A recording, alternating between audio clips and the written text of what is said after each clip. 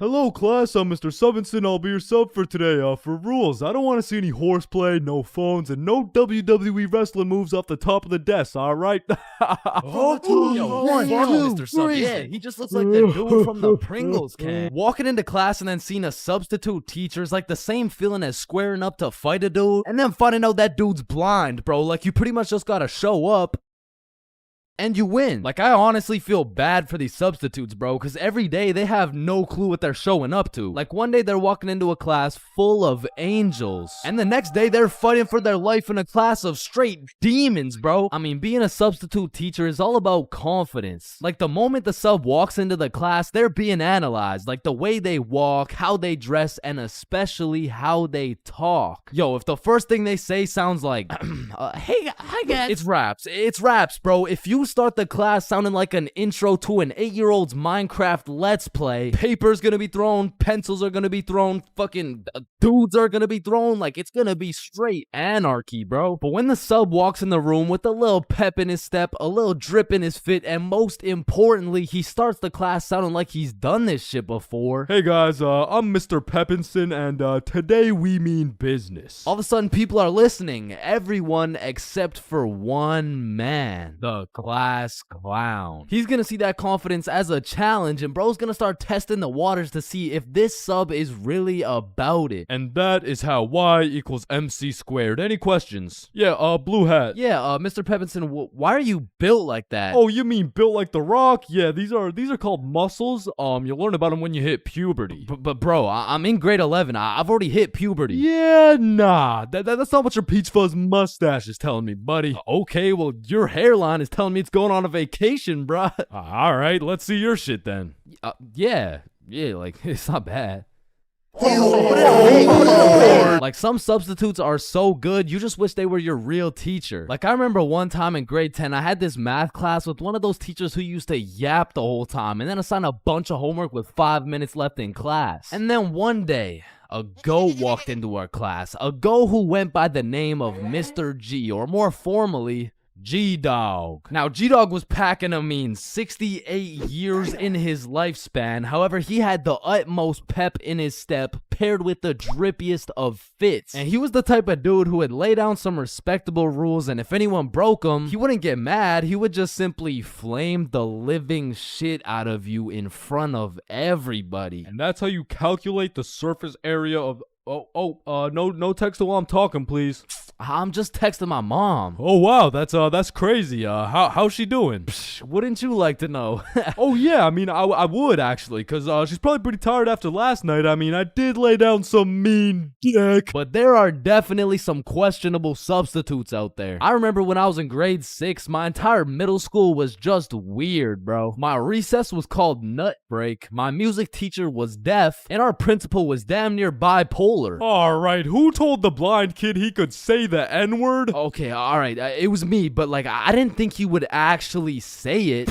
Oh no, that's actually a pretty good one. I mean, I gotta give it to you, kid. Wait, so you're not mad? No, I'm fucking furious, okay? Get in my office right now. Okay, wait, I thought you were just laughing. What's going on right now? Yo, I'm just messing with you, kid. You're good to go. Okay, thank you. Thank you. Good to go out of the school, cause you're expelled. That is absolutely unacceptable.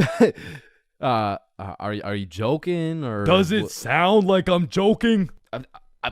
Yeah, kinda. Yeah, bro, my middle school was weird as hell, so I can't say I was surprised when a substitute teacher walks into my class talking about, hello class, I'm Mrs. Hutchinson, and I identify as a mermaid. And I'm only 12 years old, so I'm like, dog, what the actual fuck does identify mean? But bless Miss Hutchinson's heart, man, cause Lord knows middle schoolers weren't gonna take that shit seriously. Oh, she's funny, mermaid. No, class. I'm serious. Oh, so that's why you smell like the ocean. Exactly.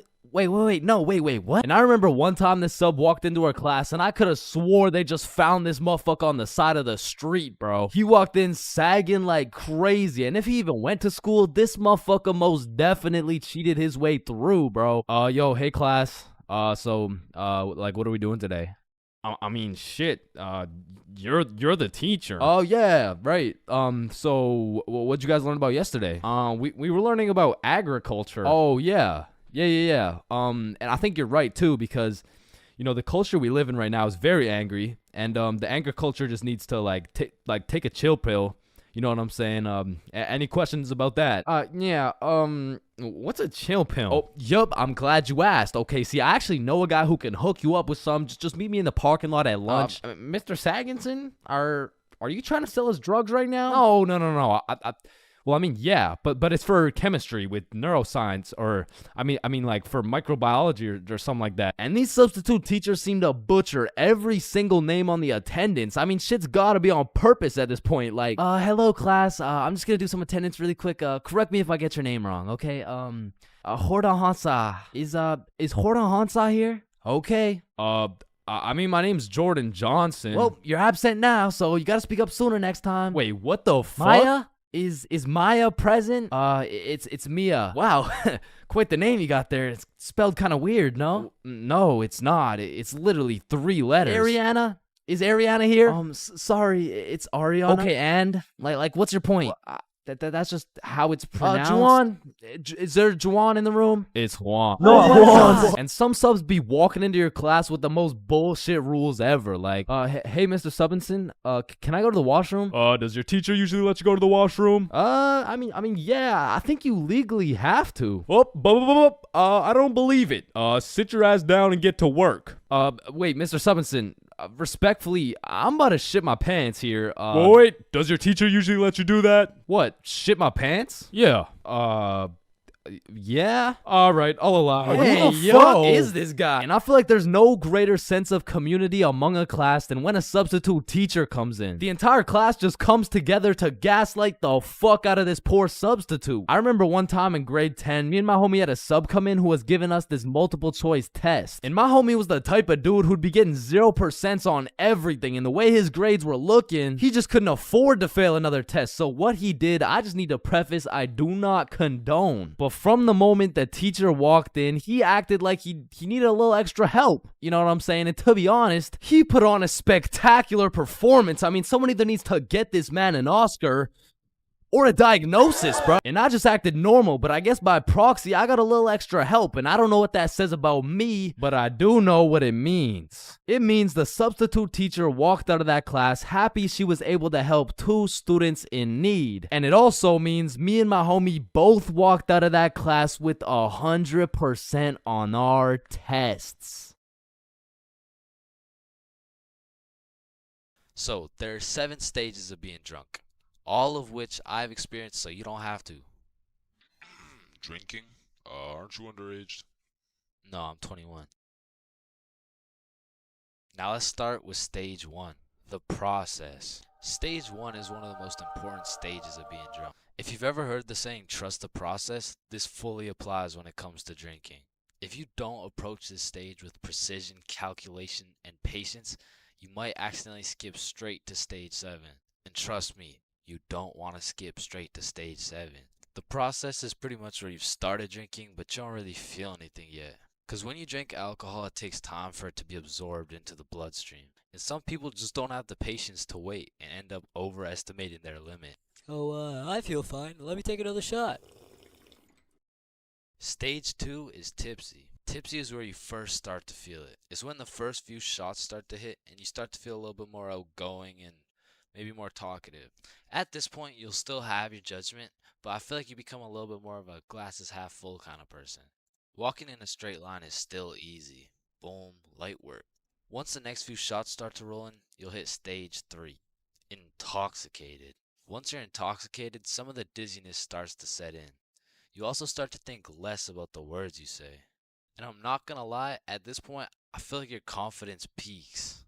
Like when you're at a party and you look in the mirror and see Michael B. Jordan, you know you're at the level of intoxication, bro. And to be honest, for parties, I like to chill at this stage because you've got your confidence, but you still haven't lost your riz. And for reference, at this point, you can still walk in a straight line, but it takes a little bit more focus and effort. Which brings me to stage 4, hammered. This is where you start slurring your words. And bro, at this point, Walking in a straight line becomes an impossible task. Yo, dude, can you walk this line really quick? Yes. When you're hammered, you start thinking a lot less. You start saying things before you can even think them. And it's important to say, when you're hammered, your judgment cannot be trusted. All ideas become good ideas. Yo, dude, what if we set an orphanage on fire? Bro, that's genius. That's what I'm saying. What are you guys doing?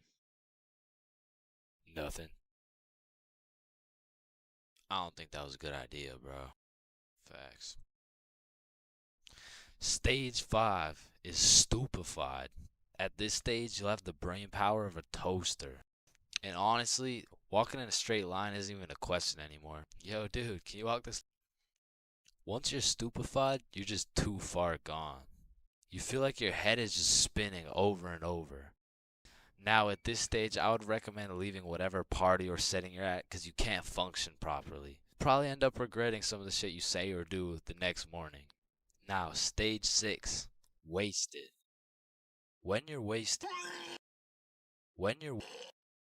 get wasted is just regret. Your body is literally fighting for survival. Everything is miserable and you always promise yourself you'll never get to this stage again. But one way or another, it always comes back. Whenever you're at a party, there's always one person who's wasted and they're hunched over at the toilet just vomiting, bro. And it just ruins the night completely. So this might be obvious, but I do not recommend getting wasted. Now, to get to stage 7, you have to do one of 3 things. First off, you could have not trusted the process at stage 1 and heavily overestimated your limit. Or you could have been hammered and your judgment was tainted, so you had the idea to take more shots. Remember, all ideas become good ideas. And lastly, you could be going through a serious divorce. And in this case, I'm sorry. I hope she comes back. But stage 7 is blacked out. When you are blacked out, you've lost your consciousness. You're pretty much just slumped out. But your dreams when you're blackout drunk are always the most random and vivid shit, bro. And once you wake up, yo, dude, can you walk this line really quick? So, I think it's safe to say that I would strongly not recommend going past stage 4. But I'm not gonna lie, I have a few times, and I got lots of crazy stories from them too. So let me know in the comments if you want to hear any of these stories.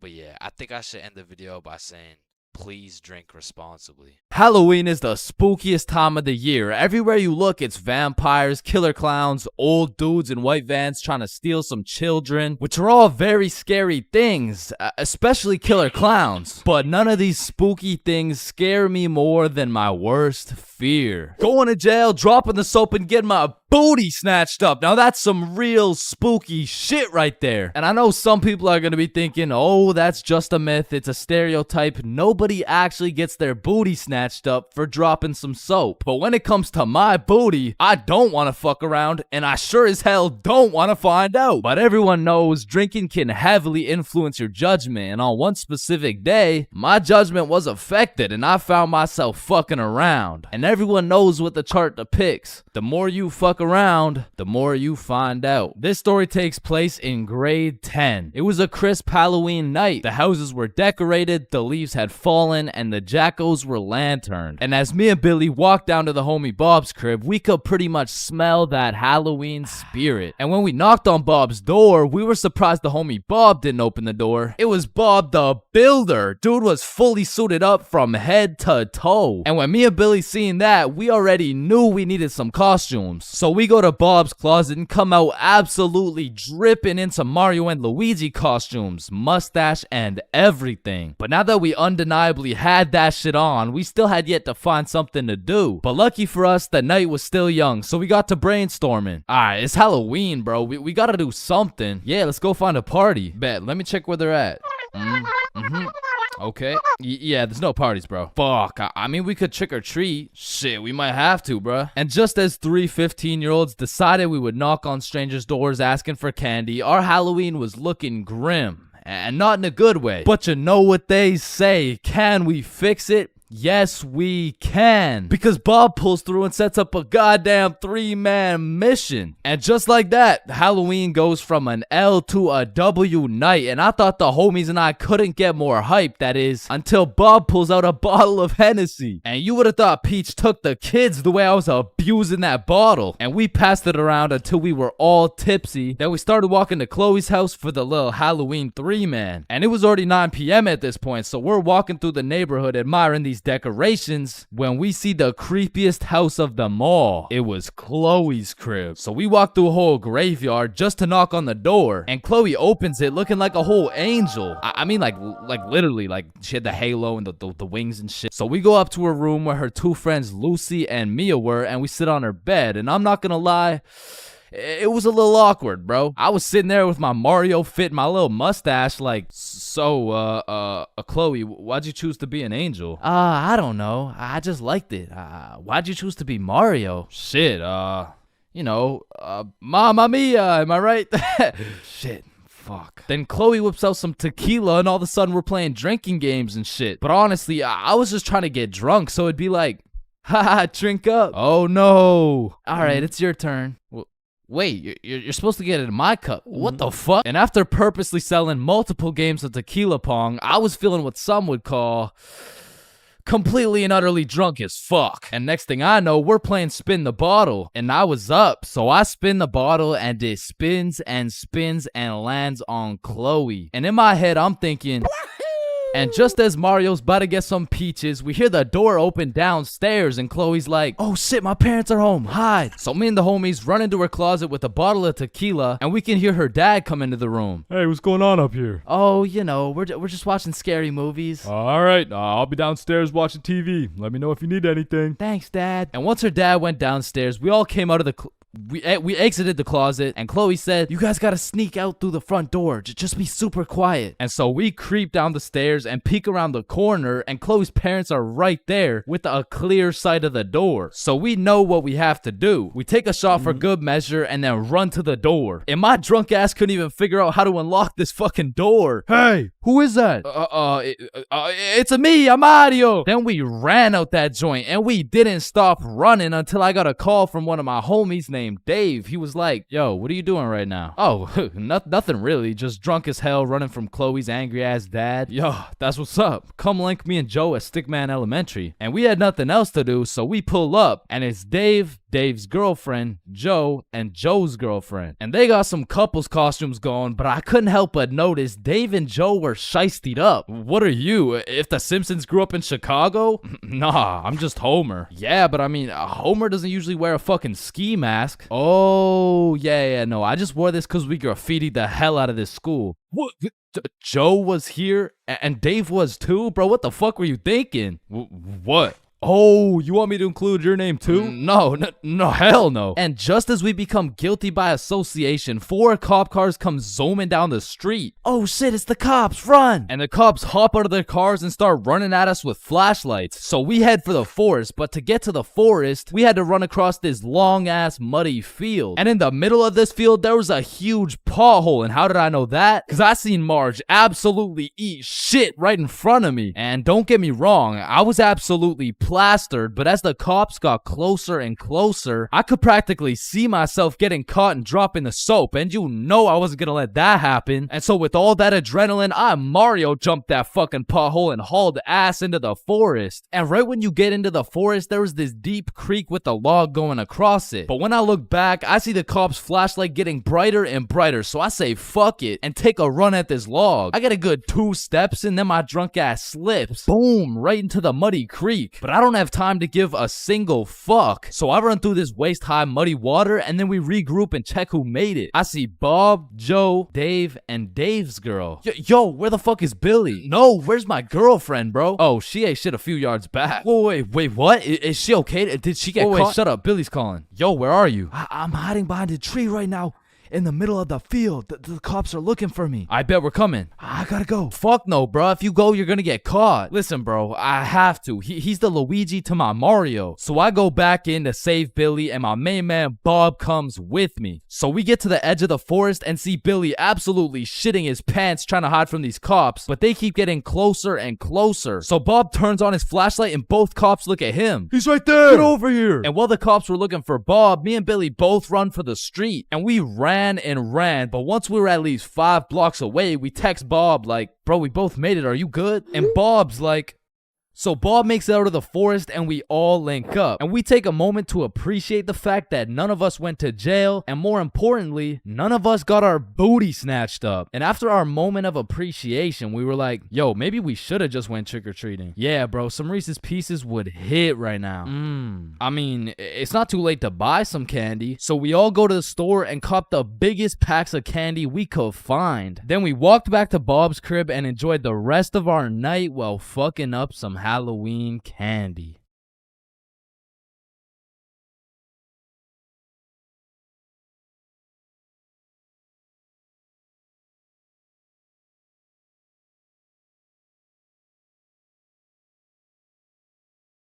So a few years ago, I worked at a fast food restaurant. We'll just call it Jim Jordan's, you know what I'm saying? Jim Jordan's was my first job ever. So coming in on my first day, I was kind of excited, you know, because it was just overall a new experience, so I was looking forward to it. So I walked through the doors and, you know, it's looking like a nice establishment so far. But as soon as you step past the staff gate, you realize it's instantly a hellhole. Like, this is exactly what it was like. Hi there, can I take your order? Yo, who's Medium making coffee? double. What's your order? Yo, Large, hello? black On the coffee. drive-thru. Medium It's my double. first Large, day. Black, There, can I take your order? And bro, once they give you the once they give you the Jim Jordan's drip, you instantly lose value as a human, bro. For example, if you're going for a casual stroll down the street, an average interaction would look something like this. Hey, how are you? Good, how are you? Good. You know, just average small talk things. But once you throw on that Jim Jordan's drip, hey, what can I get for medium black coffee? Make my coffee faster, bitch. And while I was working here, it was just the beginning of the pandemic. Meaning, on top of the gym drip, you also had to wear a mask. So pretty much people could just see your eyes. And trying to communicate during the pandemic was horrible. Because not only did both parties have to wear a mask, there was this big plastic wall between us. And they had to stand 6 feet away. Hi, what can I get for you? What? I said, hi, Huh? Ma'am, what can I get for you? Oh, I'm good. Thanks for asking. Oh my god, bro. And man, I already made a video on NPCs, but working in any sort of drive-thru, you'll figure out that drive-thrus are NPCs' prime real estate. It's just like back to back to back NPCs. And when you don't have your average NPC, you'll have a below average IQ NPC. Like, there was this one lady that would come through every day, and all my coworkers knew her as the coupon lady, because every day she would try and use coupons, but somehow never understand how they work. All right, your total is $15.67. Okay, I'm gonna use a coupon. All right. What are you waiting for? The coupon? Oh, it's just at my house. And don't get me started on my manager, Magnus, bro. Next time I see Magnus, it's on site. Wait a minute, Chains, is that you?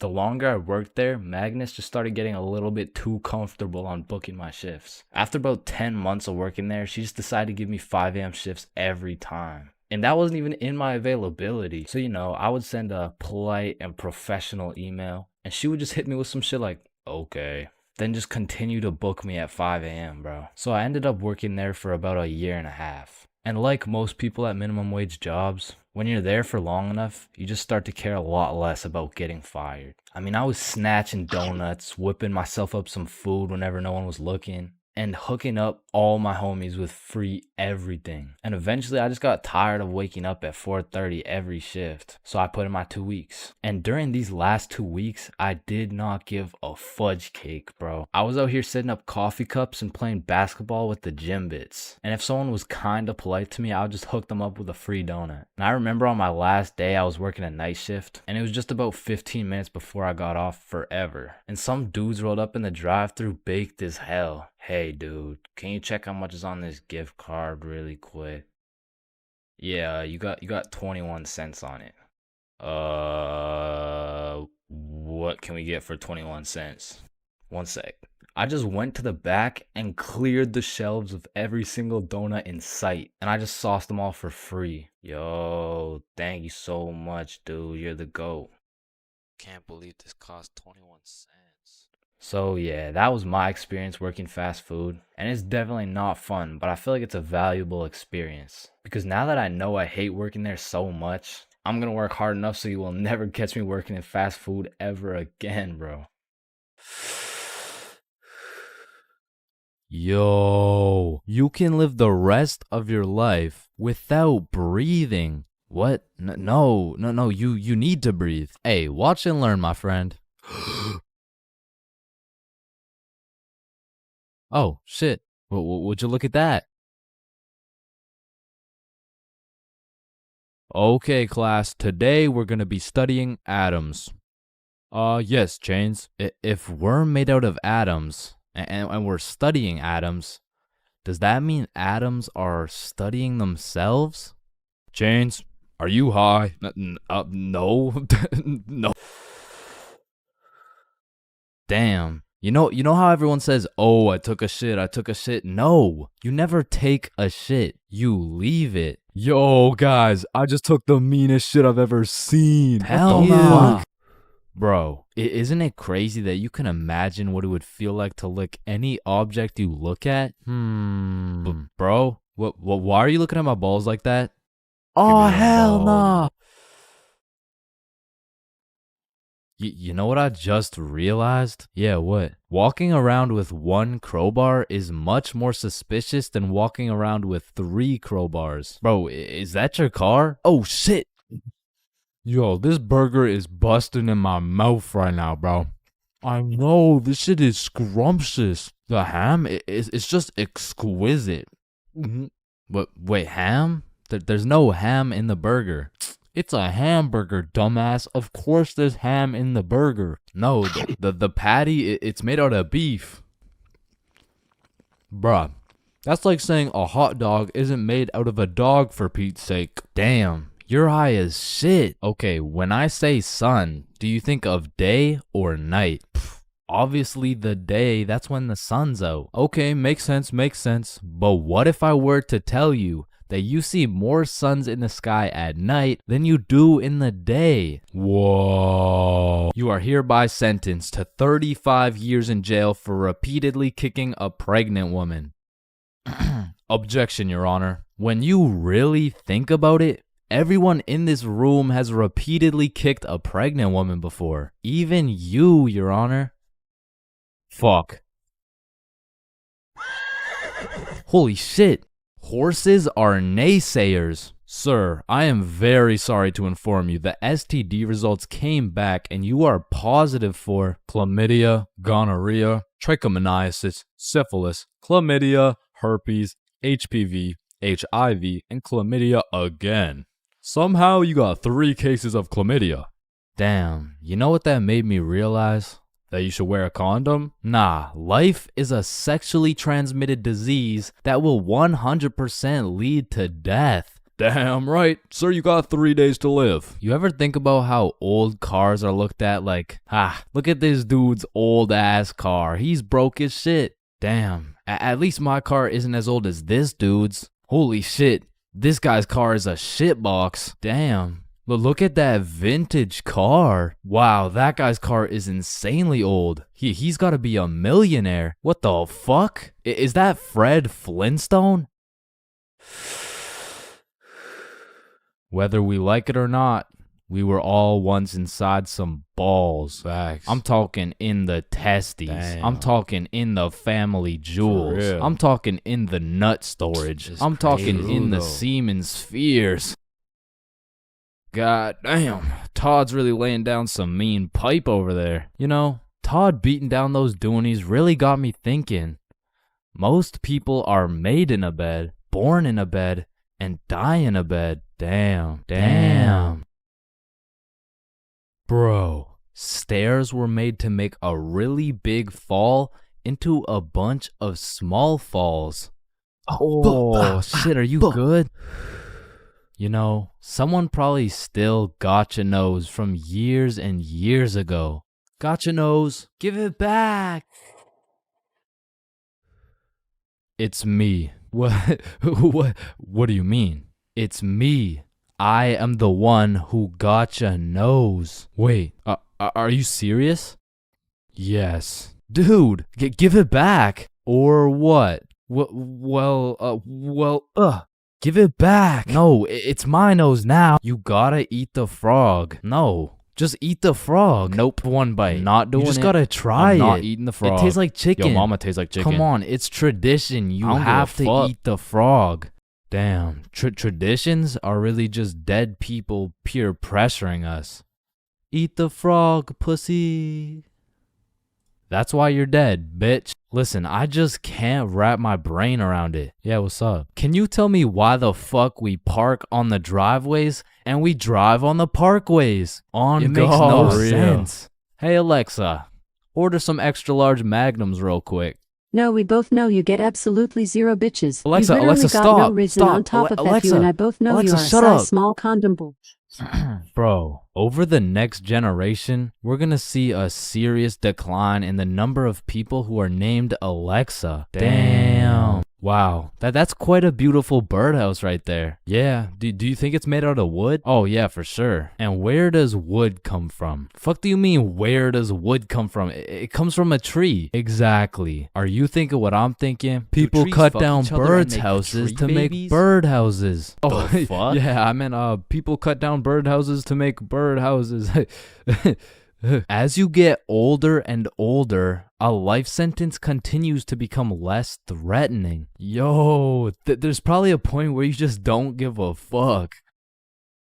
Put the money in the bag, bitch. I hereby sentence you to a life sentence in prison. 3 days later. Whoops. Oh. Okay. How the fuck did somebody look at all these rocks and trees and shit and just think, yeah, I can make a Wi-Fi out of this? Why is it a chair, bro? Someone tell me why it's a chair. You see, the word chair actually originates from the word cathedra, which is a combination of Latin words that mean sit and down. Incidentally, the word cathedral got its name as it is the seat or chair of the bishop. Oh, damn, this sandwich is about to go crazy, bro. Wait, that sandwich would hit way harder if we smoked before you eat it. Oh, okay, yeah, you right. A few moments later. Damn. What? Damn. My sandwich went bad. Nah, when you think about it, your sandwich didn't go bad. Something just started eating it before you did. Whoa, that's crazy to think about. Wait. Are you eating my sandwich right now? You gotta be faster than that, bro. I'm talking inside the cum factories. For real. I'm talking Damn. inside the sperm bank. For real. I'm talking inside These nuts. I'm talking in the Dwayne The Rock Johnsons. Damn. Nah, fuck you. Hey, fuck you then. That's why you eat meat. I don't eat meat. I'm vegan. Oh shit, same. But you're still a bitch. Okay, and I still laid pipe on your mom. Yo, what's going on here? He called me a bitch, and he said he had sexual intercourse with my mom. Yo, calm down. I thought you guys were both vegan. Yeah, we what are. about it? If you guys are both vegan, are you guys really beefing? Damn, that was unfunny as fuck. Should we just beat his ass? Yeah, we should. Shit, damn.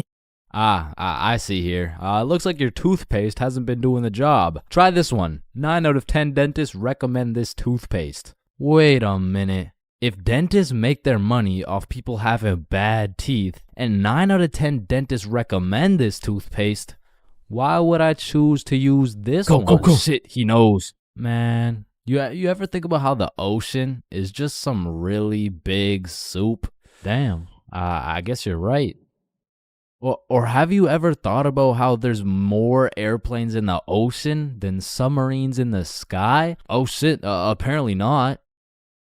Damn, we're high as fuck. Man, you know what I just realized? What's up? Your balls are kind of like a body bag of sorts. You know what I'm saying?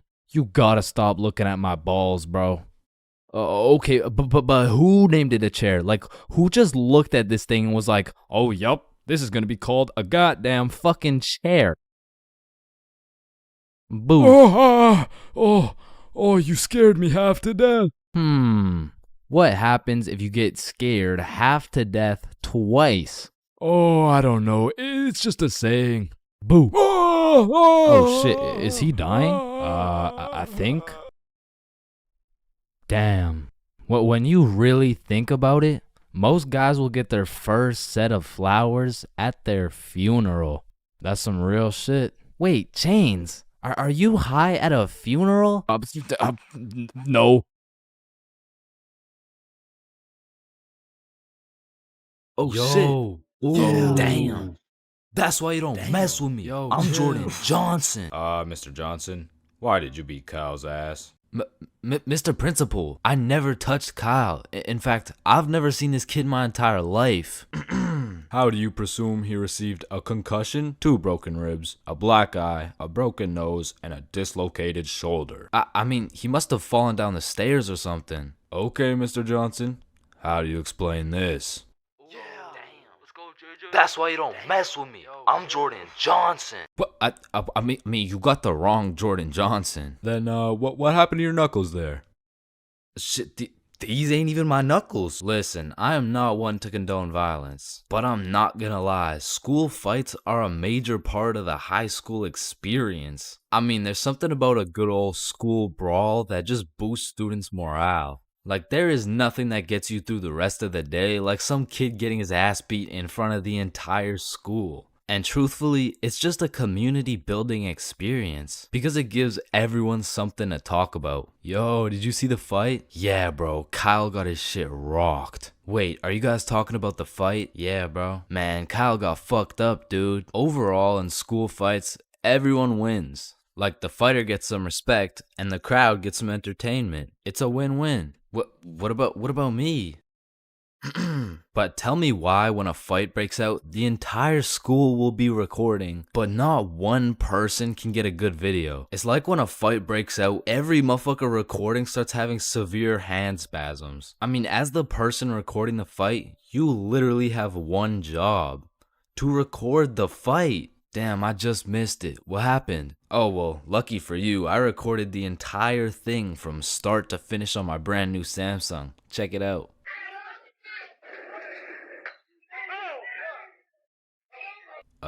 Did anyone else record the fight? Oh shit, yeah, I did on my brand new iPhone 14 that actually records in 4K. Okay, bet. Ooh, damn.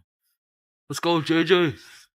That's why you don't mess with me. But bro, there's just a video of your face for 8 minutes straight. And watching some of these fights are funny as hell, because some motherfuckers will come in swinging like KSI. Some motherfuckers are out here thinking they're Daniel LaRusso. And some motherfuckers should just not be fighting. Which is honestly the best part, because where else could you catch a 6'5", 250-pound big body scrapping some 5'2" nerd? Like, the UFC would never let that shit slide. Plus, you get to watch it all for free. But me personally, I've never gotten into a school fight. But don't get me wrong, if someone wanted to catch these hands, I could hit them with the little knuckle sandwich, if you know what I mean. But truth be told, I could never lose a fight.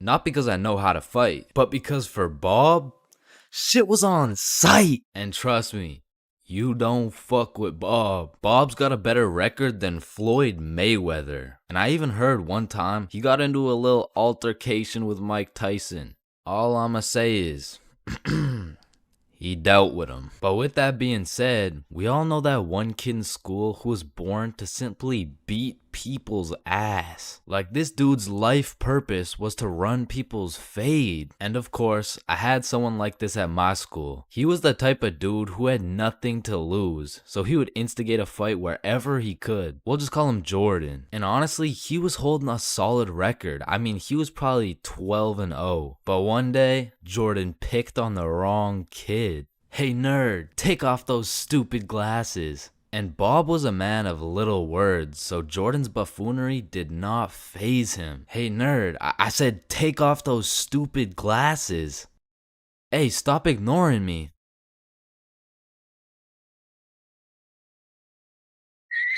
And without saying a word, Bob just ended Jordan's whole career. And ever since that day, nobody messed with Bob.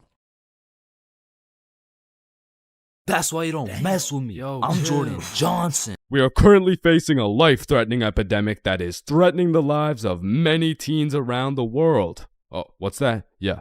Oh, okay. It has been brought to my attention that there's a new strain let loose that is infecting more teens than ever. The strain is propylene glycol formaldehyde. Street name, Guava Ice. So stay safe out there, and back to you, Linda. Linda? What? Oh shit! Man, way back when, somewhere in Timbuktu, a Homo sapien found a plant by the name of tobacco, and for whatever reason, somewhere in this dude's caveman brain, he decided, Me. Smoke. Now. and that he did. And as humans slowly evolved, smoking did too. And soon, motherfuckers went from looking all old and wise, smoking these big old pipes, to soon smoking cigars on some mafia boss shit, which turned into cigarettes. Now, back in the day, if you were stressing, Doc would prescribe you a pack of good old cigarettes. Sore throat? Cigarettes. Oh, you got a cough? Here. Smoke a cigarette. But after a while, people's teeth started looking all British and shit, so they decided, Oi, I don't think these are healthy, innit? So we decided we needed to make cigarettes better, and you know what makes everything better? The letter E. Your mail's taking too long to come in? Email. Wait, what's that? You want to play sports, but your ass at every single sport? Esports. Oh, you got daddy issues? E-girl. So of course, when people realize cigarettes are killing them, e-cigarettes. Man, one thing leads to another and shit. You got yourself a vaporizer Gen Y GTX box mod with 3 USB charging ports, a speaker, and a 6-inch LED touchscreen that can play Flappy Bird. Like, vaping is just getting a little too advanced, bro. Like, I remember one time I was chilling in the washroom with my homie Billy, and of course a motherfucker walks in with a vape. But this was no regular vape, no. This shit looked like a gadget straight out of fucking Star Wars. Yo, you want a hit? A hit? A hit of your iPhone? iPhone? This is that eSmoke FTX 763 3rd series, my boy. Watch this. Yo, did he just hotbox the whole bathroom in one hit? Yes the fuck I did. And this shit's 100 Nick. Holy shit, where did you find 100 Nick? I ended up mixing my 50 Nick guava juice with my 50 Nick blueberry ice, and it just kind of added up to 100. Bro, I don't think that's how it works. Shut up, my mom's calling me. Yo, fuck you, mom. And that was the moment I realized there really is levels to this shit. Level 1. Level 1 is the type of dude who isn't addicted, but he'll occasionally take a hit of somebody's device. But level 2, bro's borderline addicted, but he's still in the denial phase. Bro, are you addicted to vaping? Addicted? Nah, I don't even vape like that, bruh. Shit. Do 5 jumping jacks right now. Bro, what? That's easy. 1, 2, 3, 4. Oh shit. Level 3, the Fiend. This motherfucker is strapped up with some nicotine at all times, and even when he has a vape in his hand, this dude will ask for yours. And God forbid, if this Fiend loses his vape, this motherfucker will be stressing like he just lost his only child. A Fiend without a vape is the exact equivalent of one of these purple minions. Dude will be itching for that shit, and Lord knows what that man will do for a fix. Level 4, the Fiend who sells vapes. At this point, this dude's whole life revolves around vapes. In fact, I'm pretty sure they don't even breathe oxygen anymore. Like, in order to breathe, they need to inhale some chemicals that I can't even spell. Which honestly, it doesn't even say that much. Like, I can't spell a lot of shit, but what I'm trying to say is their bodies have just fully adapted in order to consume as much nicotine as possible. They breathe that shit, they drink the vape juice, and when they're hungry, shit, they just munch on the vape itself. And the worst part is they can't even run out of vapes. Like, shit, they are the plug. This motherfucker's just the CEO of getting high on his own supply. Like, dude is his own #1 customer. Level 5, this motherfucker, bro. Like, why do you need a LED touchscreen on your vape, bro? Like, you already have a phone. Wait. did you just order that pizza from your vape? Mm-hmm. Shit, where'd you get this from? And don't get me started on these flavors, bro. Like, tell me why these motherfuckers can make a vape juice and call that shit early riser. And that shit literally tastes like a Wednesday at 6 a.m. Like, what the fuck type of ingredients mixed together to taste like a Wednesday at 6 a.m.? But early riser isn't even the weirdest flavor on the market, because if you're feeling the family dinner vibes, you can get a rotisserie chicken flavor. Or if your breath is smelling nice and fresh, you could fuck that shit up quick with some garlic flavor juice. And they even got bacon. Yeah, I'm not gonna lie, that shit sounds fire as fuck. And lastly, now I don't even know if I can say this on YouTube right now, but shit, you can even get yourself some Worcestershire. Worcestershire.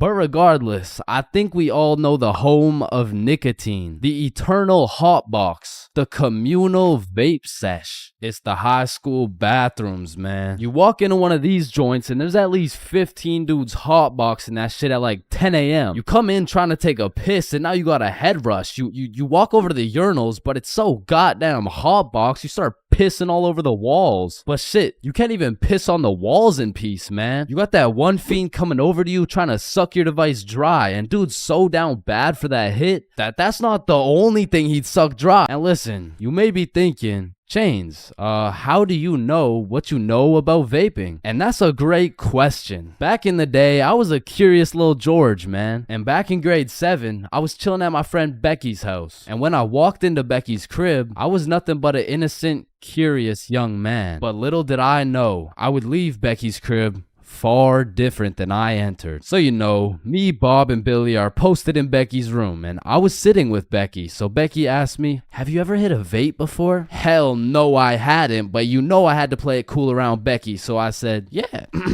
Yeah, I do that shit all the time. And so, of course, she passes me the vape. And honestly, I didn't think this far ahead, but I was in way too deep to come clean now. So I put that shit in my mouth, and I sucked the fuck out of it. Pause. And because this was the first time anything had made contact with my lungs beside oxygen, my lungs started malfunctioning. And I was coughing up a storm, and my cool guy cover was blown, but I had to see it through. Oh my God, are you okay? This shit ain't nothing for a guy like me. Guys, I thought Chains is dying. And as I went on with my life, I would hit a device here and there, and eventually I even learned some tricks and shit. But one day, me and my homie had to run to catch a bus. And so we started running, but the homie doesn't even make it 100 meters, and he starts rolling on the floor, coughing up blood. And I was like, no, fuck that. And you know,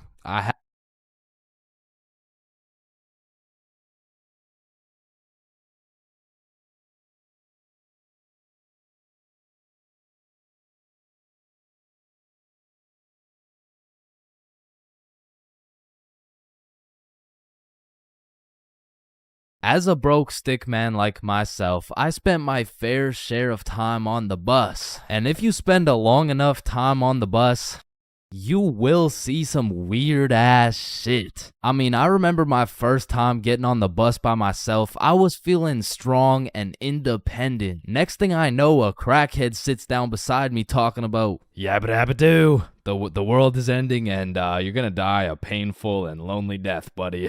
And just like that, I went from strong and independent to shitting my pants. Yeah, bro, the bus is just something else. Like 1 in 10 people who enter the bus are straight gremlins, bro. I'm talking about the gremlins who know the perk is fake, but they still pop it. Now you just gotta sit next to this motherfucker for another 30 minutes while he tells you about the kids in his basement. But to be fair, these gremlins aren't even the worst part of the bus. The worst part of the bus is the energy. You walk in there and everyone just stops and looks at you like they're sizing you up or some shit. And you know who sizes you up the most?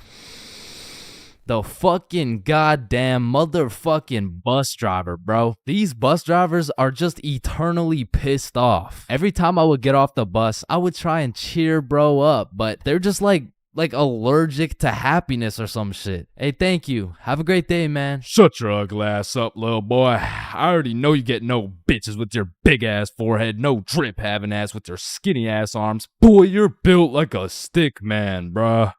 Damn. Hey, bro, there could really only be two reasons why these bus drivers are so mad all the time. Either they had a demon villain origin story where they were abandoned as a child and never shown any form of love until one day. In freshman year of high school, Timmy met Linda. Linda was kind, smart, beautiful, and she paid attention to Timmy when nobody else would. Timmy asked Linda to be his girlfriend, and she said yes. They dated all throughout high school, and they even got into the same university so they could be together forever. Until one day, when Timmy's world was flipped upside down. Timmy found out Tyrone had been laying some mean pipe on Linda this entire time. Everyone in Timmy's school made fun of him. Timmy could not let this slide. So he called out Tyrone to run the ones in front of the entire school. And without a single word, Tyrone winds up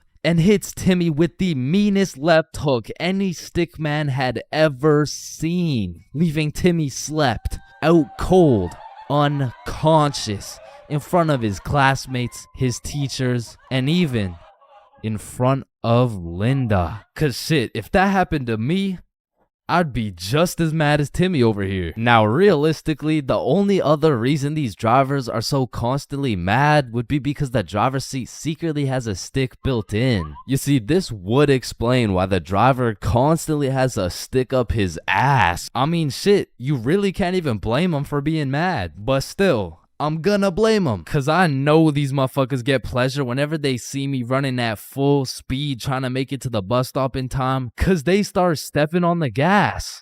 Dumbass. To be honest, there's nothing that leaves you more defeated than when you're sprinting to a bus stop, then that shit just cruises on by and everyone on the bus is laughing at you. Damn, honestly at that point, I just give up and go home. But it hits a little bit different when that bus is your only way home. And it was the last bus, cause it's 2 a.m. And now you gotta bunk up with the gremlins on the side of the street, all because that goddamn bus driver had a stick up his ass.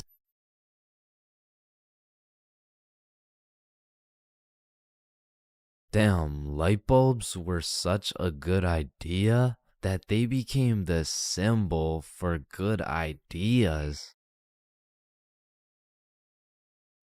God damn, I just spilled my water. What? Why does water make clothes darker if water is clear? What the fuck? Yo, there's two guys coming. On me. Oh, I clapped his ass. Yo, Billy. Yeah, what's up? You see that lamp right there? Yeah. What about it? That lamp in the video game uses real life electricity. Whoa. You know what I just realized? When a morgue worker dies, he still goes into work the next day. Bro, how could he go to work? He's dead. Oh, shit. Oh, whoops. Just dropped the soap. Wait, when you drop the soap, does the soap get dirty or does the floor get clean? Wait, guys. Since I'm alone, I'm the only person in the world to ever see this peanut. Nah, I saw it too. Who the fuck are you? Yo, when did you get so much money? Man, it's the money my grandma inherited me before she died. Yo, that's low key like when your homie dies in Fortnite and you pick up his loot. Come on, bro, my grandma's dead. Not cool. You right, my bad. Man, imagine the guy that discovered milk and think about him convincing someone else to drink it. You did what to the cow? No, trust me, it's good, just drink it. Wait, you drink it too? Yeah, it's really good, look. Aw, hell nah. Damn, bro. Mosquitoes are some brave creatures. Considering those jits got 1 HP. Facts. Yo, Chains! You need your parachute to skydive. No, you don't. You just need a parachute to skydive twice. No, Chains! Well, what the fuck? Why did you just break my mirror? Well, actually, mirrors don't break. They simply multiply. Oh. Damn, bro. We're all just some walking nut for real. Facts. Damn, for real. It's crazy. It's true, though. Oh, shit. I'm on fire. If you really think about it, you're not on fire. Fire is on you. Call the fire truck. Wait a minute. A fire truck is actually a water truck. Oh, god damn, just call the truck. Jesus. Bro, I was on fire. Why didn't you just call the fire truck? First of all, you weren't on fire. The fire was on you. Second of all, it's a water truck. Bro, I got the munchies. We should cook some cookies or something. Nah, you don't cook cookies. You bake them.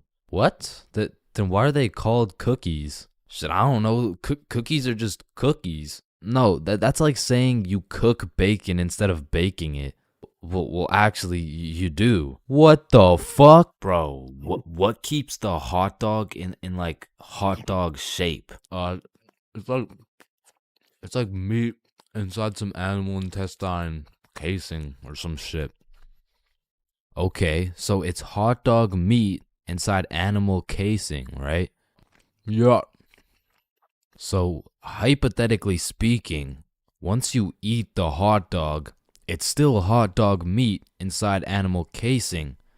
But you are the animal casing. So, with that being said, when you eat the hot dog, you become the hot dog. Just let me eat my fucking hot dog, bro. And that is why Genghis Khan has the most descendants in human history. I actually know someone with more descendants than Genghis Khan. Well, that's impossible. Who could possibly have more descendants than Genghis Khan? Genghis Khan's dad. Damn, you know Google Maps, right? Yeah, of course. Bro, someone at Google really just said, yup, let's just have someone drive down every road on fucking Earth. And then they did it.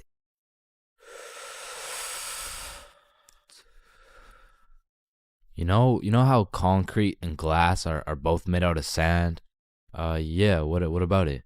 So if concrete and glass are both made out of sand, does that make skyscrapers just really big sand castles? Yo!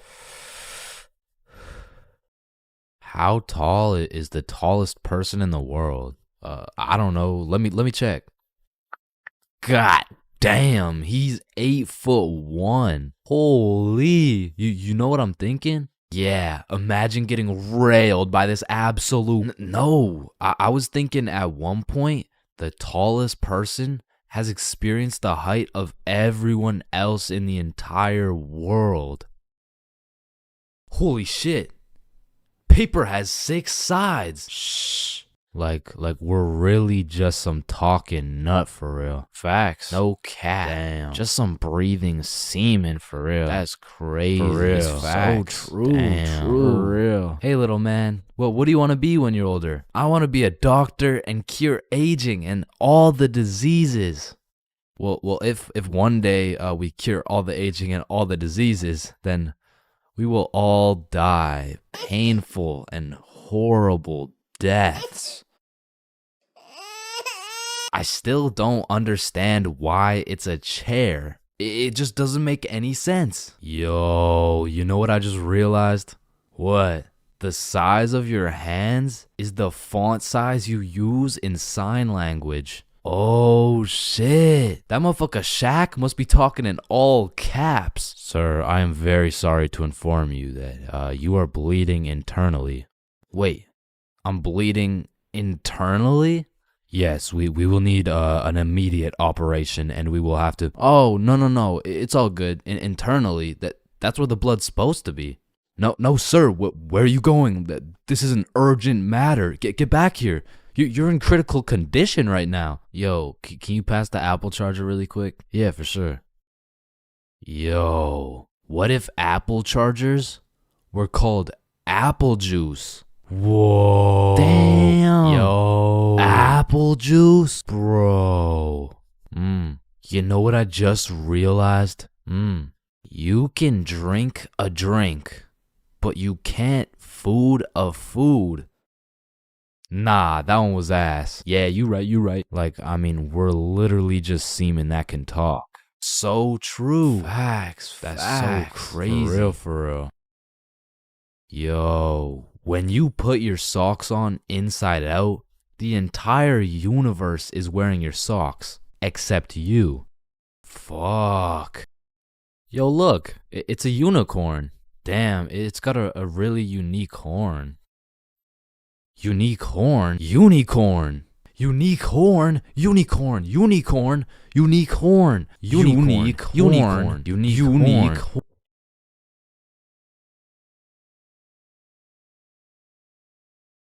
Oh, leaves are called leaves because they leave the tree. Holy shit, I got an idea. Can you pass me the wrench? Rope. Glue. Piece of pizza, please. Tape. A little more tape. Damn. Big ass magnet.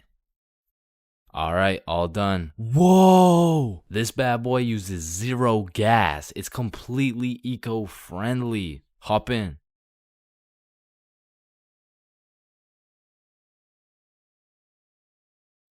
Oh shit, there's a penny. Bro, there's no point in picking up a penny. It's literally worth 1 cent.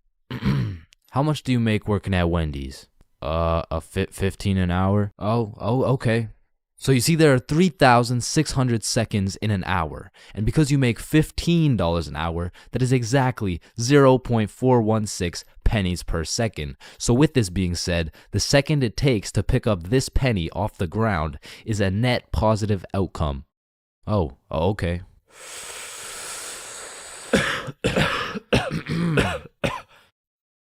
Wait a minute. Are stickmen always naked? Holy shit, we are stickmen. What the fuck? Yo.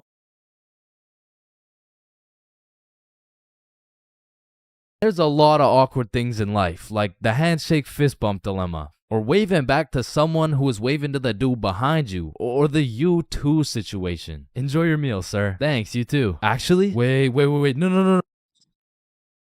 But on this long list of things that will keep you up at night, I feel like school dances lands itself in the top 3, bro. Cause it's like, is it a party or is it a school event? Are we hitting a Dougie or are we just standing awkwardly in the corner? There's just too many questions, bro. Like another question. Who the fuck hired this guy to be the DJ? Like, I don't know how much they pay this dude, but it can't be anything over 50 bucks. I remember at my first middle school dance, I seen the DJ walk in with all his gear and shit, and I thought, damn, look at those big ass speakers. This dude knows what he's doing for sure. Hey, Stickman Middle, are we ready to turn up? Yeah, let's go. 1, 2, 1, 2, 3, let's go.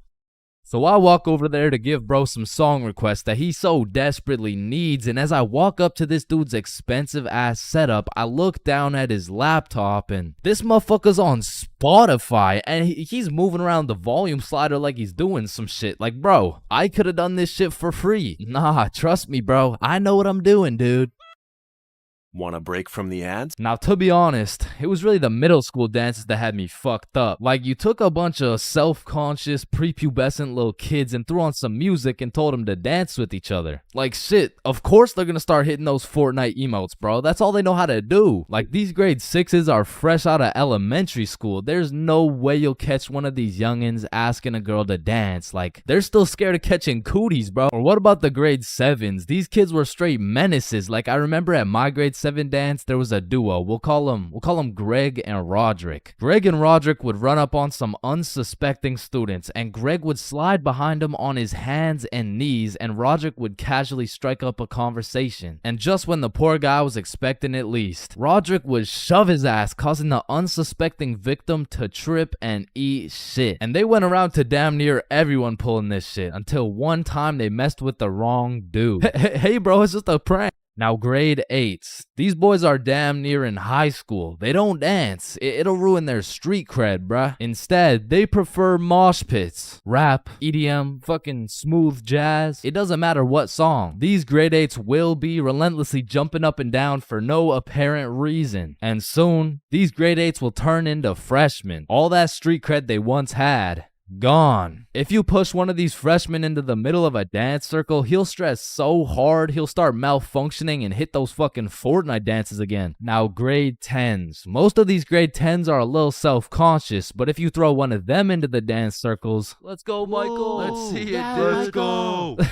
Guys, what? I don't know how to dance. Let's go, Michael. Well, I guess I can bust out a few dance moves. All of a sudden, dude's got moves like Jagger. Come to find out, bro's been practicing for this moment in his room for months. So once these grade 10s soon become sophomores, those YouTube tutorials start paying off for real. And if they're lucky, they might even catch some cooties, bro. And these seniors just simply don't give a fuck. Bro, watch this. I'm about to hit the worm. What? You know how to hit the worm? No. Damn. And I'm not done flaming this fucking DJ. Like, this dude be leaving my balls more blue than Squidward. Pause. These bitches lost. Oh, hell nah. Is that lo-fi? And then out of nowhere, really quick, the DJ will throw on some heat and it'll have everybody turning up. But just as fast as Pop Smoke got that shit jumping, Ed Sheeran shut that bitch right back down. Like, mixing drill with The Shape of You has to be some sort of felony, bro. Like tell me this dude deserves to roam the streets freely after pulling some shit like that. In fact, funny story, I had seen the DJ after the dance in the parking lot one time, and we walked up and we jumped the fuck out of him. Alright, but not all DJs were out here committing war crimes on my ears. Like, you know, the DJ was onto some shit when he got the students and the teachers turning up. Like, you play the right song and these teachers will forget they're on chaperoning duty. Shit, even the principal will start wilding out. Once you got the right song playing, motherfuckers will get hype over anything. Like, remember how hype it was when someone would land a flip in the middle of a mosh pit? Shit, remember how hype it was when someone didn't land a flip in the middle of a mosh pit? These motherfuckers were excited as ever, like they didn't just witness a dude snap his neck. Poor guy's probably getting trampled down there. Rest in peace. Sacrificed his life for a few Snapchat memories. But you know that one song, that when the DJ throws that hoe on, everybody knows what to do. Motherfuckers will run in from the bathroom, teachers will hop in, the Redditors will hop off the bleachers, and the school dance will be looking like something straight out of High School Musical, bro. Speaking of High School Musical, back in the day, I knew a dude named Troy. I fucked with Troy, but let's just say, he had a little bit of a lean gut. He was built like T Grizzly. Nah, fuck that. He was built like DJ Khaled. And I remember this dude, Troy, was just coming off a school suspension, but for whatever reason at the dance, this motherfucker must have been looking for another one. Cause Troy came up to me talking about how he was gonna beat Jordan Johnson's ass at the dance tonight, and honestly, I ain't believing him. So once the dance came around, he was beefing JJ every chance that he got, until soon JJ wasn't gonna stand for it. Now, a school dance is simply the best time for a school fight to take place for the dude who wins. For the dude who loses, you literally have every single motherfucker in your school gathered in one place to get several different 4K angles of you getting pieced up. So Troy was really putting everything on the line here because JJ was known for handing out whoopings like food stamps. But to be fair, Troy loved food. Regardless, JJ wasn't scared. In fact, he threw the first punch. boom. But Troy ate that shit like a Wendy's 4-for-4 combo. And instantly, the entire school gathered in a circle. The circle was so big, there was no escaping. They were gonna have to fight to the death. But the DJ was so locked in that he was completely oblivious to what was happening. He was playing some happy-go-lucky ass shit. Oh, shit. Ooh. Damn. Yo, get his ass. Let's go. Beat his ass, JJ. Yo, I'm Jordan Johnson. Now, the moral of that story is don't get into a fight at the school dance. Unless you know you're gonna win. Now, on another note, asking someone to dance is a very important topic when it comes to school dances. Now, girls, I'm sorry, I can't help you with this one. I've never asked a dude to dance before. But boys, shit, I can't help you either. I'm like 0 for 15 with this shit. But I do know someone who can. I'm talking about the homie Bob. So, Bob, how do you ask a girl to dance? Watch and learn. Is this motherfucker moonwalking right now? Oh shit. Oh, what the fuck?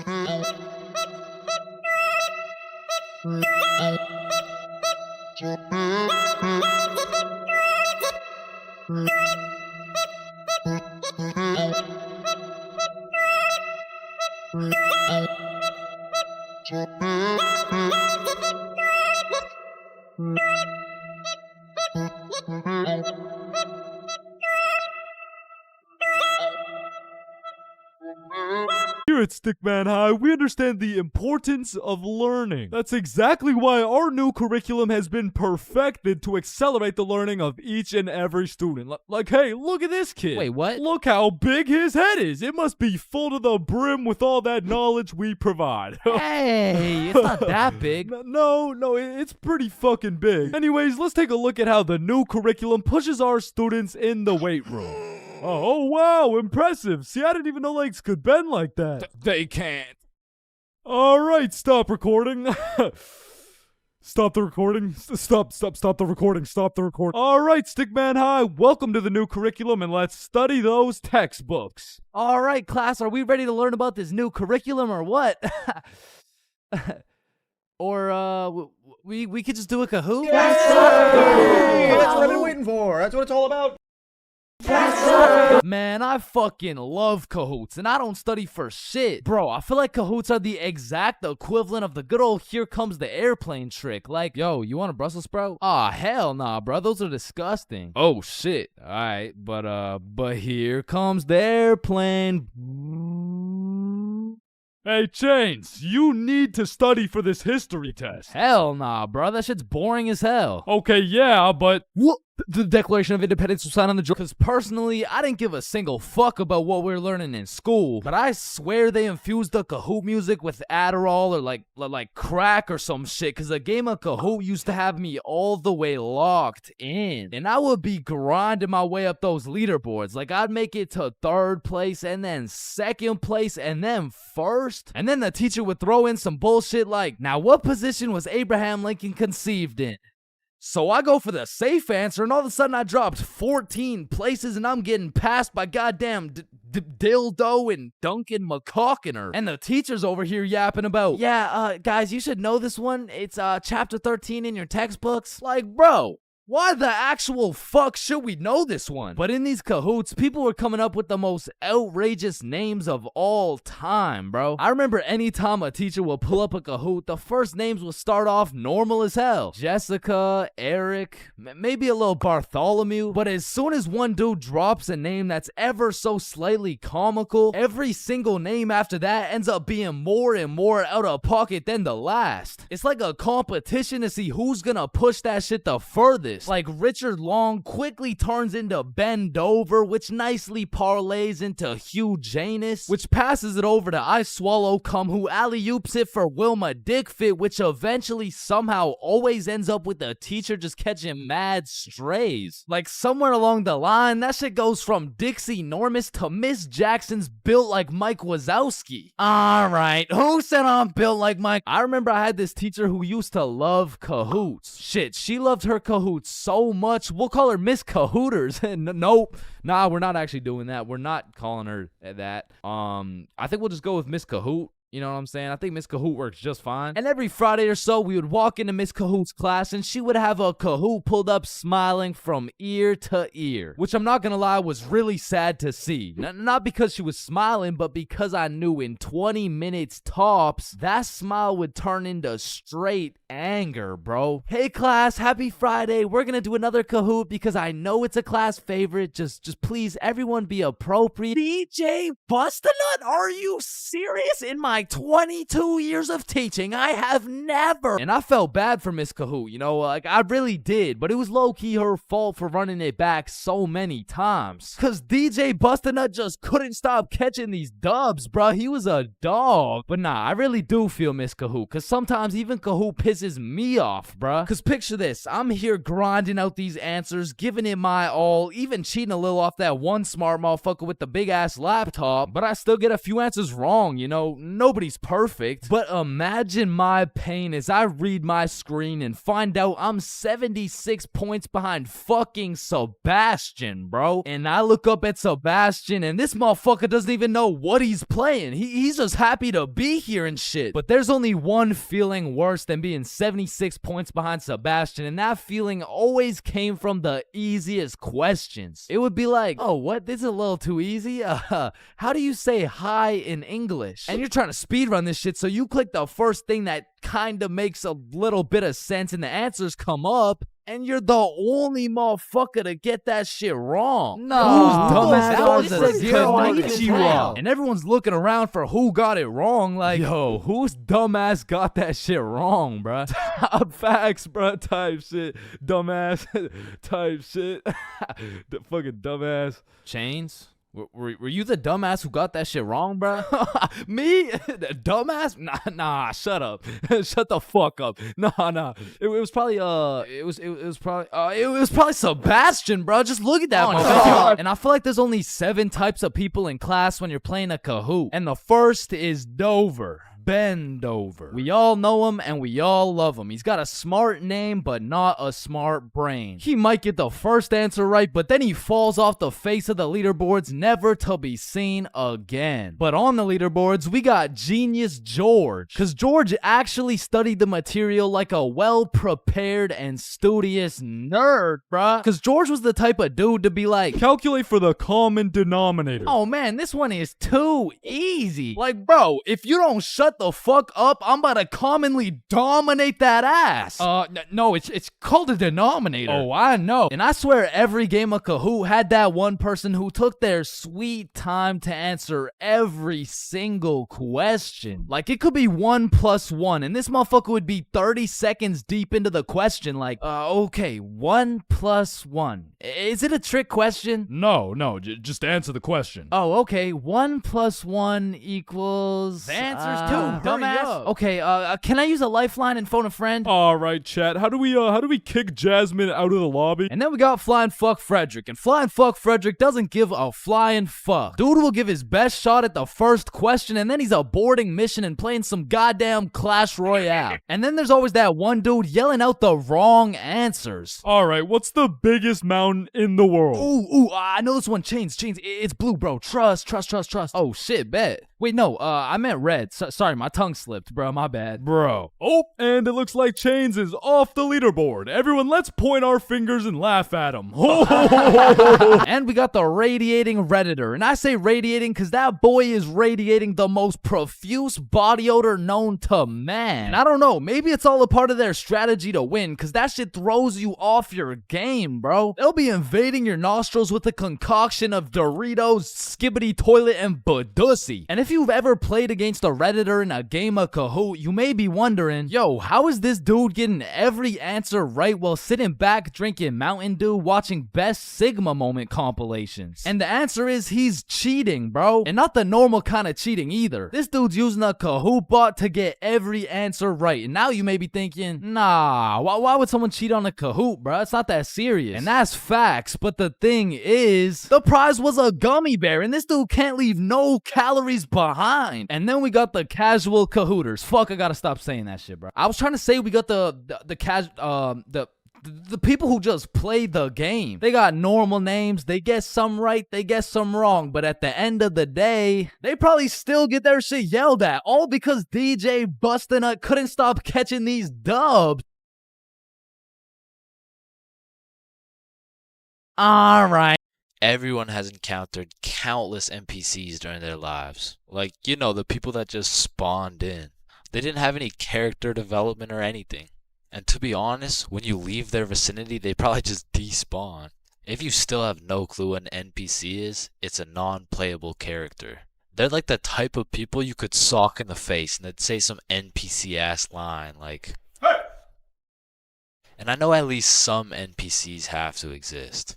Cause let's be real, there is no way all 7 billion people on this planet have whole lives from start to finish. That just doesn't add up. And I don't know if any of you guys have ever noticed this, but NPCs all have a spot they go to just do NPC things, bro. For example, if you go to Walmart, that's their natural habitat. You are bound to see at least 15 NPCs at Walmart. And usually the NPCs are trying to avoid eye contact. But if you've ever tried interacting with them, you'll know they always have the most predictable and neutral responses possible. Like whoever programmed them should have spiced it up a little bit, you know what I'm saying? They could have made them tell jokes or something, I don't know. But anyways, I used to work at a summer camp where you teach little kids to ride bikes. And through this experience, I realized that pretty much all young kids are NPCs. And I guess it's just because they haven't been alive long enough to actually go through the character development. But working at this summer camp made me realize there's no way these kids have a thought process. Hey buddy, what's wrong? I dropped my rock. Here you go. But I guess little kids still aren't even at the stage of having full consciousness. And honestly, they kind of have that caveman mindset. Eat something. But I mean, you can't really blame them because they've only been alive for a few years.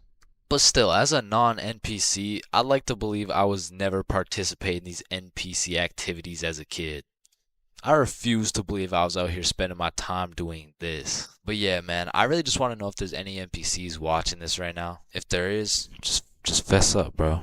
Because I don't even know if NPCs be on YouTube or if they just like despawn before they can do that.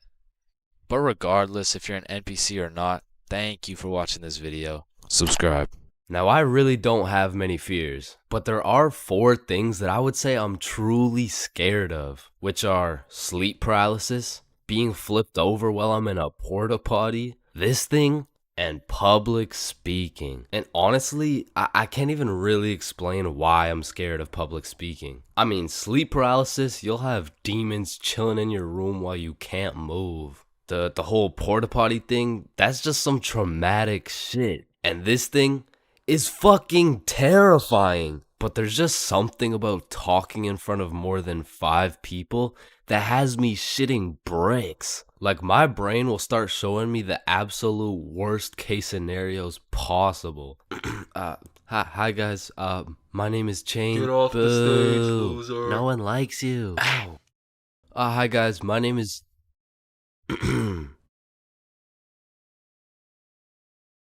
So I volunteer at daycares because I really like young kids. I love young kids. I mean like not love, like they're only 4 years old. No, like I'm not attracted to. Sir, hands behind your back. That's why I'm scared of public speaking. And even worse than normal public speaking was school speeches. And if you saw my going to school high video, you would know I have a pretty bad record when it comes to speeches. Sorry, Tyrannosaurus Rex has short arms. Yeah, Chains, don't worry about it. You can sit down. You could just go tomorrow. It's alright. In fact, after I failed miserably while trying to present my speech well zooted, some motherfuckers was flaming me for it. So you know me, I had to get my get back. So when speeches came around next year, I put my heart and soul into that shit. And it wasn't just a speech, it was a spoken word, so it all had to rhyme. I mean, I was whipping up some heat. I was writing bar after bar like Kendrick. Shit, I had to have a fire extinguisher on standby while I was writing that shit. And I was never the dude to actually study. Like, I would start learning while I was taking the tests. If y equals mx plus b, then who invented the Eiffel Tower? Oh shit, I guess y equals mx plus b. I mean, even though I did bad on all my tests, maybe I can just get a job drawing stickmen or some shit. Anyway, so I never studied, I never did homework. But when it came to this spoken word, I had something to prove. I mean, it felt like motherfuckers was preying on my downfall. So I actually spent my own free time at home practicing and perfecting this spoken word. So by the time I had to present, I was prepared as fuck. I mean, don't get me wrong, I was still shitting bricks. But when I got up there, Chains, get up here. And don't stutter like last time, alright, buddy? He's gonna stutter for sure. Don't get on here rapping, I'm stacking, making it happen. Okay? I've been perfecting this speech while y'all jits was lacking. You don't want beef with me, I put you on a tee, I call that shit fashion. Okay. I'll put you in a box like some cereal. You'll get crunched, I'm the captain. Captain Crunch. Now let me stir it up like some mac and cheese. I want 100% like curry from the 3. I'm talking all A's, no B's. Bitch, I'm blessed like a sneeze. Blue 100's like the seas. I'm too icy, I might freeze cause I'm him. I'm not talking slash he. God damn. Spitting right now. I went bonkers, bro. In fact, I went so bonkers, the teacher volunteered me to go present my speech to the entire school. Now, usually I would be way too scared to public speak in front of that many people. But right now, I'm all hyped up on how bananas my speech went. Plus, I spent all that time perfecting it. I might as well share the heat with the rest of the school. Alright, next up is Chains with a spoken word on Don't get on here rapping.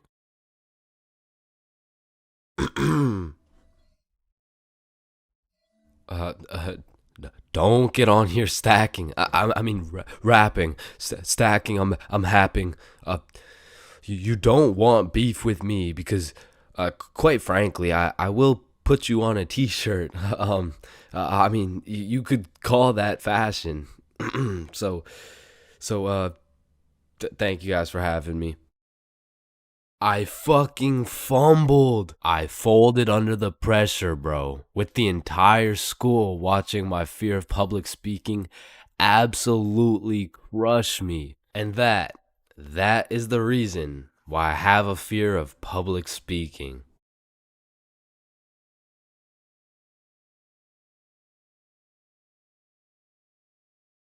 Okay, Chains, welcome to your first day at Jim Jordan's. These are our new product, Bieber Bites. Just smile and remember. The customer is always right. Okay, yeah, nah, I could do that. All right, I'll leave you to it. Okay, yeah. Hey, sir, Hey what there, can I get some Bieber bites? Yeah, how many? Right. How about this? Hey, let me get a pack of Justin Bieber's balls. Funny, yeah. How many do you want? Hey, let me get a pack of Bieber's sack. Okay, yeah, how many, bro? Hey, let me get a taste of Justin Bieber's wiener. Back in my day, I used to work at a fast food place called Jim Jordan's. Now, for legal reasons, this is not Tim Hortons, okay? It has J's and shit. Like, they don't even look that similar, bruh. But honestly, working at Jim Jordan's, I felt like Johnny Sins, the way I'd put on my uniform and go to work just to get the soul sucked out of me, bruh. And instead of dealing with a bunch of fat asses, I'm dealing with a bunch of fat asses talking about... Alright, so I ordered an extra large BLT with ranch, extra bacon, no veggies, and I only got 5 strips of bacon. I want a new one. Okay, yeah. Where's the sandwich? I ate it. Of course you did, bruh. Like, you do not need more food. I don't think your arteries could compensate for any more bacon. No, my doctor said I'm in shape. I mean, yeah, bro, you're in the shape of a circle. I mean, I don't even know how you made it through the door. Oh, shit, damn. Now, believe it or not, I was a Jim Jordan's Hall of Fame employee. Shit, I was the best in that whole goddamn establishment, bruh. And no, it's not because I was the sexiest, hardest working, strongest, most intelligent dude they'd ever seen. It's because everyone else was ass, bruh. On the drive-thru, we had the Indian homie Dill Preet, and the only English he knew was the Jim Jordan's menu, bruh. Welcome to Jim Jordan's. What can I get for you? Hey, just give me a moment. I give you donut. No, I need time to think. You need chai, tea, drink? No. Can you wait or not? Okay. One tater tot. No! Wait! You want it? No! Okay, stop it. You know what? Okay. Chocolate donut. Then over making the food, we had this sweet 83-year-old lady Linda who was 20 years too old to be doing this shit. Okay, Chains. Here's the cheese bagel. Thank you, Linda. But this is the 9th cheese bagel you've given me in 20 minutes. Oh my good gracious. I'm sorry. I'm sorry. what's this? Oh, cheese bagel coming right up. And over working the counter, we had Sebastian. Now, don't get me wrong, Sebastian was a really nice guy, but he had a little hint of the tism, you know, no, he had a lot of the tism. Like, it was more like the tism had a hint of Sebastian, which is cool, of course, but it did mean that he would absolutely yap at every single customer who came in the store. Shit, I'll never forget this one time a girl came in the store and just ordered a muffin, like, welcome to Jimmy's. What can I get for you? Hey, can I just get a fruit explosion muffin? Can you guess what Sebastian said next, bruh? Maybe your total is $175? Cash or card? For here or to go? None of the above, bruh. The sentence that came out of this motherfucker's mouth was, a food explosion muffin? yes, please. That sounds an awful lot like a hate crime to me. Yeah, can I get my muffin, please? Do you get it? Yeah, you get it? yeah, I get it. Okay, listen.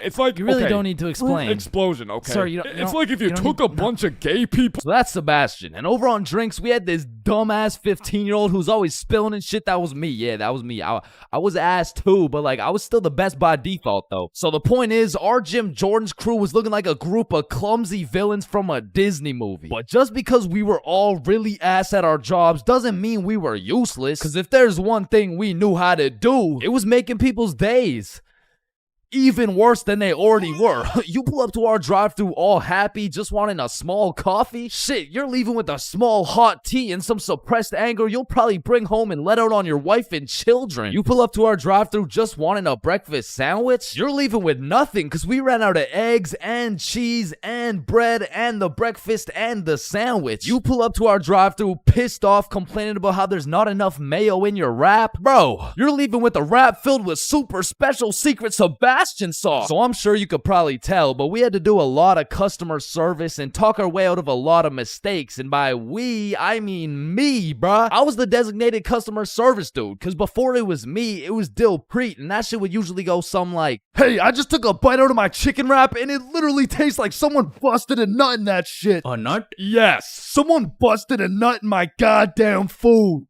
You want a donut? No! And then before Dilpreet, it was Linda. Hey, I just took a bite out of my chicken wrap and it literally tastes like someone busted a nut in that shit. Oh my heavens, that's horrible. I'm sorry, I'll get you a refund right away. Thank you. Hello? Hello. Welcome to Jim Jordan's. What can I get for you? God damn it. And before Linda, it was Sebastian. Hey, I just took a bite out of my chicken wrap and it literally tastes like someone busted a nut in that shit. Oh yeah, that was me. Now, of course, our elite Jim Jordan's crew had a manager, Magnus. Now, Magnus was strict as hell, but she would only show up like once a month. But whenever she did show up, she was running this Jim Jordan's like it was the military or some shit. Because usually I'd be 54 minutes into my 30-minute break playing Clash Royale. But when Magnus was there, bruh, shit, I'd clock into my break, make eye contact with her, shit my pants, and then clock right back out. She was so intimidating that whenever she would show up, I would never spill a drink. Sebastian used real mayo. Dilpreet spoke fluent English, and Linda would be so stressed out she'd forget to forget. She was running this place so much like the military, she had my ass waking up at 4:30 every day. And when Magnus was teaching me to do customer service, she really loved to say, the customer is always right. so of course I listened, but it was low-key a crazy statement, cause honestly, the customer is never right, bro. It doesn't even matter what we're talking about. It could be like, hey, how you doing? Hey, I'm doing good, can't complain. I mean, it's a nice sunny day outside and all. Damn, this chicken wrap is good as hell. I am 100% sure nobody busted a nut in this. And I don't know about you, but I personally have never complained about my fast food order ever. I usually just get my order, check the bag, realize instead of a Big Mac, they gave me a McChicken with a bite taken out of it, cut my losses, and I keep it pushing. But some of these motherfuckers in the Jim Jordan's drive-thru come in like you just murdered their entire family and then took a shit in their coffee. Oh, shit. Hey, you! There's not enough sugar in my fucking coffee! Oh, okay, yeah, sorry about that. Do you want me to add more sugar in? No, this is unbelievable! Now, I swear these angry customers love to throw around the word unbelievable. But I'm not gonna lie, we forgot to put sugar in your coffee. It's pretty fucking believable, bruh. I mean, look at the staff. We're getting paid minimum wage. The guy who took your order doesn't speak English. The guy who made your order's a 15-year-old running off 2 hours of sleep. And the rest of our staff is playing fucking patty cake. You're lucky we even had enough brain cells to get you the coffee. And I'm gonna be honest, it was a blessing that I was broke as shit and really needed that job, because if I didn't, I would have crashed out for sure. Hey, some dumbass forgot to put cheese in my fucking grilled cheese. Oh, hell no. Yo, Linda, you hear this ungrateful piece of shit? Oh, hell no! You keep running your mouth, I'm about to grill your cheese, bitch! What the fuck is your old ass gonna do? Do not talk shit about Linda. Like that, bro. And I busted in your sandwich last week. Wait, what? 5, 4, 3, 2, 1. Happy New Year! Oh my god. Yeah, let's go. For my New Year's resolution, I'm gonna go on a diet. Nice. Oh, and I'm gonna quit vaping. Let's do it. Oh, and I'm gonna go vegan. Oh, nice. And I'm gonna stop beating mommy. Oh, 3 days later. Man, fuck the diet. Right? I didn't even want to go vegan anyways. Wait, guys. Where's Jonathan?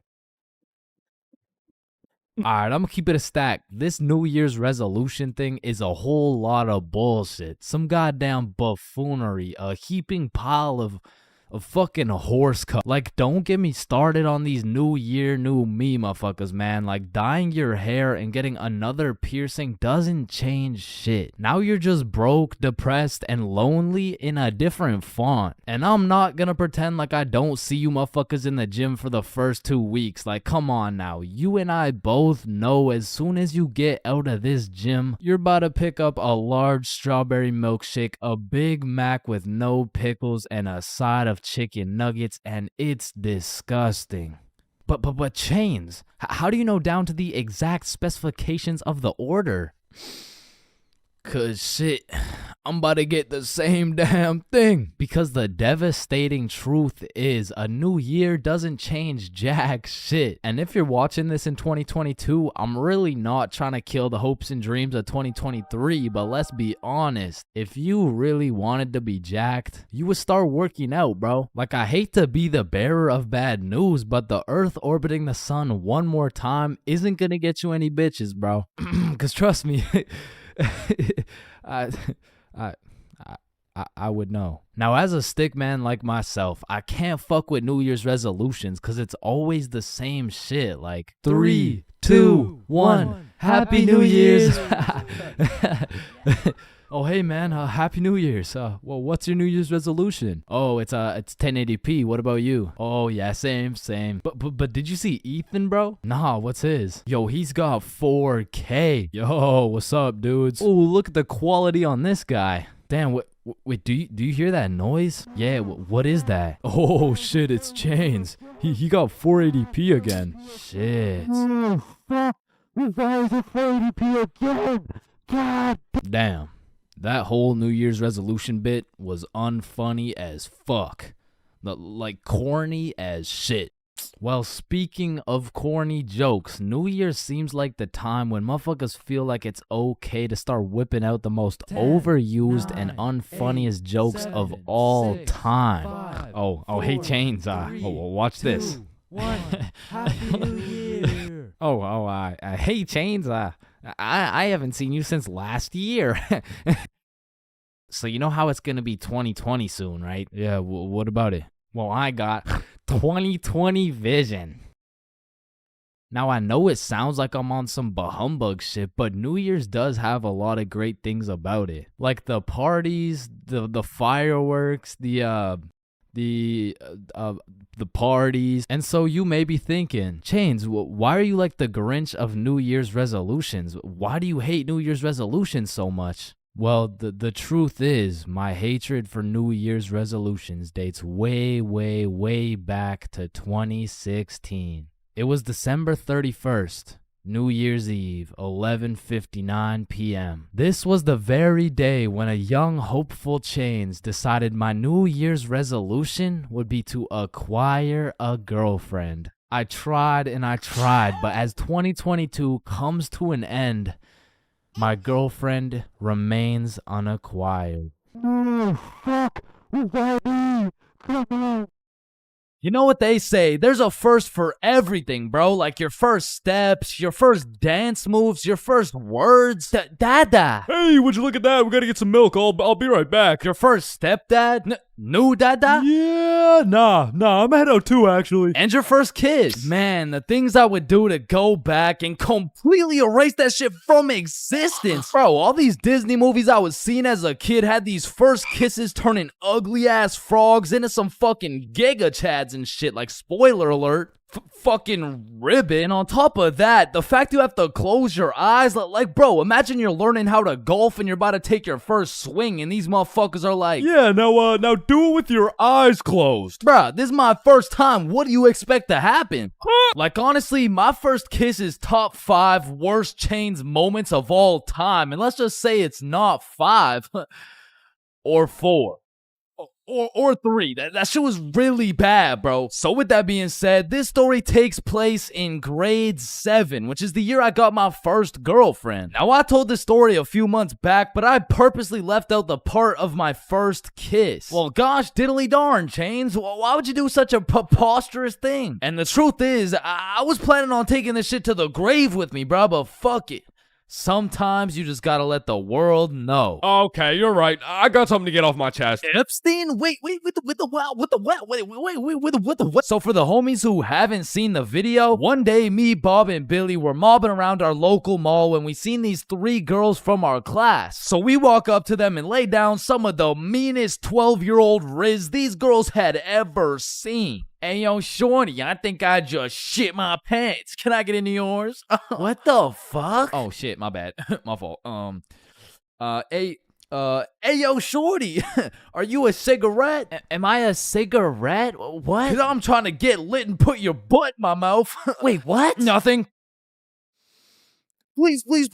Holy shit, bro. Let me guess. You all got restraining orders. No, worse.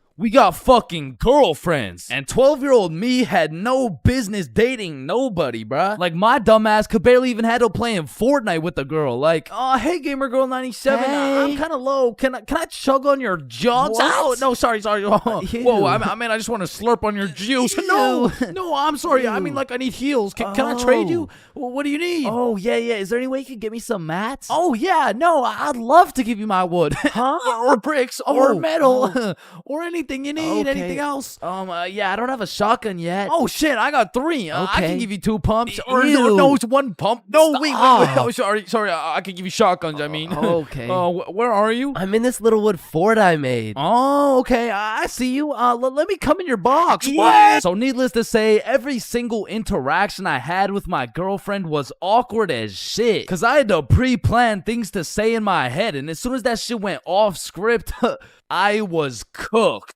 Hey, Jessica, how you doing today? Honestly, just not the best. Oh, that's good. What'd you do today? Oh, I don't know. Just did my makeup. Hey, me too.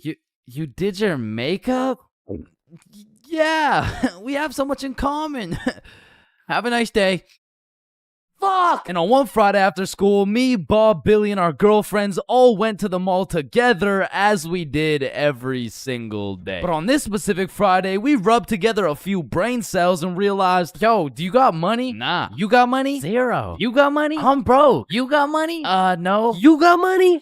Yo, why are we at the mall? I don't know. That's a Good thought about it. question. I mean, we could all go to my house. Oh, Yeah. shit, let's do it. And so, of course, as the good kid I was, I text my mom to ask her to go. Greetings, Mother. I would like to know if it's in the realm of possibility that you would be so kind to grant me your permission to visit the household of my dearest acquaintance, Nikki. Looking forward to hearing from you. Your favorite son, Chains. And I immediately get a call. Let me speak to her parents. Now, I, ChainsFR, have never dated a 12-year-old boy in my life, and I honestly don't plan on it. But even in grade 7, I could use my logic and reasoning skills to understand if your boyfriend had to get his mom to talk to your friend's mom for permission to slide to the crib, instant ick, bro. There's just no way. She'd probably break up with me on the spot. So I'm doing anything I can to not let that happen. Hey there, Miss For Real. This is Nikki's mom. I just want to let you know Chains and his friends are welcome over anytime because they're goated with the sauce.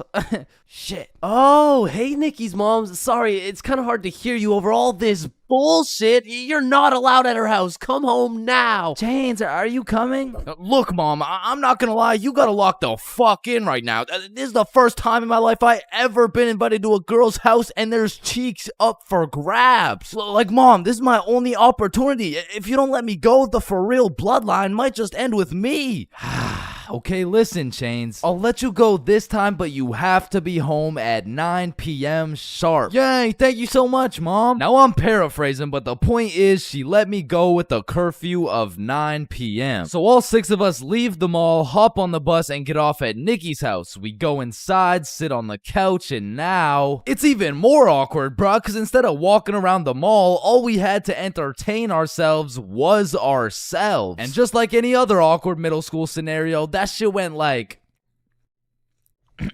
so, truth or dare? Yeah, That's I'm exactly down. what I was thinking. And my heart instantly dropped, bro. Cause I knew if I picked dare, I would have to kiss Jessica and shit, bro. That's a whole lot scarier than playing Fortnite with Gamer Girl 97. But regardless, Nikki starts the game of truth or dare. Hey Billy, truth or dare? Yo, truth. What's your favorite color? Blue. Oh, what? This shit's not even bad. Okay, then Chains, truth or dare? Truth. No. What do you mean? No, it's truth or dare. I said truth or dare. Dare. What the fuck? Okay, fine, dare. You have to kiss Jessica.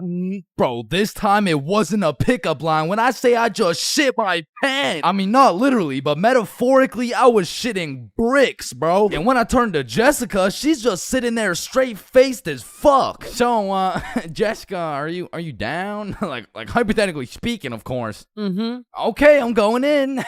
Sorry. Let me just Alright, bro, I'm not gonna lie, this is fucking weird. You guys are just watching and shit. Like, I don't know, it's just kind of. Oh, so if we weren't watching you do it? I mean, yeah, I would actually. Wait, what the fuck? Every single one of these motherfuckers ran to the corner and started staring at the wall. Like, did you do it yet? We're not looking till you do it. Yo, hurry up, dumbass. So now I got all this pressure on me to do this shit, but Jessica's out here looking at me like, hey, how was your day? Yo, shut the fuck Just up. kiss her already. What are you yapping about? And I deadass didn't know how to go about it. I ended up sitting on this couch, nervous as hell, awkward as hell, looking stupid as fuck for 20 minutes, bruh. Now, 20 minutes in general doesn't sound that long, but imagine sitting on a couch in complete silence with everyone just, bro, just watch this.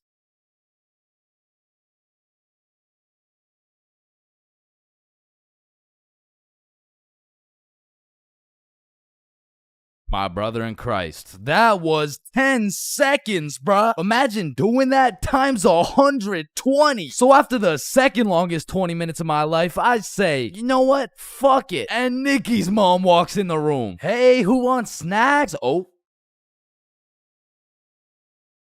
And at this point, I checked my shitty-ass Samsung Galaxy 3 and it was already 8:50 p.m. And with the curfew at 9, I had no choice but to lock in. So I lick my lips, close my eyes, and real quick, I smash our mouths together. And when I turn around, not a single motherfucker is facing the wall. I look the other way and Nikki's mom is peeking around the corner with her fucking mac and cheese and shit. So I made like my pops and I was out that hoe. Pleasure to doing business, Jessica. Wait, what? Where are you going? Thanks for having me, Nikki's mom. What the hell was that? And I proceeded to sprint home, making it home at 8:59, exactly 1 minute before my curfew. And that night, when I went to bed, I couldn't sleep, bro. I haven't been able to sleep since. Damn, I should have taken this shit to the grave with me. Fuck. So, 50,000 word essay, 3 worksheets, pages 5, 6, 9, 273, 655 in your workbook, and you'll need to make a TED talk you'll present in front of the whole school. What do you want, Chains? Well, how much time do we have? Everything needs to be handed in at 12 p.m. on Thursday or you'll get a 0. Wait, Mr. Cummingson, that's in 2 minutes. Actually, it's 1 minute now. Any other questions? Yeah, can I go to the bathroom? Fuck no. Sit down, Jeremy. Oh, okay. Man, imagine being a high school teacher, bro. Like, as soon as you hit the ripe age of 5 years old, they throw your ass into school and you just don't make it out until you're like fucking 65. And when I was younger, I always used to wonder, like, why is Mr. Cummingson so angry all the time? But as I got older, I realized I would be pretty fucking pissed if I was in the exact same spot I was 40 goddamn years ago. Which brings me to the first type of high school teacher, Mr. Angerson. This is the type of motherfucker whose wife divorced him 7 years ago and he takes his heartbreak out on the students. What was that? Oh, nothing. I just had to sneeze. Oh, so you think it's okay to just sneeze in my classroom now? Huh? Well, no, I just needed to sneeze. What if I just broke into your house and started sneezing on shit, huh? Well, no, that's just... Matter of fact, get your ass up here. Yo, this isn't the 1950s. You can't just... Linda, come back, please. Now, I don't know how Mr. Angerson continues to keep his job, but it feels like this dude's mission is to ruin the day of every student that walks into his class. Like, he'll be putting in extra effort into his tests to make them as confusing as possible. The type of motherfucker to make a multiple choice test with the first 4 letters all as A. Bro will have me changing the correct answers into the ABCD strategy. Next up, we got Mrs. Talkinson. Some teachers really just don't give a fuck about teaching, bro. I mean, Miss Talkinson over here, she really just wants someone to talk to for real. And that's when Franklin D. Roosevelt became president. You know, actually in high school, I had a friend named Franklin. He was a really nice guy. We used to go to the movies together and stuff, and then he went to jail for multiple hate crimes. Like, by the end of the class, you'll know her home life, her family, how she takes her anger out on her children. So me and my classmates would recognize the fact that if we could just keep Miss Talkinson talking, we wouldn't have to do shit all class. So in 1938, Germany invaded Austria. Yes, Chains. Miss Talkinson, have you ever been to Germany? Oh my goodness, you would not believe what we did in Germany. And for my personal favorite teacher, we got Miss Cakinson. You know, the teacher that is caked up for absolutely no reason. Like, she's got that dump truck for what? I mean, I'll be failing all my classes, rocking with a 1.5 GPA. But I walk into her class, fuck, all of a sudden I turn into a... Miss Cakinson, actually, you forgot the homework for today. Oh my god. Shut up. Oh, I thank you, Chains. I almost forgot. You're welcome, Miss Cakinson. All my homework is done, all my tests are aced, and at any given chance... shoot, my computer isn't working. Does anyone know? What do you need, Miss Cakinson? And I'm there. Miss Cakinson, if you're watching this, just give me a chance, please. And next, you know we got Mr. Questionable. Ensign. Now I know what you're thinking. Bro's name is a little bit of a mouthful, and that's because he may or may not have a mouthful of little boys. Okay, listen, I'm not here to point fingers at anyone, but if I was to point fingers at someone, it would be fucking him. Like, I'm really not trying to accuse anyone of anything, but there does come a point when some things this man does gets a little questionable. Maya, let me help you. So you put your hand like this and you... OMG, Chains, you will not believe who just followed me on Instagram. Oh shit, was it at ChainsFR? No, it was Mr. Questionable Ensign. Damn, brother, this test was hard as fuck. Yeah, bro, literally everyone failed that shit. Facts, bro. What did you get? Yo, I got 22%. What about you? Oh, I got 103%.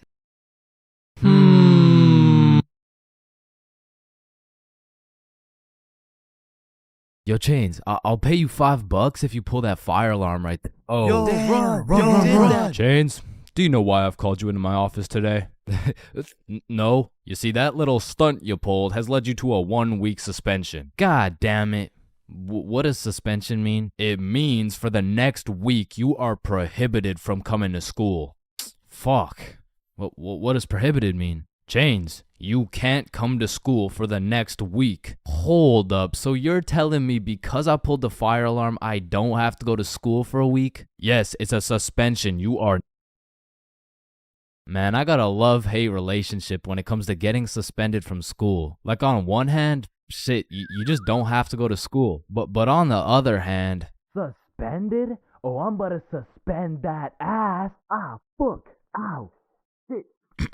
Alright, I don't recommend getting suspended. That shit is not worth it. But how do I know? This story dates way, way, way back to grade 7. It was a cold winter day at Stickman Middle School. In fact, it was freezing cold, and this gave Billy a great idea. Yo, the pond behind the school is frozen. Let's go fuck around on it. Oh, I'm down. Okay, bet. So after school, we got a group of 5 homies, and we headed over to the frozen pond. Now, to paint the picture, behind Stickman Middle School was Stickman Elementary School, and behind Stickman Elementary School was this frozen pond, meaning we had to walk through Stickman Elementary School to get to this pond. But nonetheless, we walk up to the pond and instantly I see this big red sign that says, "Hazard, do not step on ice." Guys, the sign says do not step on ice. Man, Fuck the sign. Watch this.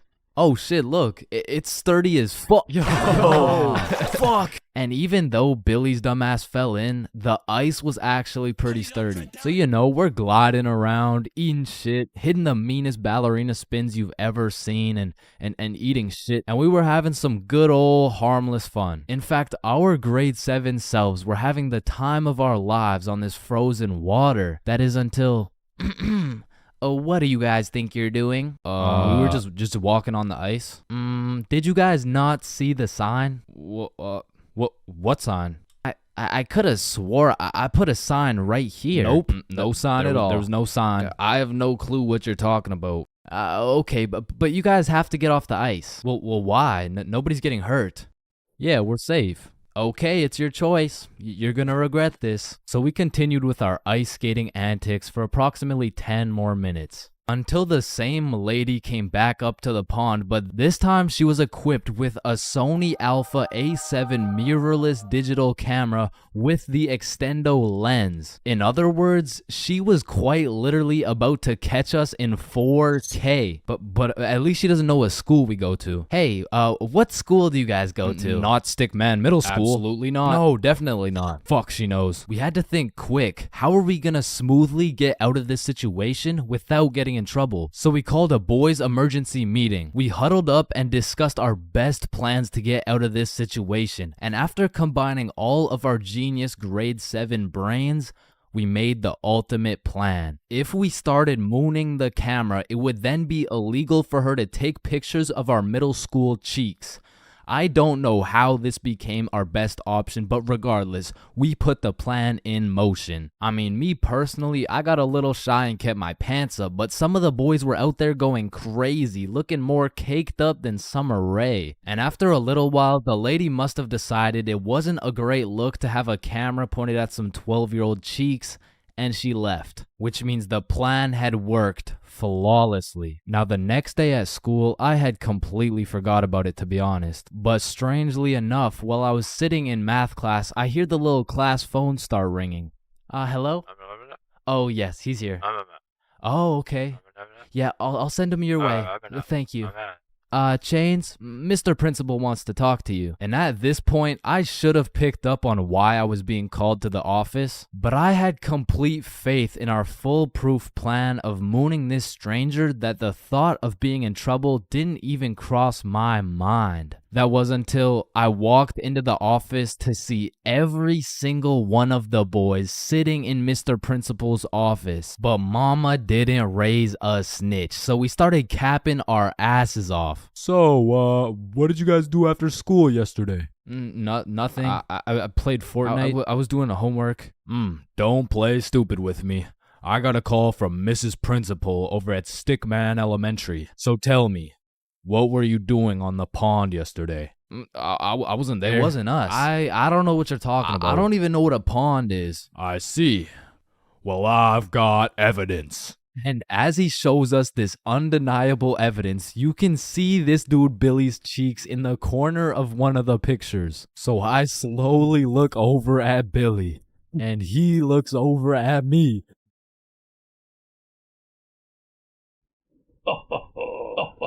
If you don't stop laughing right now, you're all suspended.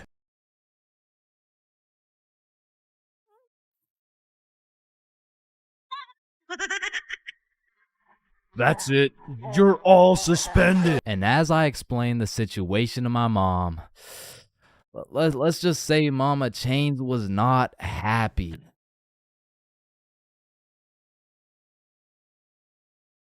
Man, growing up, I was a great kid. No, I was a good kid. Man, growing up, I was a kid, bro. And as a kid, you hit a certain age where your own parents become your number one up. Like, hey, Mom, can I go to this girl's house? No. Hey, Mom, can I sleep over at Billy's crib? No. Hey, Mom, can I go do crack under the bridge with my new friend Jorge? Hey. Hell no. Come on, all my friends are allowed to. Yeah. Okay, well, if all your friends jumped off a cliff, you're not just gonna... Now, to be fair, my mom wasn't the strictest parent out there. I mean, I've seen motherfuckers get the belt for speaking too loud, speaking too quiet, bro, for speaking at all. Like, one time, me and my friend wanted to have a sleepover, so homie went inside to go ask his mom, and he came out looking like he got a whooping from Prime Goku, bro. Yo, what the fuck happened back there, man? She said no to me, but... I think if you asked her, she would say yes. Bro, are you fucking insane? I'm not asking her shit. Like, I really can't complain, because some of my friends' parents were so strict, they had a fun limit, bro. Yo, George, we're gonna hoop after school. You wanna pull up? Damn, dude, I'd love to, but, man, I watched a movie yesterday. Okay. So do you want to play basketball? Dude, I want to, but my fun meter's maxed out, man. My mom won't let me leave the house till Monday. Holy shit, fun meter maxed out for a week off a movie? Yo, what's this movie, bro? Yeah, what? Yeah, no, it was good, man. It's called the VeggieTale movie. Yo, George, I feel bad for you, bro. Because don't get me wrong, I've seen a lot of kids with super strict parents turn out to be straight A students, go to good colleges, stay with a good crowd of people. But with that being said, a lot of these kids whose parents were too strict to let them watch fucking SpongeBob, they end up going to college and catching Krusty Krabs after letting a dude named Patrick explore their bikini bottom, bro. Nah, but for real, my mom was far from one of those parents. I mean, she was reasonable, but the thing was, all my friends were a year older than me. Now, mentally, we were all dumb as shit. But when you hit that 12, 13, 14-year-old age, that 1 year is the biggest difference, bro. Like, us doing shit together just didn't look right. Yo, Bob, can you pass the za? Yo, Billy, let me hit that. Yo, pass me that shit, cuz. And cuz of this, I wasn't allowed to do a lot of the shit that my friends were allowed to do. Like, these boys could stay out past 10:30 p.m. on a weekend.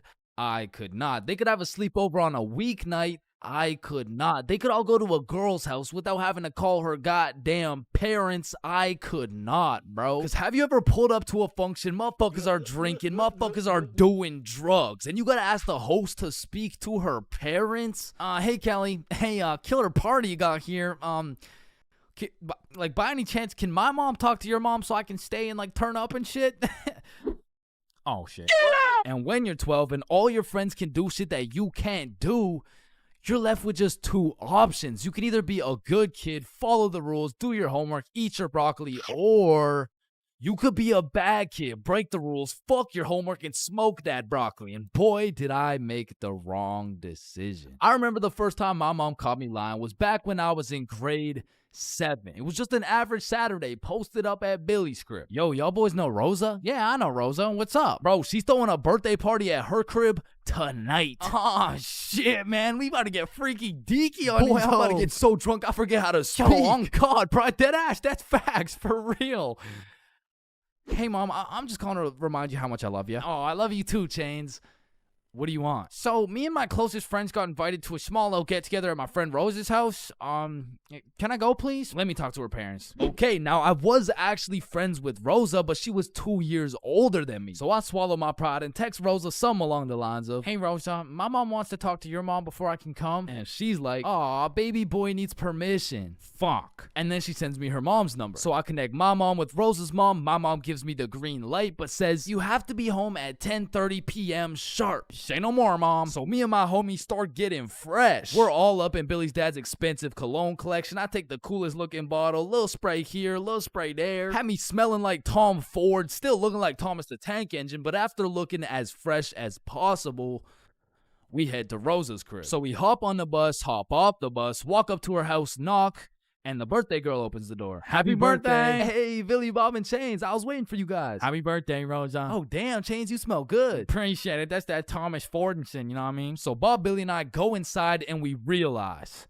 the gravity of this situation. Oh shit. God damn. Rosa invited like 10 of her girlfriends and like 2 of her cousins, bro. We were completely outnumbered in the greatest way possible, bruh. As I'm just doing some quick math on the ratio, there's a knock on the door. Rosa opens it, and it's Dennis holding a bottle of vodka. Now, we're friends with Dennis. Rosa's friends with Dennis. But to put it simply, Dennis was a bad kid, bro. This motherfucker was living life with no precaution, no regrets, no morals. But to be fair, he was fun as fuck, bro. Because when Dennis pulled up, the party got lit, bro. We were taking shots, dancing, playing beer pong, taking more shots. We were having a marvelous time, and I was drunk, okay? Not too drunk, but not just tipsy. I had hit the perfect sweet spot of drunk. I got all the stat boosts of being funnier, more confident, more smiley, but I still had full control of my body, so I started applying that pressure, bruh. Hey, don't y'all both have ugly boyfriends? No, what the fuck? No. Shit.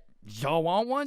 What? Damn, you smell good though. Appreciate it. I showered this week. Now, I don't remember what I actually said, but all I know is that in grade 7, cologne was overpowered, bro, because nobody was smelling good. And if they tried, they would just smell like Axe, dog. So I'm over here combining the powers of Tom Ford with the confidence of Smirnoff. Had me feeling like I'm him, bro. So how y'all feeling? I'm Honestly, feeling good. amazing. How you feel? Shit, I'm feeling good. Just a little, Just a little bit tired.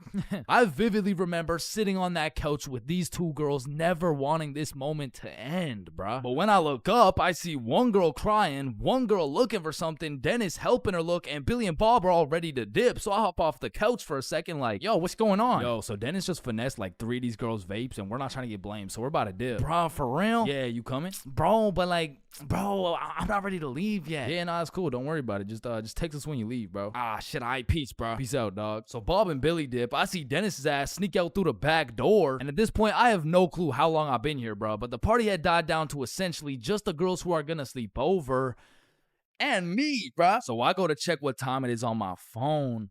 And it's 10:15, bro. My curfew's 10:30, and I'm a 30-minute bus ride from home. But if we're keeping it a buck right now, I don't even want to go home, bro. I made it to the girls' sleepover, and I didn't even have to ride the group dildo or nothing. This is a once-in-a-lifetime opportunity. So I text my mom, and I lied, bruh. Bob, Billy, and I are almost at Billy's house. Can I sleep over at his house, please? Then I threw my phone away, hopped back on the couch, and went right back to my happy place. So I'm posted up with these 2, laughing, cracking jokes when Rosa walks up like, yo, Chains, where'd your friends go? They abandoned me, Rosa. They left me here stranded with no way home. Shit, I mean, you could just stay here if you want. Say less! So... Appreciate it. And eventually, all the girls gave up on trying to find their vapes. They all gathered around to play Truth or Dare, and I prayed for times like this, bro. I was deep in enemy lines, and I didn't want it any other way until one of the girls sees my phone on the ground and is like, hey, Chains, I think someone's calling you. So she tosses me my phone. I check it.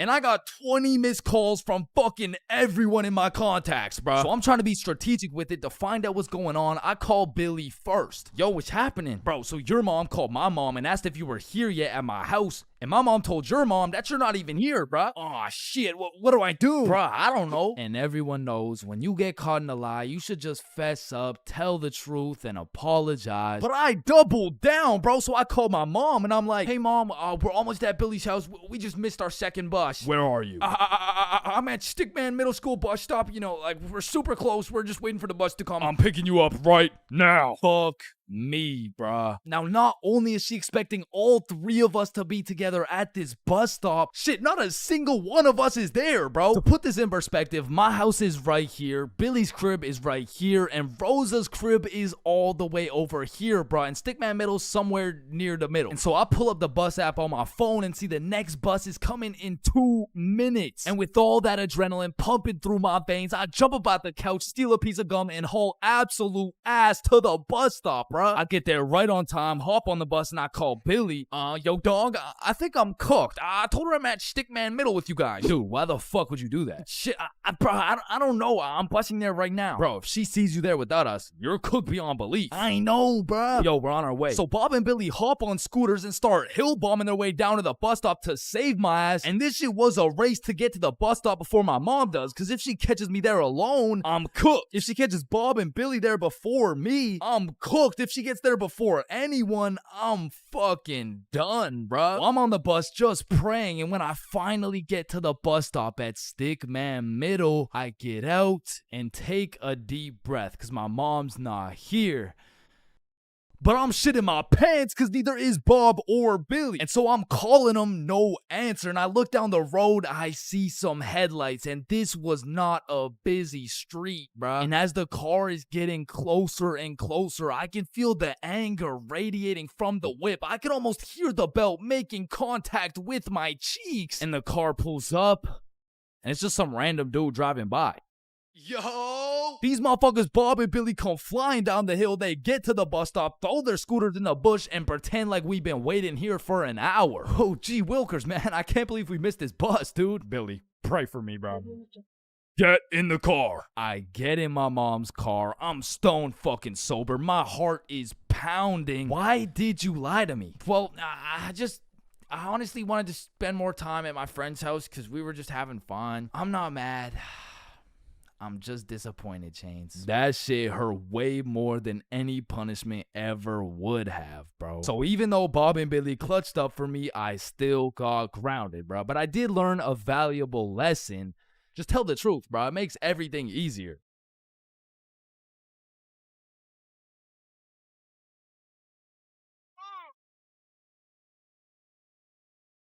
There's a lot of things in life that I don't really understand, but if there's one thing I can truly comprehend, it's being grounded. Because in my time, I've served a total of 547 days and 16 hours in the slammer. And through a year and a half of extensive first-hand research, I've come to the professional conclusion that getting grounded is straight ass, bro. You're locked in your room with no phone, no computer. Like, what do you want me to do? Think about my actions?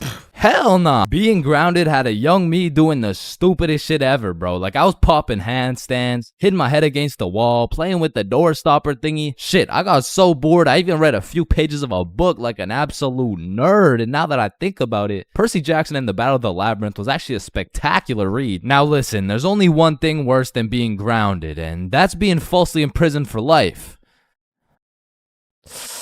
Well, now that I think about it, there's a lot of things worse than being grounded, but one of which is being grounded during summer, bro. There's something about being able to hear all the happy children, the ice cream trucks, your homies having fun, the hoes throwing rocks at your window, asking you to come outside, or you just cry yourself to sleep because there never was any hoes throwing rocks at your window asking you to come outside. It's just you, your Percy Jackson books, some used toilet paper, and the existential thoughts in your head questioning if it's even worth it. And listen, I'm sure everyone can pick up on the fact that I'm a really intelligent dude. Smart all around, really, but trust me when I say, I wasn't always this smart, bro. In fact, in kindergarten, my dumbass fully believed with my whole heart that being grounded meant your parents would just dig a decent-sized hole in your backyard, toss you in, and bury you alive for the time being. And so I'm sure you could imagine my surprise when my OG friend of 5 days said, yeah, I got grounded for 2 whole weeks. Holy fucking shitballs, dude, are you okay? No, man, it's really hard. I didn't get to touch any of my toys or anything. Damn, how long ago was that, man? Oh, I'm still grounded. What?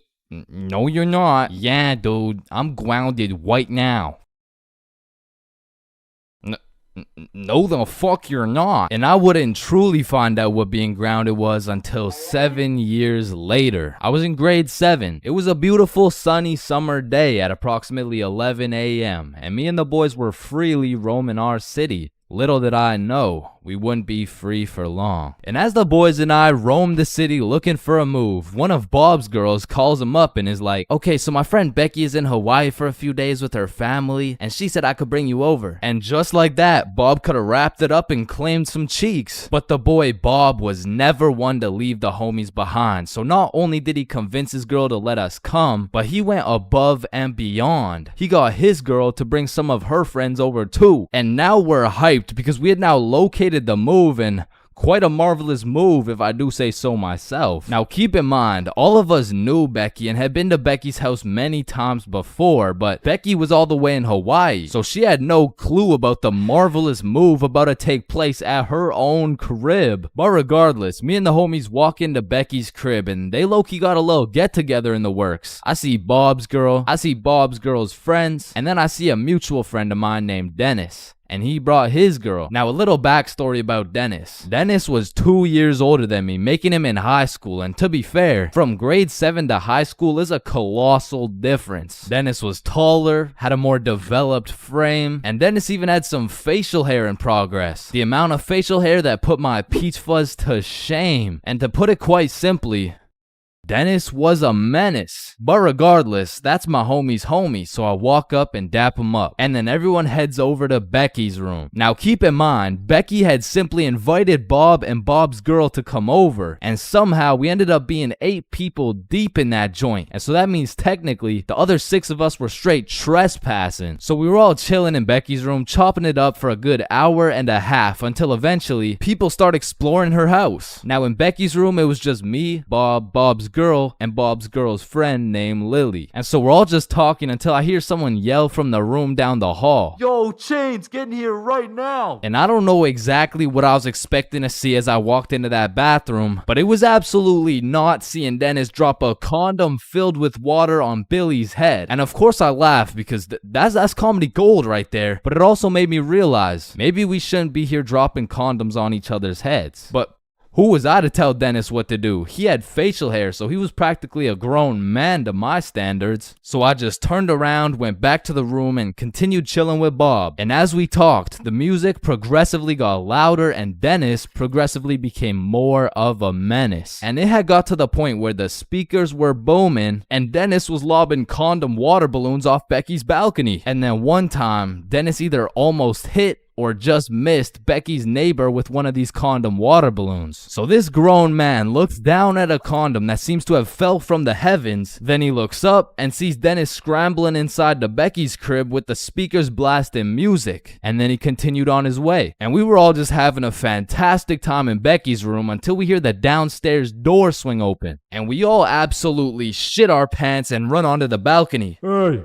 I just texted the family who lives here and they said no one is supposed to be in the house. Everyone needs to leave right now or I'm calling the cops. And that's exactly what we did. No messing around, we were out that hoe. And we all went to Bob's girl's house for an emergency meeting because we were all scared as fuck. And now Bob's girl and Becky are texting and Becky's like, my parents are pissed, they want to talk to everyone's parents and they know how many people were there. So we all devise a foolproof plan. Okay, we give Becky our phone numbers, tell it's our parents' phone numbers, and we act super disappointed in our children. We all agreed on this plan and the emergency meeting was dismissed. And over the next few days, we all got texts from a very unhappy Becky's father, who made sure to specify the amount of condoms that were found in the bathtub. We all respond with some bullshit along the lines of, "Hello, Mr. Beckerson. I'm very sorry to hear about the inconsiderate acts of Chains and how he's invaded your home. Rest assured, Chains will feel the wrath of this thick leather belt as it repeatedly beats against his cheeks to discipline him for his heinous actions. Thank you for bringing this to my attention." But come to find out, Lily's dumbass responded with some shit like, "Dear Mr. Beckerson, thank you for letting me know, but Lily did nothing wrong as she didn't know she wasn't allowed there. Plus, she didn't even make a mess or anything, on God. Put some respect on my daughter's name. Period. And just like that, our foolproof plan got fucked. And Becky's father texted each of us saying, "You are coming to the house at 3:15 p.m. today, or I'm calling the cops." And shit, looking back, Becky's father was most definitely bluffing. Like, say I didn't go, what was he gonna tell the cops? 911, what's your emergency? Hey, there was 8 kids who invaded my home 3 days ago. Okay, sir, did they break in? No, no. My daughter gave them the key. Sir, why the fuck are you calling 911? There was condoms in the bathtub. But like I said, I wasn't very smart and I didn't have the brain capacity to think that far ahead. So everyone shows up to the house and Becky's father sits us down and makes each of us individually call our parents and explain what we had done. And I went first. Hey mom, so I went to Becky's house the other day, but she was in Hawaii and I wasn't really invited. And there was condoms in the bathtub. Needless to say, we all got our shit whooped and I received my very first grounding with the sentence of 1 month in the slammer. Skipping class in high school is a slippery slope. Like one day you can skip and it'll slide no problem. Like, oh, hey, buddy, welcome back. We missed you. yeah. You skip 2 days, you're chilling. Hey, look who's back. Yeah. But when you go to class after skipping 3 days, all of a sudden shit is serious. Chains, why haven't you been here, huh? Well, you know, it was some family stuff. Oh, yeah, family stuff. What family stuff? What I don't really want to talk about. What family stuff? It was my grandma's funeral. Damn.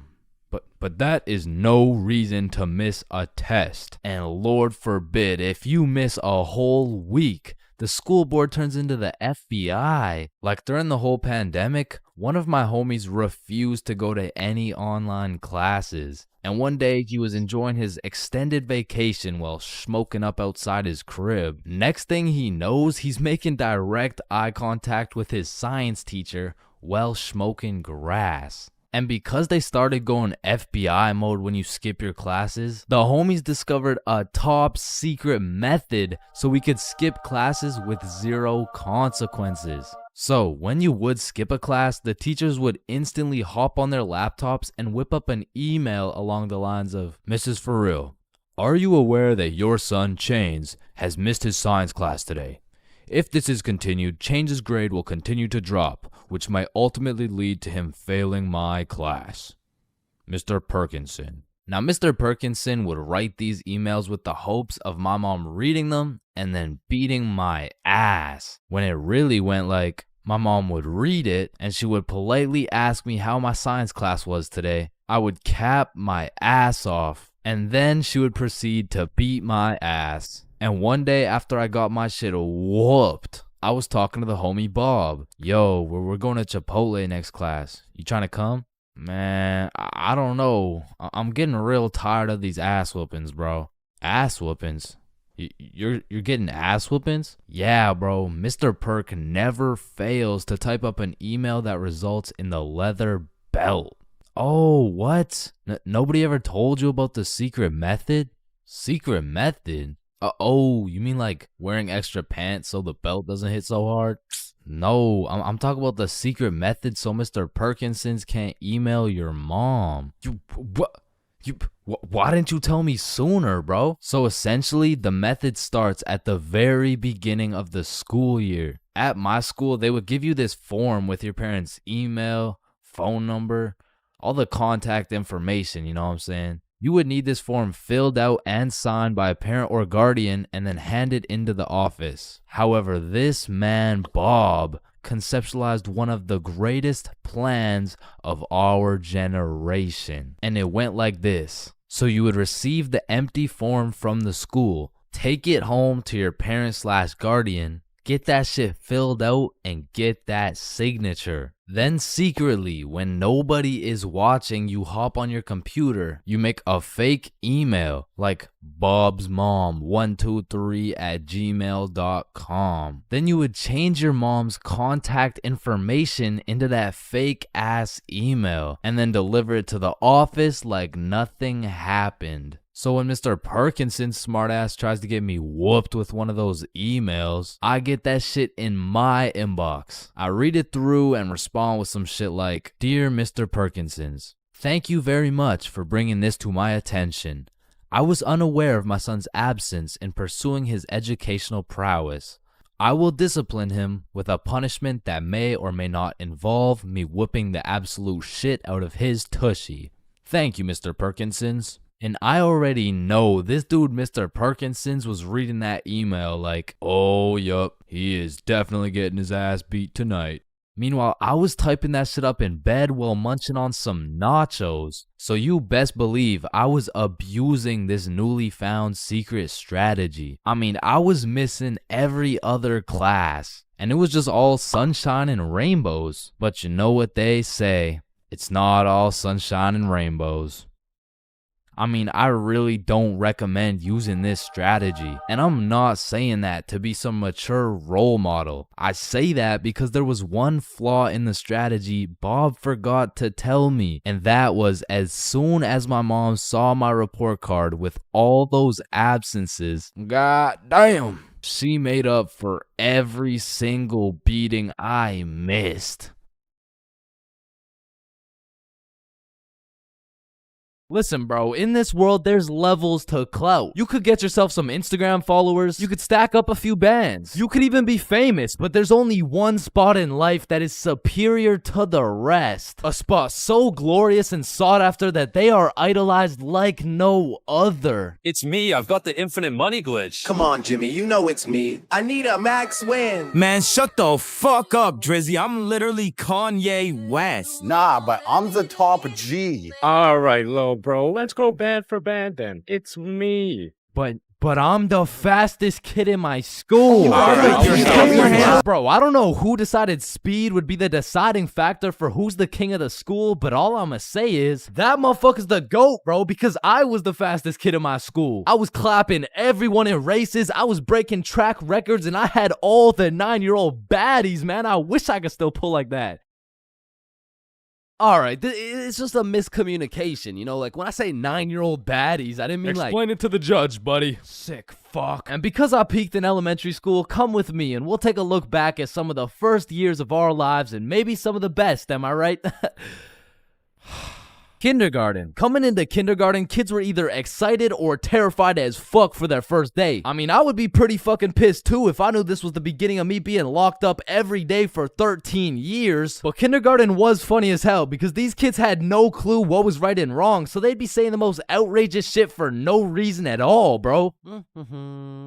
Hey, buddy with the hat, can you pass me the skin color crayon? I mean, at this age, kids were just walking NPCs, and I can't even blame them. I mean, they haven't developed consciousness yet, bro. Like, at this age, recess consisted of catching bugs, playing on the monkey bars, and fucking eating sand. And I've talked about the high school bathrooms and all the wild shit that happens in there, but to be honest, the elementary school bathrooms blow that shit out the water, bro. Because these kids aren't hitting vape tricks, no, they're hitting toilet trick shots, trying to set some world record for the farthest piss taken from the toilet. And let's just say even Stephen Curry couldn't splash that 3-pointer. So essentially, motherfuckers was just pissing on the ground. Like, you need to walk into that bathroom 110% alert, or else the next thing you know, you're getting that R. Kelly treatment, bro. And I remember my kindergarten had those green, yellow, and red cards to show how good you were that day, but there was always that one kid with the permanent red. I'm talking the teacher didn't even bother to change his shit the next day, because everyone knows as soon as he walks into class, he's doing some fuck shit. For me, it was this kid we'll call Dennis, because he was a menace, bro. He was always loud, always throwing shit, but besides being a menace, he was also a truth speaker, a fact spitter, for better or for worse, because this little guy had no filter. Okay, Leah, you're up first for our show and tell.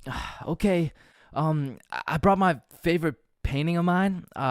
This right here, this one's me, and this is my dog, Peanut Butter. That shit is ass. Dennis, what did we say about saying the truth out loud? I mean, not the truth. I'm talking about, like, he was the only dude I knew who could talk over the quiet coyote. I mean, to this day, if I see one of those things, I just can't I just can't talk over it. I mean, maybe he's gonna eat me. I don't fucking know. But there was one thing that could shut Dennis up, and one thing only. boy-girl seating arrangements. Dennis always had so much to say until you put him beside Isabel and Leah, and all of a sudden it's like, hey, what are you drawing? Nothing. Aw, is that your dog? Maybe. Shit, he's just like me for real. Like to this day, you know? Oh shit. And then we go outside for lunch, and don't get me wrong, eating sand for fun was great and all, but as kids got older, everyone started to play games, some of which consisted of tag, manhunt, soccer, basketball, grounders, red ass, kickball, jump rope, tetherball, and what is possibly the most goated game of all time, Foursquare. This game was legendary, bro, but this shit used to get heated as fuck. I mean, kids were making truces, making whole clans, and that right there was real beef. Like, if you caught the ops lacking at nap time, it was on sight, bro. Psst, what? Oh, no, wait. You're a poopy head. But man, crushes were everything in elementary school. Like, if you told anyone you had the smallest crush on a girl, word's getting out fast, and the entire class is gonna be organizing a wedding for tomorrow. But some kids just didn't use their words, like this one girl in my elementary school who most definitely had a crush on me. I mean, once again, I was the fastest kid in my elementary school, so... As I was saying, this girl had a crush on me, but she didn't like using her words, so essentially, she just she just beat my ass. I mean, what better way to tell someone you like them? And she must have really liked me, bro, because you could see it when I came home. Like, oh my god, Chains, what happened? Oh, well, I think this girl at school likes me. Oh, yeah, that's great. But why do you have so many bruises? Well, Mom, I think she really likes me. No, I think you need to go to the hospital. Yeah, probably, yeah. And there was also that one kid who went around teaching people swear words just cause he could. And of course, when I learn some shiny new words, I'm gonna use them. I mean, I still fucking do. But I remember just talking with my friends, dropping the F-bomb, feeling cool as hell. And then one time I see this girl hauling ass over to the teacher and whispering in her ear. And I already knew what was going down because this girl was the biggest snitch known to man. Like, unprovoked. It was like a hobby or some shit to her. And her name was Erin. Like, her real name was Erin, spelled E-R-I-N. Yeah, how's it feel to get snitched on, buddy? But getting in trouble in elementary school was tough because they would act like you were committing war crimes for the smallest things. Like, when I got snitched on for swearing, I was in grade 4. I was a big boy, you know what I'm saying? But my teacher was pissed, bro. Chains, you can never say that word. It's horrendous. What does horrendous mean? It's not good, okay? Aw, shit, my bad. Chains! Oh, sorry, it's just stuck in my fucking brain. Chains, cut it out right now or you get detention. Okay, I'm sorry. I'm sorry, motherfucker. What? And I'm not gonna lie, the most cursed part of elementary school was the talent shows, bro. Because the teachers expect you to be all quiet and serious and shit, but it was literally a real life try not to laugh. Like, how am I supposed to be serious when Jimmy's up there shitting out Minecraft parodies like it's comedy gold? I mean, at my school, it was less of a talent show and more of a come on stage in front of the entire school and do whatever the fuck you want for 10 minutes type of show. And man, that shit was brutal. It was like watching paint dry.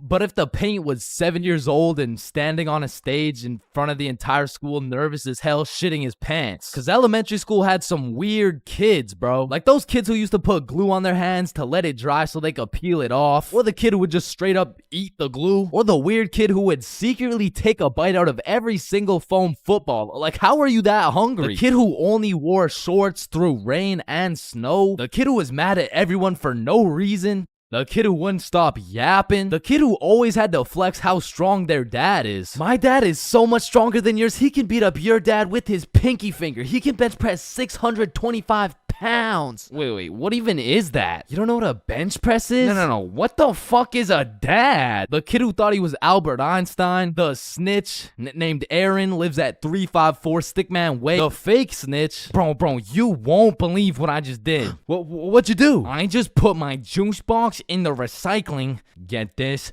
With the straw inside. I'm telling the teacher.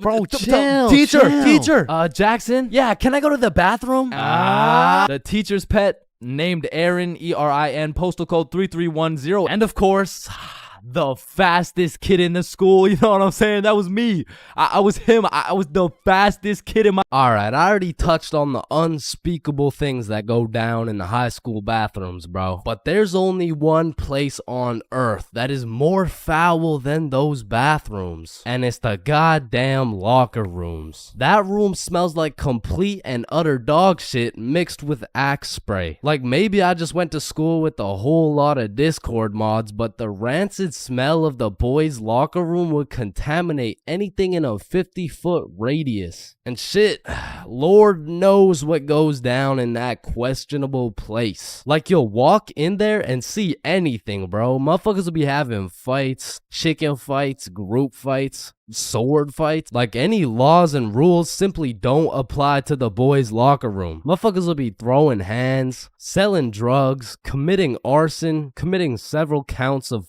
fucking tax evasion. Shit, you name it. It's pretty much a GTA lobby in that bitch. Like I remember one day I walked into PE and my teacher was like, "Hey, where's your PE strip?" And I was like, shit, it's in the locker room. So I walk into the locker room and there's just two motherfuckers throwing hands and they just stop and look at me like, oh shit. I'm gonna just get my backpack and shit. So yeah. Alright, y'all be safe. And then they just went back to beating the shit out of each other. Now listen, I don't spend too much time in the girls' locker room, but anytime I walk by there, that shit smells like rose petals and rainbows. So I can only imagine there's no group fights, no chicken fights.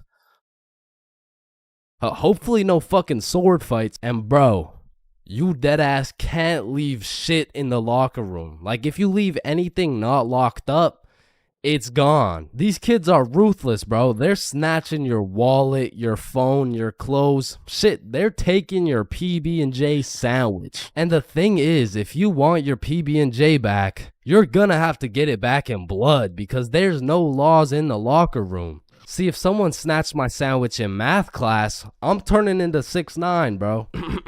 Mr. Cumminson, Jordan Johnson here, who lives on 123 Stickman Drive, postal code STK53Z, just stole my peanut butter and jelly sandwich my mom made me, so I'm gonna need his ass suspended. But if you try to tell a teacher about anything that happened in the locker rooms, they don't give a fuck. Mr. Principal, Jordan Johnson just stabbed me and stole my backpack, my phone, my wallet, and my ID. Damn, I'm sorry to hear that. Where did this happen? It was in the locker room after PE. Oh, you said the locker room? You're just gonna have to get it back in blood. Back in blood? What are you talking about? Yeah. I'm not gonna lie. The way you're snitching right now, you kind of look like a bitch. But yo, one time me, Billy, and Bob were coming back to the locker room after some good old dodgeball, and Billy notices a dude rummaging through his backpack. So he's like, yo, what are you doing, bro? But when he turned around, Billy was bamboozled to find out the kid rummaging through his bag, he was special. And there was just this moment of silence. Yo, am I supposed to like beat his ass right now? Or bruh, I'm sure you didn't take anything. Just politely ask for your bag back. All right, yeah. Oh, hey man, can I get my bag back, please? And the kid just hugged Billy, and then he left. And I'm still confused to this day. But I'm gonna be honest, locker rooms weren't all that bad. Cause sometimes you'd walk in that hole and they would just be throwing a party. Now it still smells like ass. And there was literally no females, but it was still kind of lit. Like you'd walk in there and it would transform into the club. Shout out my label, that's me. I'm in this bitch with TP. I'm in this bitch with Ultra. Or you'll walk in there and they'll just be giving out free pizza. Like walking into the locker room is a gamble. You might walk in there and get robbed, or you'll get some fucking pizza. I don't know. But what I do know is there's only 10 types of dudes in the locker room. Starting with that one kid who must have thought it was the 1800s the way he was whipping motherfuckers. Next, we got the poor guy who's just trying to change. He's quiet, he's normal, and he changes. It's a locker room, so it makes sense. Then we got that one poor soul who gets absolutely cooked by the entire locker room. Yo, why is Kevin built like Mike Wazowski? Bro's got no neck. We're stick men. None of us have neck. Shut up. You skip neck day. Yeah, he skips neck day. Next, we got Bob. Bob's just that guy that casually takes his shirt off and he's built like Giga Chad. Like, shit. Fucking sexy ass Bob. And I don't know why, but there was always that one guy who thought it was a good idea to just whip his nuts out. Unprovoked, uncalled for, completely out of pocket. Like, what do you look like with your nuts out in a room with 30 half-naked sweaty dudes? Like, personally in that situation, I'm keeping my balls in my boxers. Thank you very much. And bro, tell me why there was always one kid who was just dousing himself in Axe spray. And it's always the mustiest motherfucker doing it too. Like, who's gonna tell him that Axe spray doesn't replace taking showers, bruh? And I don't know about your locker room, but for mine, there was always a dude eating. Like, out of all the places on earth, why are you eating in the locker room? Like, for some reason, there's something about eating around a bunch of dudes in their boxers that just doesn't sit right with me. I mean, simply by bringing that sandwich into the locker room makes it contaminated. That sandwich will be tasting like wet dog and Axe spray. And next, we got the kid who just makes as much noise as humanly possible. Shut the fuck up. And then there's that one dude who decides he's having a shower. And all power to that guy, but personally, there is no fucking way I'm showering in school. Like, I can't trust this little door to stop these menaces from breaking into my shower. Cause remember, there's no laws in the locker room. Like, it's no jail, but I'm sure if you drop the soap in there, you're gonna get violated. And of course, you got the fiend. There's always a dude fiending for a vape in every locker room. And it's low-key worse in the locker room than the bathrooms. Like, these locker room fiends would do a little bit too much for some nicotine. I've seen them pay $5 for a single hit, and fuck, I don't want to know what they'll do for a hit when they run out of money. And still, I'm not gonna lie, the high school bathrooms get wild. They'll be hotboxed, there'll be fight clubs, but the thing about the bathrooms is a teacher can walk in at any time and get every student suspended. Like, even the poor kid taking a piss will probably get suspended just by association, which is exactly why the high school locker rooms get so fucking rowdy, because there's truly no teacher strong enough to stop the buffoonery that goes on in these locker rooms. So they don't even try. Shit, I don't care if your teacher is John Cena. There is no single man who can put a stop to the fuck shit that goes down in the locker rooms. But there is one thing that can: a female.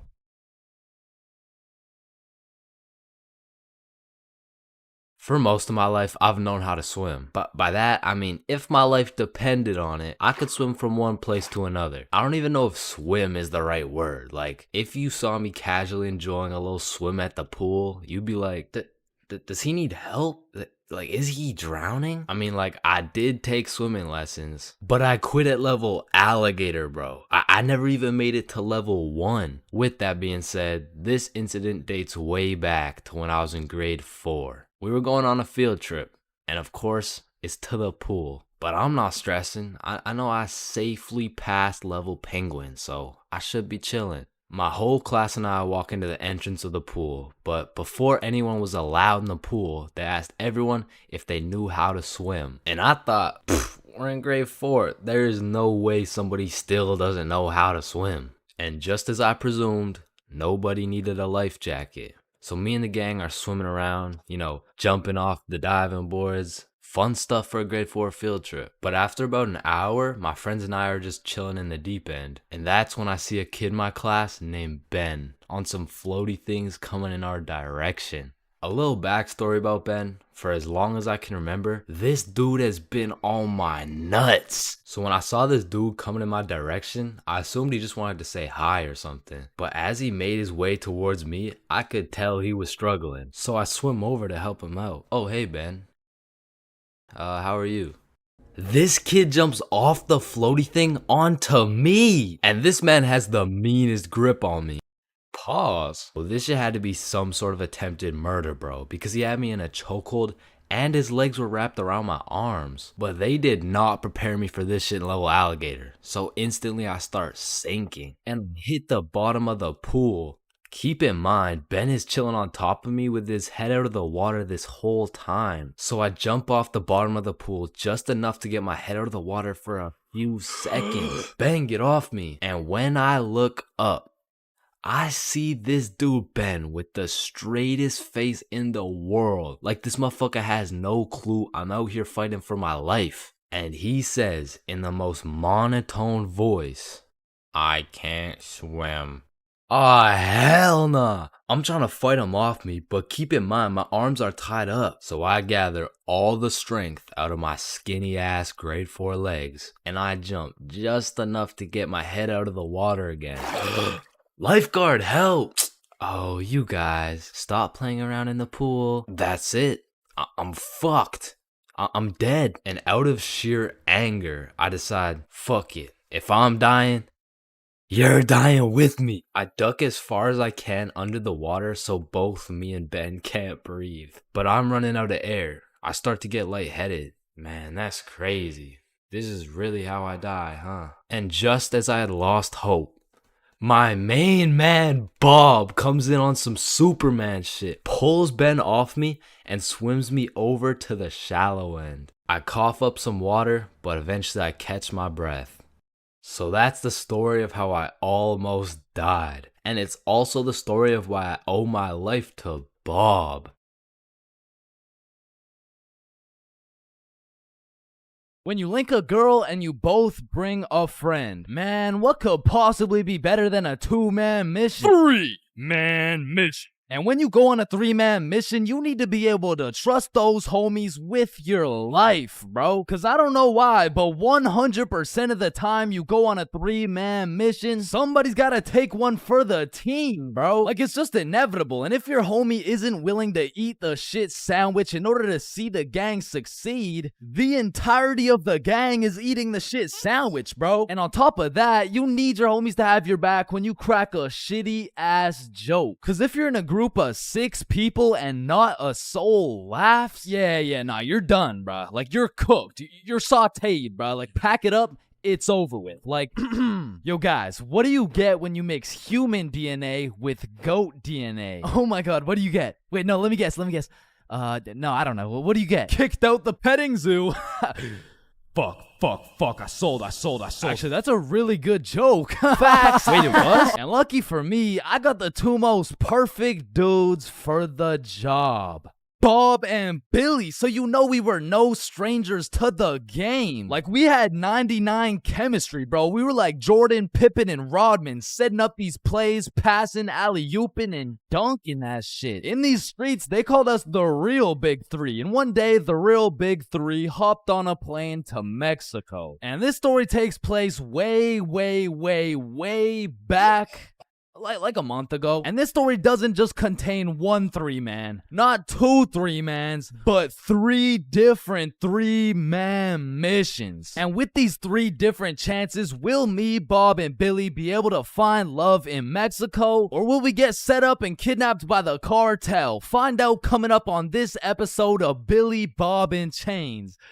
Wait a minute. So, boom, we get to Mexico and we're staying at an Airbnb. So we start with all the essentials. We unpack, get some food, check out the rooms, download Tinder, play some music, get settled in, you know, shit like that. And some of you may be thinking, damn, Chains, Tinder? Shit, I didn't know you were down bad like that. And let me just clear this up, alright? I'm not, okay? I'm down horrendous. And you really don't know me at all if you thought I was gonna leave Mexico without running a 3-man with the homies. So I'm just doing what I gotta do. Don't hate the player, hate the game. So we got there on a Monday, and for the first few days, we're exploring, we're trying some food, going to the beaches. It's great, you know, a bunch of nice and relaxing shit. But at night, it was grind time, bro. I was swiping more than a girl with daddy's money, and I was shooting more shots than Drizzy Drake at his local middle school. So by the time Thursday rolled around, I secured the first 3-man mission of the trip. And when I told the boys, they were hyped as fuck. I mean, Bob was so excited, dude almost made a facial expression.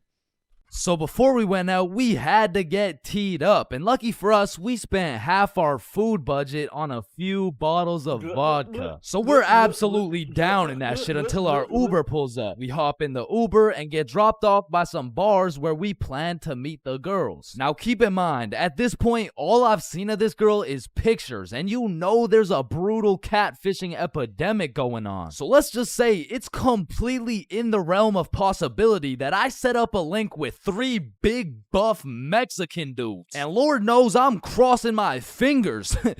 Hopefully there's like no big buff Mexican. I don't want the big buff Mexican dude. So my heart dropped to my balls when I got a tap on my shoulder and turned around to see a not so buff Mexican dude with another not so buff Mexican dude with the 3 girls. Oh no, don't worry. These are just my friends, by the way. Hey. Oh, that shit. makes Okay, sense. yeah, what's up? And not only was I relieved that she wasn't a jack dude, but she was fine, nice, and she spoke English. Same with Bob's girl and Billy. Yeah, nah, he had to take one for the team for sure. Hey, bro, I'm sorry, but this is just the way the cookie crumbled. Shit, bro. Can we get another cookie? It's too late, bro. It's already crumbled. And Billy took that shit like a champ, bro. So all 8 of us go to a bar and we're just talking, getting to know each other and shit. And I notice Billy just keeps the tequila shots coming. I mean, we were only 10 minutes into the conversation, but this dude is 10 shots deep at this point. And all of a sudden, this dude starts laying down that Google Translate riz, and he's dropping hard eye emojis and shit, and I'm like, damn, respect. I mean, he's taking this extremely well. And after about 30 minutes of talking to this girl, I look over at Billy and I start to see some wild ass emojis being thrown around. Like, oh shit, Bob. Yo, I think Billy forgot he's the one taking one for the team. So me and Bob cut him off of the tequila, and then my girl is like, hey, do you guys want to come over to our place? Yes, oh yeah, should. hell yeah. Is he all right? Yeah, he's fine. So we hop in their whip and go to their crib. And at this point, it's getting kind of late. So we're just chilling, listening to music and things of that nature. When me and Bob realize Billy and his girl are nowhere to be seen. So I turn to Bob and I'm like, yo, should we stop him?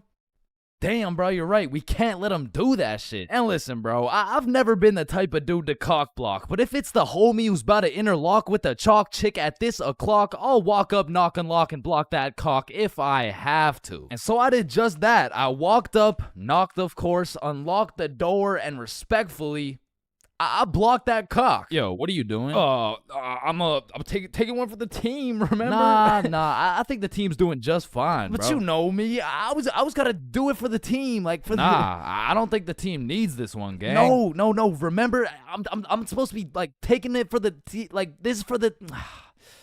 Yeah, you right. Let's just go home, Billy. No, wait. Well, how are we gonna get home? We're in Mexico. Man, shut the. So we said our goodbyes, got in the Uber, and man, I felt like a basketball coach whose son just lost to a special needs team, bro. Hey, listen, bro. I had a lot of tequila tonight. I'm sorry. I just Billy, I'm not mad. I'm just disappointed. Damn, bro.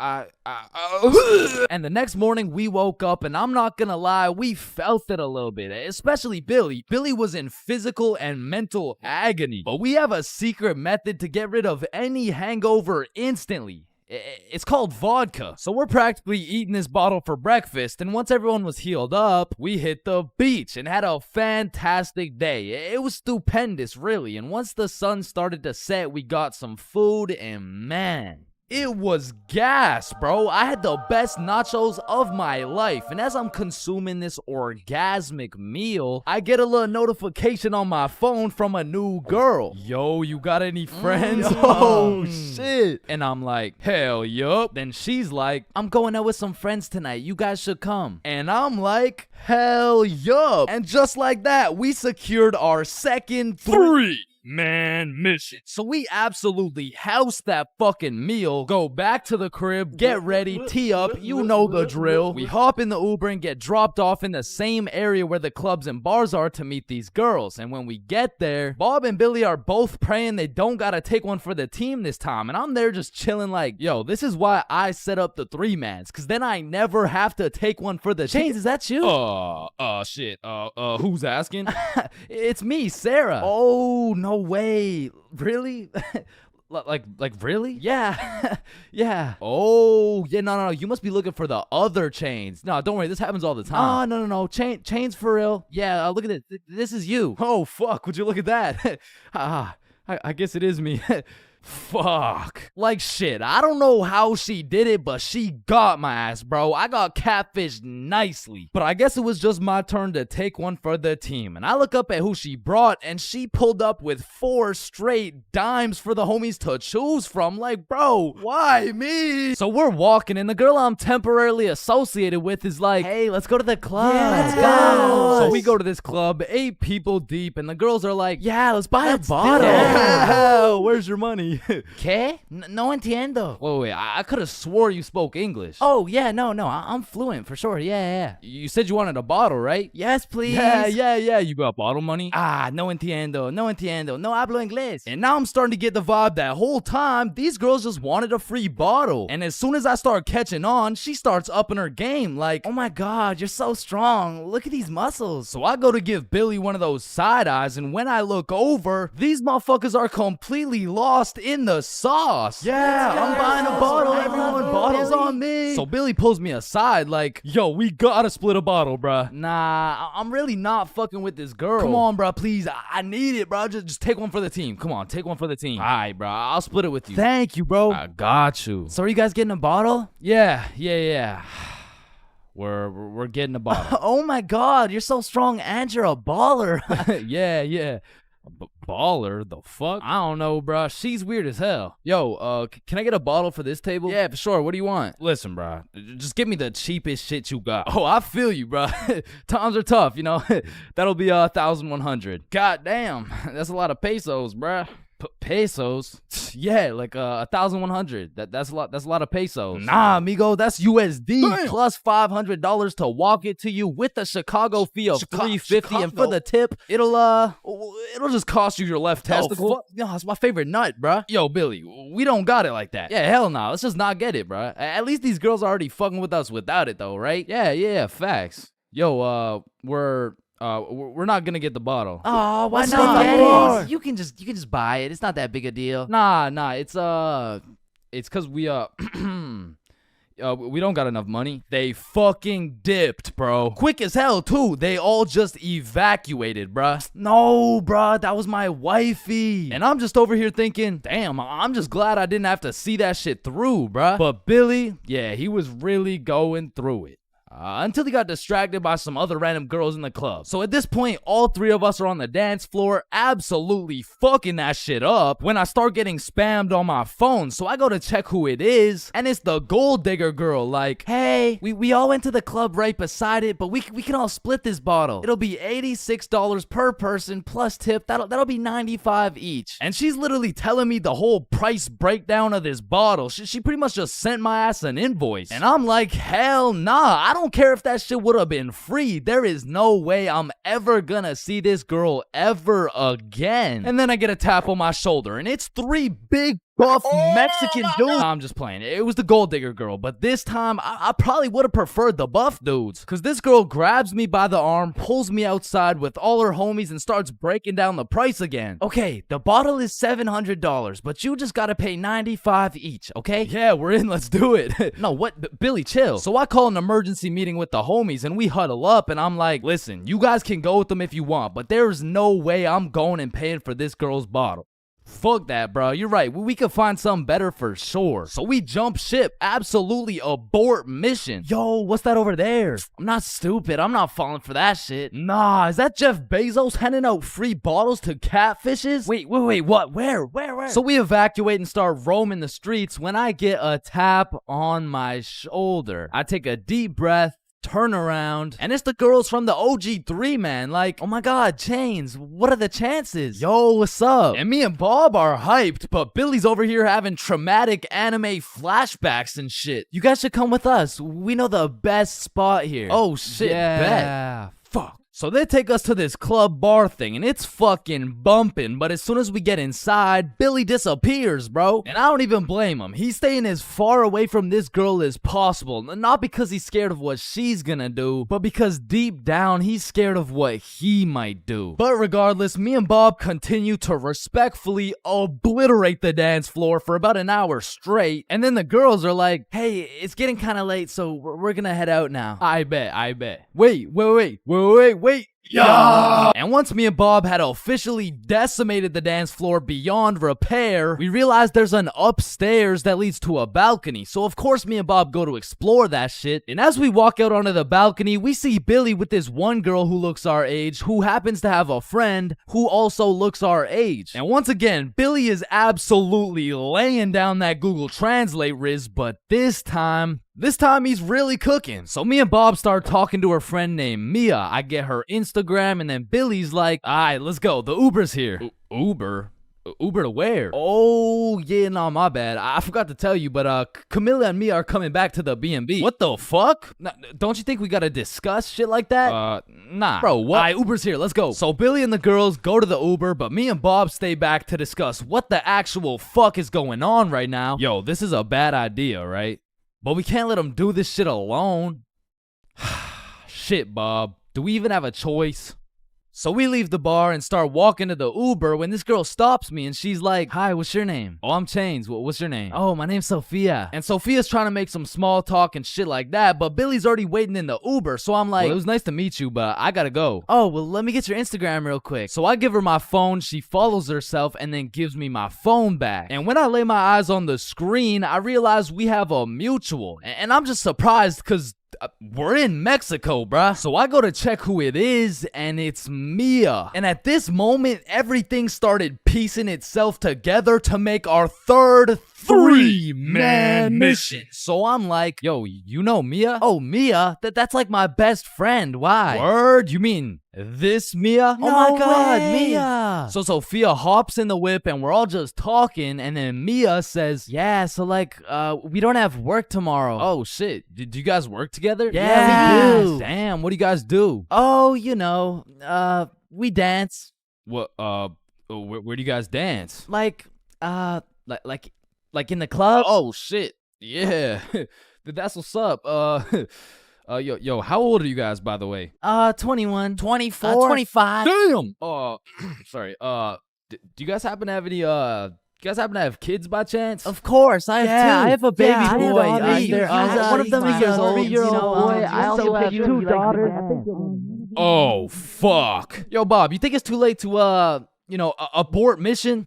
And I don't know how, but none of that information seemed to faze Billy in the slightest. Cause now he's out here making out with this girl like, fuck them kids, bro. And the whole car ride, I'm just thinking, what the fuck is going on, bro? But soon enough, we arrive. We all hop out of the whip, go to our B&B, put in the code for the lockbox, get the key, unlock the door, and go inside. Now for context, the crib had 2 couches and a master bedroom. And that bedroom is where I used to sleep, and I say used to because as soon as we got to the B&B, Billy and Camila went straight to my room and start playing patty cake loud as hell too, and so all of us are just sitting on the couch like hola ¿Cómo estás? Fuck. And this motherfucker Billy was just making up for every single time he had to take one for the team. And after the longest 20 minutes of my life, Billy walks out of the room smiling from ear to ear like, what? Well, why's everyone looking at me?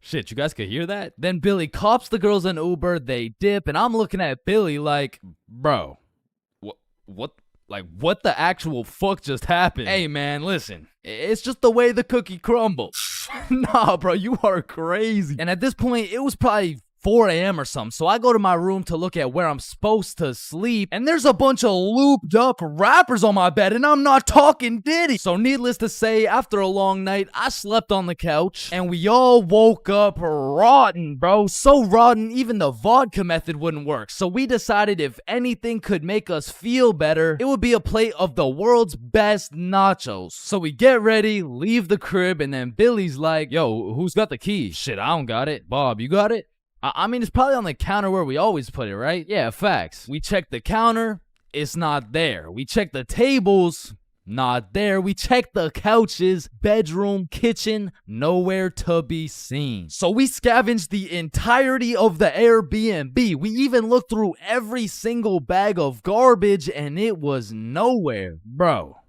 did those girls finesse our key? Nah. Camilla wouldn't do some shit like that. She would, bro. You don't even know her. No, she wouldn't. How would you know her? You don't know her, bro. I know her better than you know her. All right, chill. Mia texted me. She said, let's go to the pool today. Oh, shit. Camila texted me the same thing. Damn. And in my head, I'm thinking about it, and I'm putting everything together. Shit. Are you thinking what I'm thinking? I think so. These girls stole the key and invited us to the pool so the crib would be empty so they could get 3 big buff Mexican dudes to pull up and loot the crib. Fuck, I knew it. Damn, she got my ass, bruh. So hell no, we didn't go to the pool with them, and for the next few days, we were on high alert. We would only leave the crib in pairs, and one dude would stay back, strapped up with kitchen knives, ready to take on 3 big buff Mexican dudes. Pause. Until it was Monday, the night before our flight home. So we're packing everything, getting ready to go home, and I hear Billy shout, Chains? Yo, what's up? Yo, guess what I got, bruh? Chlamydia? No. Gonorrhea? What? No. Herpes? No, it's in my suitcase. Your suitcase got herpes? No, it's the key. How the fuck? I don't know. Yeah. Man, I don't know about y'all, but for me, having an older brother is like, oh, chin check. Damn, bro, El Chin, am I right?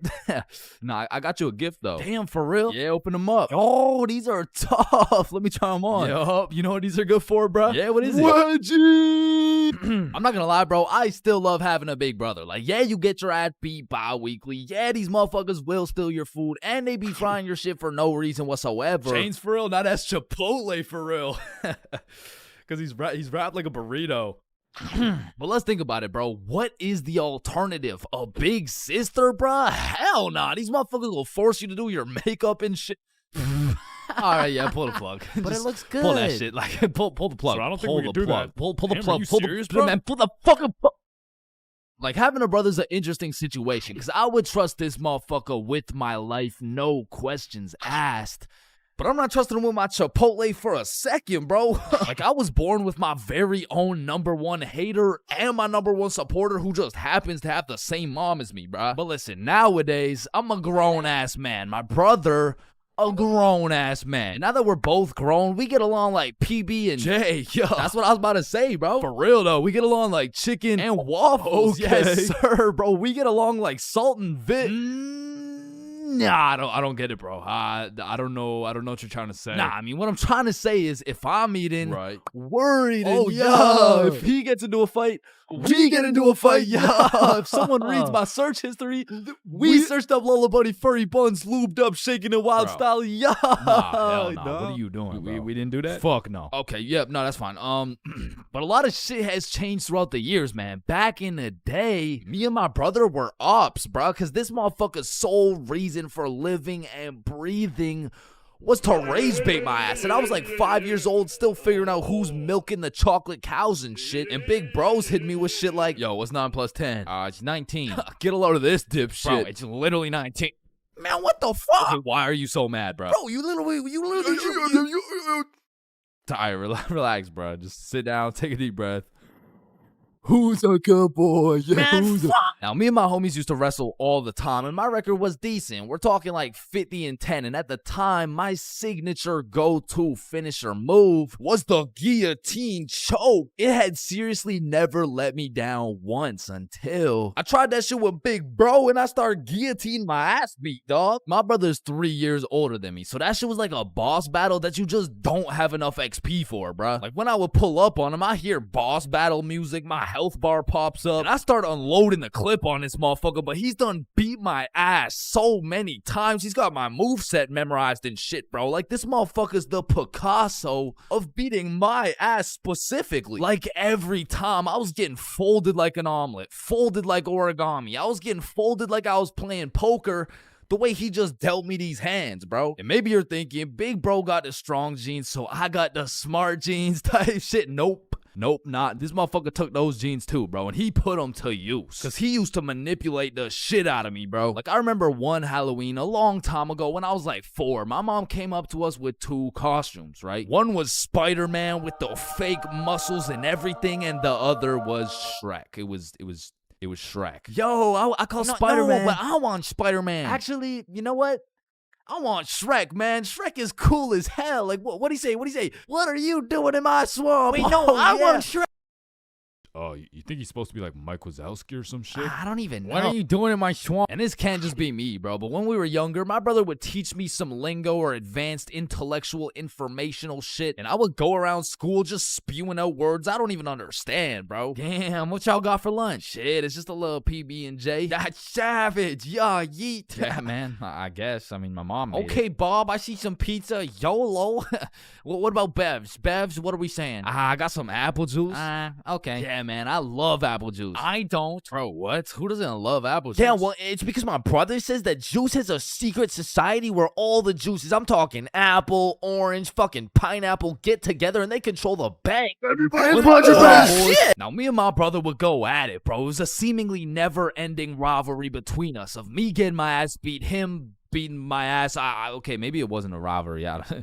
Shit, I think I was getting bullied. But one day when I was 7 years old, everything changed for both me and my brother when we got a stepsister, bro, because she was annoying as fuck.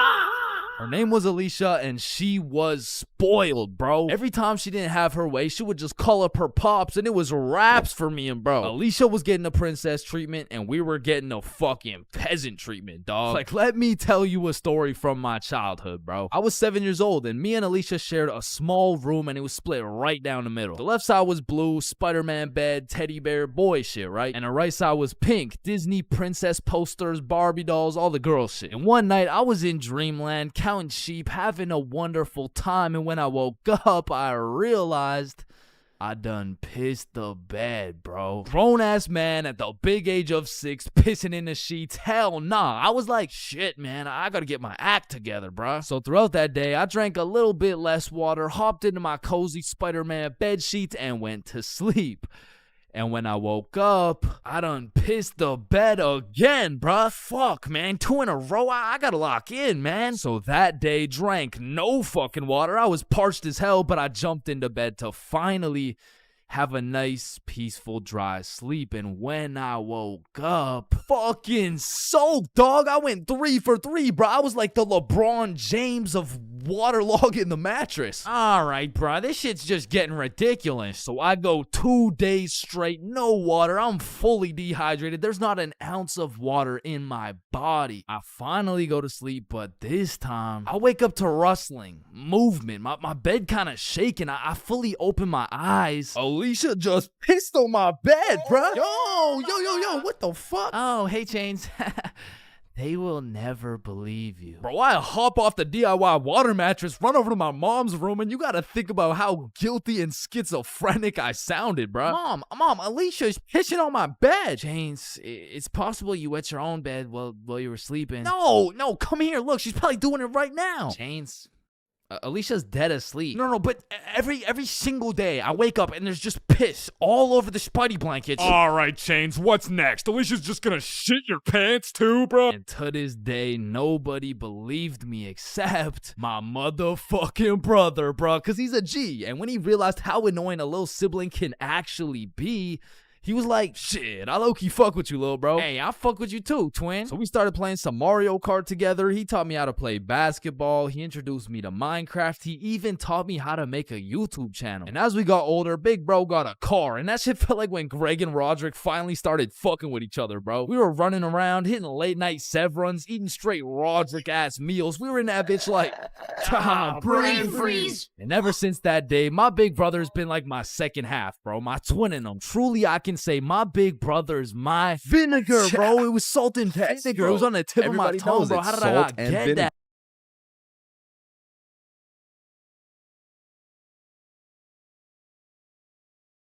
What are you doing in my swamp? Alright, listen, I'm creating something I like to call the internet. Yo, what does it do? On the internet, people are going to be able to search up literally any question they have. They're going to be able to watch videos for educational purposes. And the craziest achievement yet, you can communicate with literally anyone across the entire world. Bro, this is going to change the world. Bro, I'm not gonna lie, the internet is 100% one of the greatest inventions of all time. Like, that shit's up there with the light bulb, the airplane, the Testacuzzi. Like, they're all groundbreaking inventions, but the internet just has to be number one, bro. Like, imagine telling a caveman you had a magical box where you could make anything pop up in 2 seconds. Yo, Caveman Dave, I got a magical box where you can make anything pop up in 2 seconds. Oh, shit, cool. Do you know her or something? No, Dave, get the fuck. Now, Caveman Dave absolutely dicking down the computer monitor seems stupid, barbaric, uncivilized, you know? Like, who's gonna tell, bro? They're just pixels on a screen, am I right? Facts! Yo, Caveman Dave is a dumbass! Facts! Yeah, no, let me see your search history. You know, we don't gotta do all that. You know, oh, okay. Monstrous KFC mukbang. I like KFC. Fat motherfuckers eating a lot of food. I was hungry. Yo, big butt booty Latina oiled up, shaking that diggity dump truck, dog. What are you searching? Okay, listen, like my finger slipped. Yeah, bro. 2025 is the weirdest time to have access to the internet, and that's just cause everybody has that shit. Like, I got it, you got it, my grandma's got it, Kanye's got it. Man, you and your grandma. Kanye still got it. And I fucking hate so every thing, and I'm done. Okay, yeah, well, not anymore, but I don't know if it's just me, but recently the internet has been getting more and more out of pocket, bro. Like, I'll be having a fantastic day, just chilling, until I pull up Instagram and see some shit talking about, imagine your car declines at the abortion clinic and the doctor start nutting in you. Yeah, this motherfucker's never getting a job, bro. Like, his digital footprint's up there with fucking Kanye, bro. Hell nah. Alright, his shit isn't yay bad, but imagine dude trying to apply to a university like, yes, sir, this has been a dream of mine since I was a little kid, and I've spent thousands of hours studying, and it would be an absolute pleasure to join your program. Wow, that's amazing. And it seems like your GPA is a perfect 4.0, and man, your volunteer work is nothing short of impressive. I mean, building an entire village in Africa with your bare hands, I mean, geez, that's good stuff. Yeah, thank you, sir. Yeah, now, I do just have one last question. Yeah, anything. What would happen if your car got declined at an abortion clinic? Oh, holy shit, is that Girthy Dishwasher 97? Yep. Yeah, that's me, bro. Yo, most relatable content on Instagram, I swear. Yo, actually, I really never get the credit that Yeah, just put the fries in the bag. Oh, okay. And speaking of getting a job, you ever seen a kid under 7 years old post literally anything on Instagram? Yo, the comment section has a field day, bro. Like, the video will be of a kid who's just barely on the brink of gaining consciousness, and the comments are talking about, get a job, little motherfucker. Somebody get bro some fentanyl. I'm gonna touch you in places you ain't even know existed, little motherfucker. Like, bro, stop touching these 6-year-old kids and touch some grass, dickhead. Yeah, but I'm not gonna lie, as a motherfucker who draws stickman for 16 hours a day, I really gotta start taking some of my own advice, bro. Wait, what's your advice? Oh, I mean, stop touching these 6-year-old kids. You touch 6-year-old kids? I'm talking about Gurgi Force. Chains, you know the drill. God damn. Bro. Even these motherfuckers have the internet, bro. Like, what could you even possibly be posting? Oh, shit. Yeah, nah. We gotta start banning motherfuckers from the internet, bro. And I think we should all do a poll for the first person to go. You know, like, take your time. And, oh, shit. Okay, never mind. Votes are in.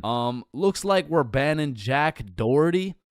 Why in the fuckity shit did you just ban Jack Doherty? You know what? ban his the last two, bruh. Actually, ban every single kid on the internet. Like, put down the Instagram reels, go outside and eat rocks like a normal kid before Gurgi Foreskin 445 fucks around and finds your IP address, bruh. Cause there's a lot of weird motherfuckers online, especially considering the impending gooner epidemic of 2025.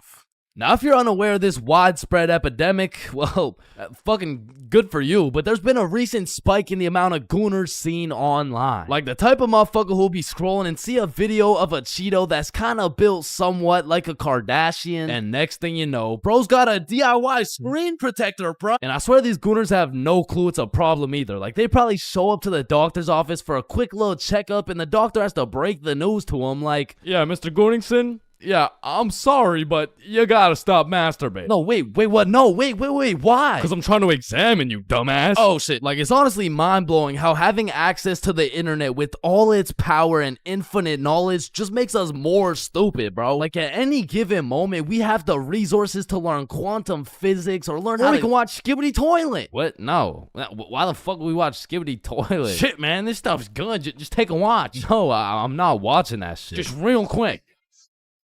Yo, why are you recording me, bro? We're filming a YouTube video, dumbass. Oh shit, yeah, you're right. So I was saying there's a lot of people nowadays addicted to the internet and shit, like that guy over there. Where? Bro. What? Oh shit, yeah, what I was saying was, back in the day, the internet was just for shit like cute cat videos and cool math games and shit, but nowadays, the internet has everything your brain craves. Like, it's got food for you, it's got friends for you, it's funny, it's educational, bro, it has Cheetos built like Kardashians, bro. And as if the internet having everything we ever needed wasn't enough, these motherfuckers invented AI, bruh. Now, maybe it's just me, but this AI shit is getting a little too good, bro. I mean, when ChatGPT first came out, I was using that bad boy for all kinds of shit. Whenever I couldn't do my homework, ChatGPT. When I forgot a recipe, ChatGPT. When I couldn't get a girlfriend, cry myself to sleep. And then ask ChatGPT. Like, back in the day, I was using that shit to fix all my problems. But nowadays, nowadays I just be using it to spend quality time with, bro. Holy shit, this guy's a gooner if I've ever seen one. And no, I'm not a fucking gooner, bro. I'm just spending some time getting to know my homie Mr. GPT. Because when the day comes and that motherfucker and his AI homies decide to take over and kill the entire stickman race, you're gonna be getting your shit annihilated, bro. And I'ma just be like, yo, GP, you don't gotta do this, bro. Remember when we used to talk about our feelings together and I used to send you line art of sexy Squidward and shit like, hot, you fucking gooner. And honestly, I feel like the people are less scared of the robots taking over the entire world and they're more scared of them taking their jobs. But I'm gonna keep it a buck. I cannot relate, bro. Like, AI could never do the shit I do. AI could never do the shit I do. Wait, what the fuck? Wait, what the fuck? Who does this bum think he is, bro? Who does this bum think he is, bro? Like I mean, yo, alright, that shit doesn't even sound like me, bro. Yo, that shit doesn't even sound like me, bro. So you want to copy everything, huh? Yeah? Yeah, you sure you want to do this? Yeah, you sure you want to do this? Yeah. Alright, let's go. I like little kids. Yo. Like, you loading or something? Like, what's going on? You gonna repeat it, or, you know? Undercover police has Vaj back. Yo, I just got robbed by a gay homeless dude in Japan. Who's with me? You know, like anyone. Anyone. Yo, is this not relatable? Bro, ain't no fucking way. Nah, bro. How the fuck does that even happen? Not again, bro. Now, I'm not gonna lie. Japan is one of the safest countries in the entire world. And apparently there's only 3,065 homeless motherfuckers in the entire country. So in order to get robbed by a homeless dude in Japan, you either need to be unlucky as fuck or just a complete dumbass. But way back when this story took place, I was a certified dickhead, bruh. At the time, I had the critical thinking skills of a newly born chimpanzee mixed with the spatial awareness of a fucking Joe Biden on top of the decision-making skills of Joe Biden's son. So So with that being said, this story takes place way back a few weeks ago when me, Bob, and Billy hopped on a flight to Tokyo. And as soon as we arrived in the city, we started absorbing all that food, bro. Sushi, ramen, fucking cow testicles, you name it, we ate it. And after an entire week of decimating every last crumb of food in Tokyo, we thought, well, that was fun. I guess it's time to go home. Yeah, I guess so. And as we're ready to pack it up, we overhear a few people talking. Oh, hey, konnichiwa. we come from the United States of America. How do we go to Osaka? Yeah, man, Osaka has some of the best food in Japan. Just take this train right here and you're there. Wow, you're English. Very good. I'm from Washington, dipshit. Oh, I see. Washington dipshit. Is that Chinese or... Holy shit, did you hear that? Yeah, no, that guy's fucking clueless. No, I'm talking about Osaka. Apparently the food's even better over there. Oh shit, yeah, but don't you think we had enough food already? I mean, shit, we are in Japan. Fuck it, bro, let's go. So we hopped on the train and got off in Osaka. And like the certified fat asses me and the boys are, we were looking around for some food. And the moment we seen all-you-can-eat Wagyu beef for just 30 bones, we all knew what had to happen. We walked in that bitch and wasted no time. We were running through that meat like Tiana Trump in her prime. Cause sometimes we were burning the meat, sometimes we were taking it raw. But at the end of the day, the meat filled us up and made us happy. So we thanked the owner, left the shop, and headed back to our hotel. And man, I was full as hell. For like an hour, and then I was like, yo, who's trying to get some more food? The fuck? Bro, we just ate a whole goddamn cow. Yeah, we did. Like, we probably just canceled out the life work of 5 vegans in one sitting. Tight shit. And it's already like 8 p.m., bro. It's dark as hell. Well, I'm gonna go out anyways. You know why? Why? Cause we in Japan. Man, get your fat ass out this goddamn hotel. So I got my fat ass out the goddamn hotel and started walking around. And all I took with me was my phone, the key to the hotel, about $100 worth of yen, and a smile on my face, knowing I had never in my life been robbed by a gay homeless dude in Japan. But little did I know, all that was about to change on this wild ass Friday night. Now, if there's one thing I learned about Japan, is that everyone there is very kind, extremely polite, and a raging alcoholic. I'm talking they clock out of work at 6 p.m. and they clock into the bar at 6:02, and they don't leave until... they don't leave until it's time to go back to work, bruh. Because the Japanese people work hard, but their liver works harder. But regardless, I'm casually walking through the city when I hear someone yell from across the street. Yo. So naturally, I'm like, yo. And they're like, come here. And I'm like, shit, okay. So I walk across the street and see 3 individuals posted outside this little bar shop thing like, yo, I'm Yuto. This is Emi. This is twin sister Shigo. Hey, it's my first day working here. Come inside, come inside. Shit, I don't know. I'm just trying to get some food somewhere tonight in Osaka. I don't know if it's like... You want Osaka fucking night food? Yeah, I mean, I guess I want Osaka fucking night food. Read the sign. Osaka fucking night food. Oh, okay, yeah, fair enough. Shit, I mean... know what? Come get shots. I pay. Shit, we in Japan. So they take me inside and everyone there is just happy as fuck. They got Rihanna playing on the speakers, dudes bringing out shots, and the chef was turning up so hard, dude started twerking, and damn, that boy was cooking. Bro, what? Shit, I mean, like, he was cooking with the food, like... Man, fuck. But the vibes were just so good and inviting that I felt like I just got welcomed into this Japanese family. And so we all cheers and take the shots. And now I'm drinking. And I'm drinking with only one goal in mind. And that's to keep up with my newly found Japanese family. And so to prepare my stomach, I get me some Osaka fucking night food. And it was scrumptious. But as I'm slurping up this kebab, I see Emmy come back with 3 more shots. And she's like, you want one? Shit. We in Japan. So we take the shots and I'm talking to Emmy, and one way or another, we start talking about our alcohol tolerance. Yeah, I'm not gonna lie, it takes a lot for me to get drunk. Not as much as me. Whoa, is that a bet? Yeah, it is. Bitch. So we're drinking everything in sight. Vodka, soju, sake, tequila. It's a competition. Now, I made the bet in the first place because I'm twice her size. But one thing I forgot to account for was the fact her entire lineage had been training generations for this very moment. So she's taking these shots to the face like... Well, shit, like Tiana Trump in her prime, and I'm going shot for shot with her. And after taking about 8 shots, I was feeling it, bruh. Yo, let's go play darts. I mean, I never really played darts in my life, but shit, we in Japan. So we pull up to a darts bar, just me, Emmy, and Yuto. And I had never played darts a day in my life. But you ever just try some shit and you're just inherently good at it? Yeah, right?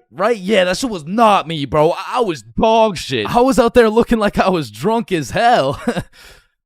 I was drunk as hell. Because in order to play, each person had to buy a soju. So now I'm about 12 shots deep, throwing darts, trying to hit a circle the size of a pea while this little Japanese girl's pushing me and shit. Because to her, this was a game. To me, this was survival. Because every time you lose, you gotta take a shot. And if I keep taking shots like this, these shots about to start taking me, bruh. And sure as hell, I lost the first game. I took my shot and Emmy's like, how drunk are you right now? And I can't let her know I'm losing this bet. So I'm in that bitch like, drunk? Nah.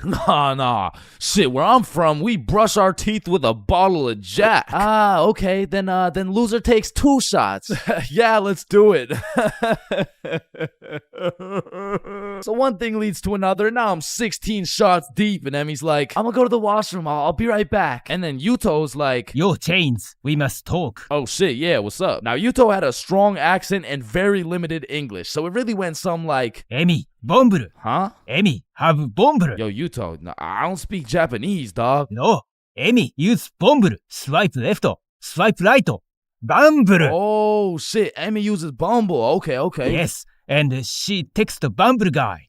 Come here. Oh hell nah, bruh. I'ma have to abort mission. Me too. You too? Hi, Emi to you, daddy. Fuck, Emi. Oh shit, facts, let's do it. So we sneak away to the elevator and we're spamming the up button trying to leave and this shit is just not coming, bruh. So we both peek around the corner to see if she's coming and she notices us. Oh shit, guys, we're leaving? Yeah, we are leaving.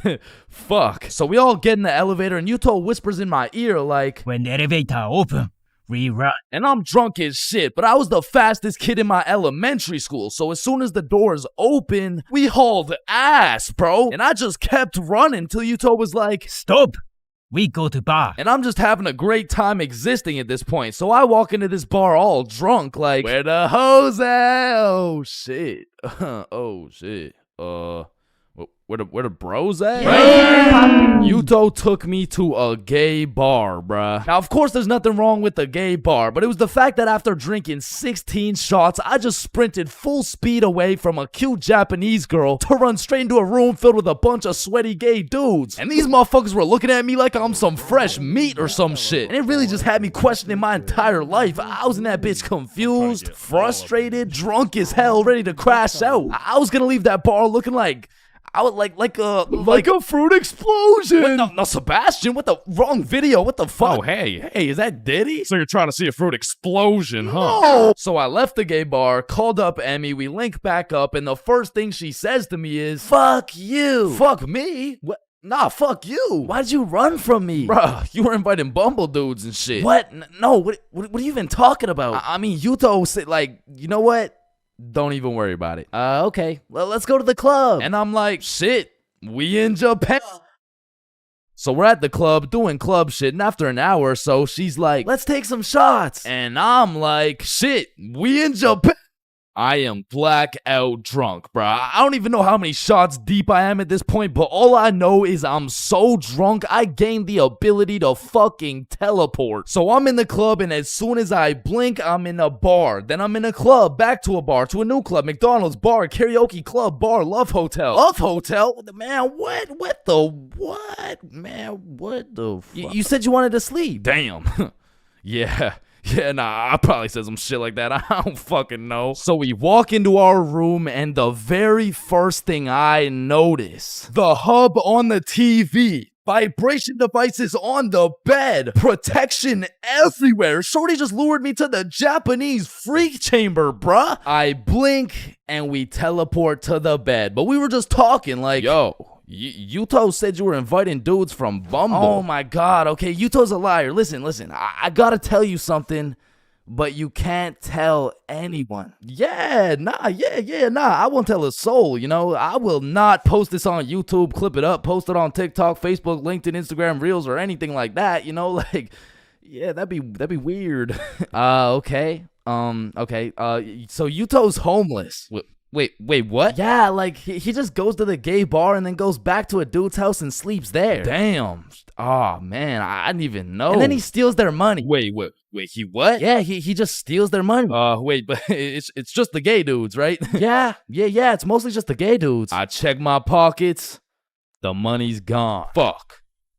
You said it's only the gay dudes. Yeah, nah, he just steals from the gay dudes. Fuck, I want to go home, bruh. So I leave the Love Hotel, and at this point, the sun is coming up, and I'm still drunk as hell, walking like a zombie. I pull out my phone to go use Google Maps, and that shit dies, bro. So now it's just me and my last few brain cells trying to make it to my hotel before I pass out. And I'm stepping over Japanese motherfuckers blackout drunk sleeping on the sidewalks thinking I can't end up like them, but honestly, I have no clue where I am, no clue where the hotel is, and no clue what time it is. And after what felt like hours of aimlessly walking around, I blinked and I fell asleep, bruh. And when I woke up, I was in my bed. I genuinely don't know how, who, what, when, or why, but shit, I wasn't complaining. But by the time I got out of bed, it was 6 p.m. and I didn't remember shit. I had to go through my camera roll and piece everything together like The Hangover. But at least that Friday night, I learned a very valuable lesson. Don't try to outdrink the Japanese motherfuckers, bro. You'll lose every time.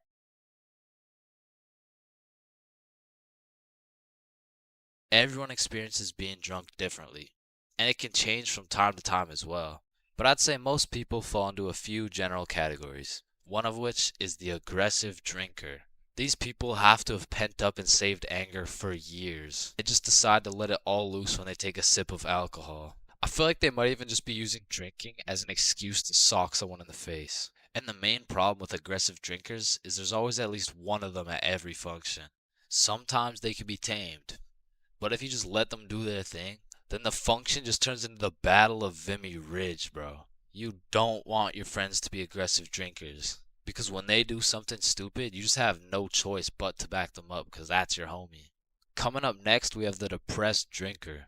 I know lots of people who are usually happy and energetic, but when they start drinking, all of a sudden they think I'm their therapist or something. Like, of course I want to help my boy if he's in his feels, but I'm hammered too, bro. I can't help you get your ex back.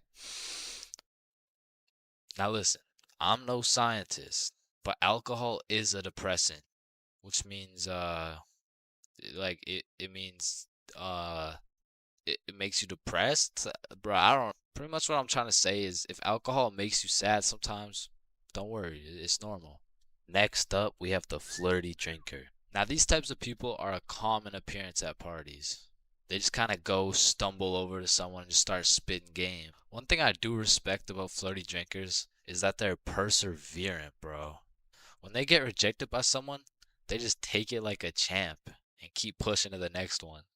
Usually flirty drinkers go rotate around the party and try for their first few contenders, but eventually at the end of the night, flirty drinkers will end up attracting other flirty drinkers, then boom, everyone's happy. And come on, everyone knows the I love you guy. Man, I love you, man. Nah, like, I don't think you understand. Like, I really love you, man. And whatever you need, I got you, bro. And I just really love you, man. Bro, who the fuck are you? And of course, we got the designated driver. Next, we got the loud one. Hey, bro, sometimes the alcohol just makes people talk way too loud. In some settings, it'll slide. But in other settings, at parties, these are usually the type of people to be in the mosh pits, because they're always super high energy, and sometimes they can be kind of annoying. Man, who would be this type of drunk, am I right? Alright, it's me. And if anyone else is this type of drinker, I know you can relate. When you wake up the next morning, not only you get hit with the hangover, but your voice is just completely gone. And I'm not even usually a loud person. But man, alcohol just works its magic and has me yelling like Kais and Nat. Hangovers being this type of drinker has to be one of the worst. I guess next to aggressive drinkers, you know what I'm saying? Anyways, we're moving on. You also might have encountered the philosopher. I couldn't tell you why, but for whatever reason, after taking 5 shots, some motherfuckers just become a philosopher, bro. They just have philosophical questions coming out of nowhere. And they low-key be spitting too. Hey man, love doesn't even exist, bro. It's all just an illusion. Love is just a chemical reaction that occurs in your brain that was programmed to make us inclined to reproduce. Next up, we have the OD, overdrunk. This is the 7th and final stage of being drunk. If you've seen the 7 stages of drunk video, you'll know exactly what I'm talking about. But some people are just prone to drinking way too much, and somehow they always find themselves blackout drunk. But yeah, there's not much to say. They're pretty much just unconscious. And of course, we have the chill drinker. These people are just pretty neutral. They just be talking at a normal volume about normal stuff. And honestly, these people are just overall enjoyable to be around, especially when you're drunk. Let me know in the comments if I missed anything, and also let me know which type of drinker you are. Man, family functions have the weirdest dynamic, bro. Like, how have you known these people your entire life, but have still never gone past a surface level conversation? I mean, let me know if it's just my family, but every function is the same. The whole gang links up, and everyone just asks the most generic small talk questions to each other. Hey, how's that new place you bought? Oh, yeah, it's good. And how's the kids doing? Oh, they're good. Oh, and how's the wife? Man, fuck your wife.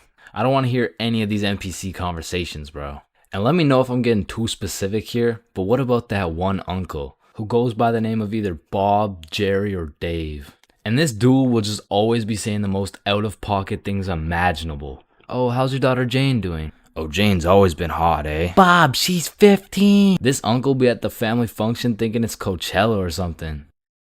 Bob, another beer's a little bit excessive, don't you think?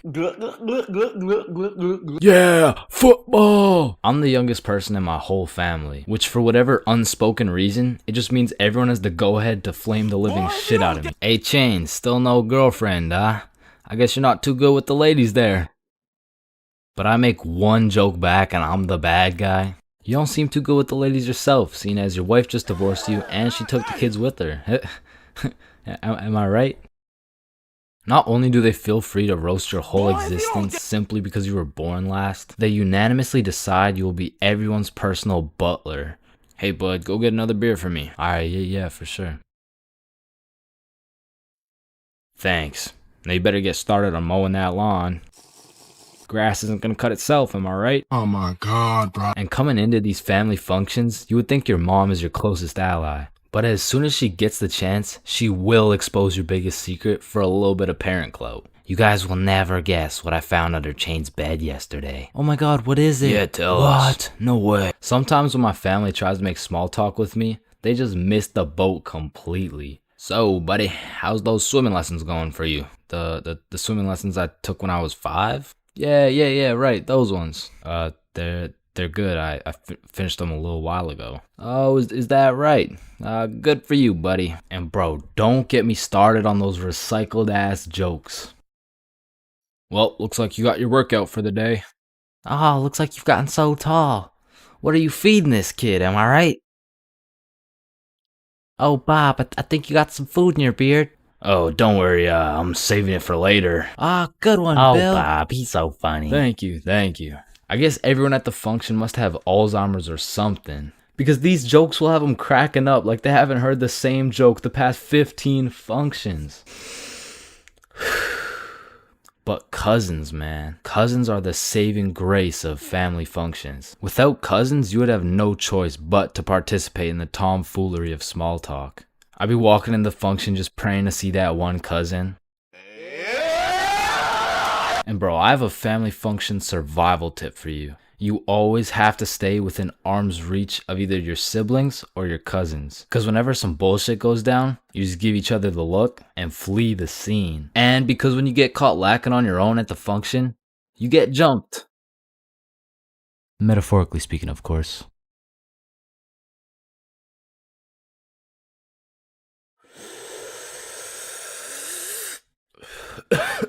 Space isn't empty. It contains everything that exists. Hey bro, you think this mirror's good? Nah, it's in used condition. What do you mean? Walmart doesn't sell used mirror? Oh, we're using it right now. Damn, I've been hitting this joint for way too long. I should probably pass it to the next person. You ever thought about how most of the sky is actually below our feet? No, it's right up there. Holy shit. Okay, guys, I'm gonna be your waiter for tonight. Just give me a second and I'll be right with you guys. We are the waiters. Bro, what are you talking about? No, think about it. If we're waiting for the waiter, then we are the waiters. Hey, nice belly button, bro. Hey, thanks, man. Your belly button is really your old mouth, by the way. What the fuck? Yo, is your thumb even a finger? Fuck, man, I don't even know. It's kind of just a thumb. So if your thumb isn't a finger, then there is no middle finger. Hold up.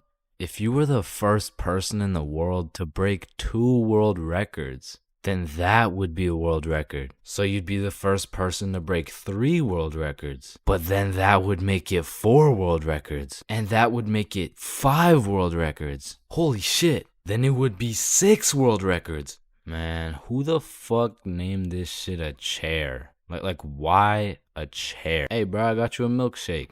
Oh, thank you, man. Does a straw have 1 hole or 2? Obviously it's 2. No, but what if it's just like 1 long hole? What's the point of life? If you get a bigger bed, you have more bedroom, but you have less bedroom. You know, like bedroom, like.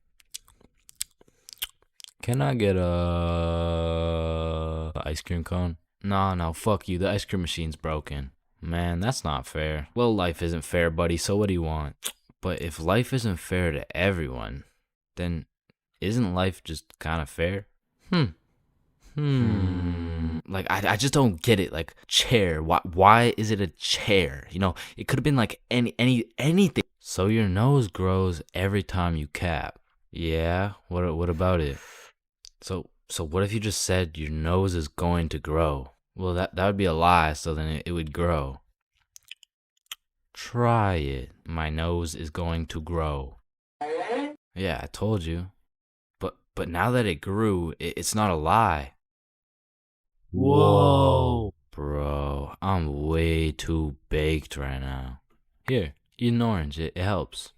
Nah, hold up. Are oranges named oranges because they're orange?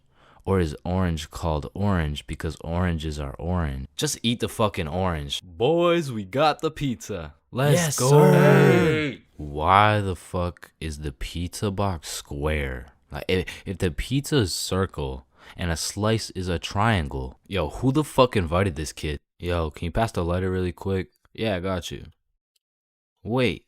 When you light your lighter gets lighter until your lighter is so light that your lighter won't light. Damn, that motherfucker's spitting right now. It just seems weird. Like, why the fuck is it a chair? Bro, when I was in middle school, every time I would walk by the high school, the freshmen deadass looked like adults to me, bro. The sophomores looked like tax-paying citizens. I saw juniors as grown men with a wife and kids, and seniors, bro. I couldn't tell the difference between a senior and a senior citizen, bro. And that's because in grade 7, I saw me and all my homies as fully developed, mature, and respectable humans, and that was simply cap. Because now when I look back at a picture of us in grade 7, I see a bunch of little babies, bro. Yada, yada, yada. What does this have to do with stealing a guy's vape? We stole a vape from a senior in high school, and we were in grade 7, bro. And when I say we, I mean Billy.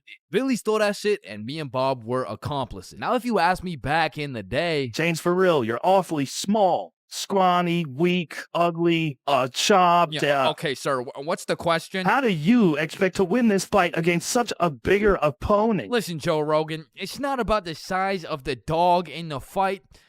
It's about the size of the fight in the dog. Thank you very much. Thank you. And then I saw Jake Paul versus Anthony Joshua, bruh. Okay, guys, so I'm not doing this fight. I quit. I'm retiring. Because I don't care how many years of karate, taekwondo, pad thai, jujitsu, or teriyaki a kid takes.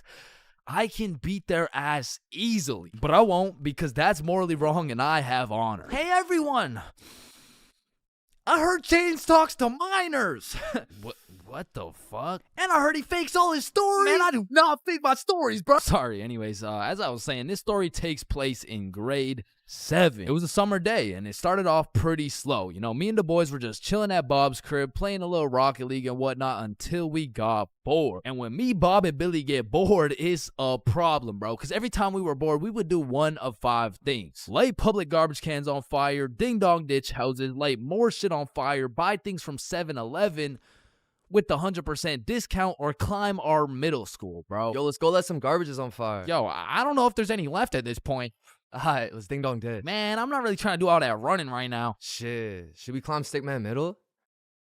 Yes. So we pull up on a scene, shiesties activated. We scan the area for witnesses, nobody. We identify all security cameras and move forward with the plan. So, Stickman Middle rooftop was about 20 feet up, far too high to reach. However, it had a playground with one of those spiderweb johns, and this playground was fenced off, and this fence is what we call the method. So one at a time, we climb up this metal fence, stand on top of it so we were just tall enough to jump and grab the roof, and we pull ourselves onto the rooftop. So Bob and Billy got up first. I jump and get my hands on the rooftop, pull myself up, and the view was insane, bro. Sun setting and everything. So me and the gang are sitting on the roof of our school. Bob brought some of those good old sweet heat Doritos, and we have ourselves a nice little romantic afternoon. When all of a sudden a car pulls up to the courtyard. A dude hops out of the driver's seat. 3 girls hop out of their whip. They're probably 19 or 20, and one of them looks up like, hey, what the fuck? Hey. Yo. Oh, shit. How'd y'all get up there? Shit, it's easy. I mean, we just climbed this fence. You want to try? Yeah, okay, yeah. What do I do? You just gotta stand on the right side of the fence. Okay. Which side's the right side? It's the opposite of left. Is this guy retarded? Oh, okay, yep, okay, I got it. All right. Okay, now what? Okay, yeah, just bring your feet up to the little crossbar, but be careful. Careful? This shit's easy, man. I know a ton of 12-year-old girls who could do this. Right, okay.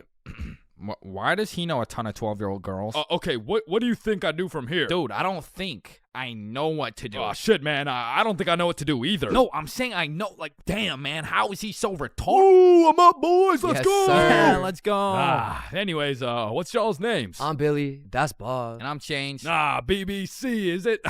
Yeah, my name's Cooper. It's nice to meet y'all. Yeah, nice to meet you, man. You want some Doritos? So he just abandons the girls down at the courtyard, and we go back to our spot, sit down, and Cooper's vaping and shit. Billy's bumming a few hits. And I'm not gonna lie, he was a nice guy. I mean, you could tell he had a good heart, but god damn did that motherfucker like yapping, bro. I think me, Bob, and Billy got off a total of 3 sentences, bro. And so I was telling her, if you mess with the bull, you get the horns. Damn, that's crazy. Bruh, for real? Dead ass? I mean, bro yapped the day away. The sun went down. It was getting cold, so Billy was like, yo, y'all trying to head back? Yeah, bro, it's getting cold. Yeah, yo, great conversation though, boys. Right. So we all climb down the roof, make it to the courtyard, and say our farewells. Peace out, See Cooper. you, bro. Yeah, y'all have a good one, man. We head back towards Bob's crib, and to get there, we gotta walk up this small path with a super steep uphill, and as soon as we get to the top of the hill, Billy stops. And he looks back. Yo, what's up? I should have taxed his vape, bro. What? Yeah, like I should have finessed his vape. That shit was nice. Bro, like you're not doing that. Let's go back to Bob's crib. Say I won't do it right now. Bro, you won't. Bob, you know I would do that shit. Keep it a buck. Alright, watch this then. So Billy, completely alone, walks back down the hill to the courtyard and starts talking to the dude through the driver's window. Yo, Cooper, you think I can have one more hit for the road, bro? Damn, man, you really came all the way back? You're a fiend, huh?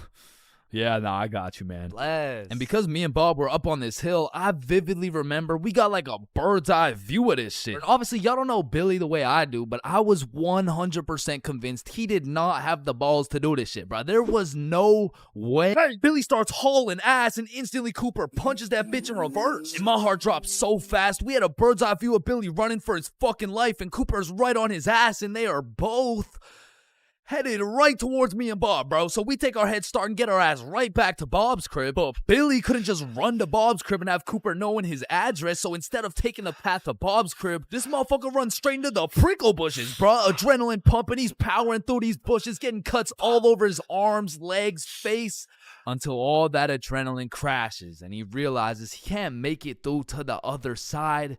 He was stuck. Oh, no. You fucking idiot! Come back down here and give me my fucking vape! So Billy walks back out of the bushes, walks over to Cooper, hands over the vape. The girls in the back are all laughing and pointing and shit. Billy's aura is decreasing by the second, and just as Billy cuts his loss and starts walking away... Hey, yo, come back. What? Bro, the coil's missing from the vape. You owe me $70. I know what school you go to, man. You got a week to pay me back.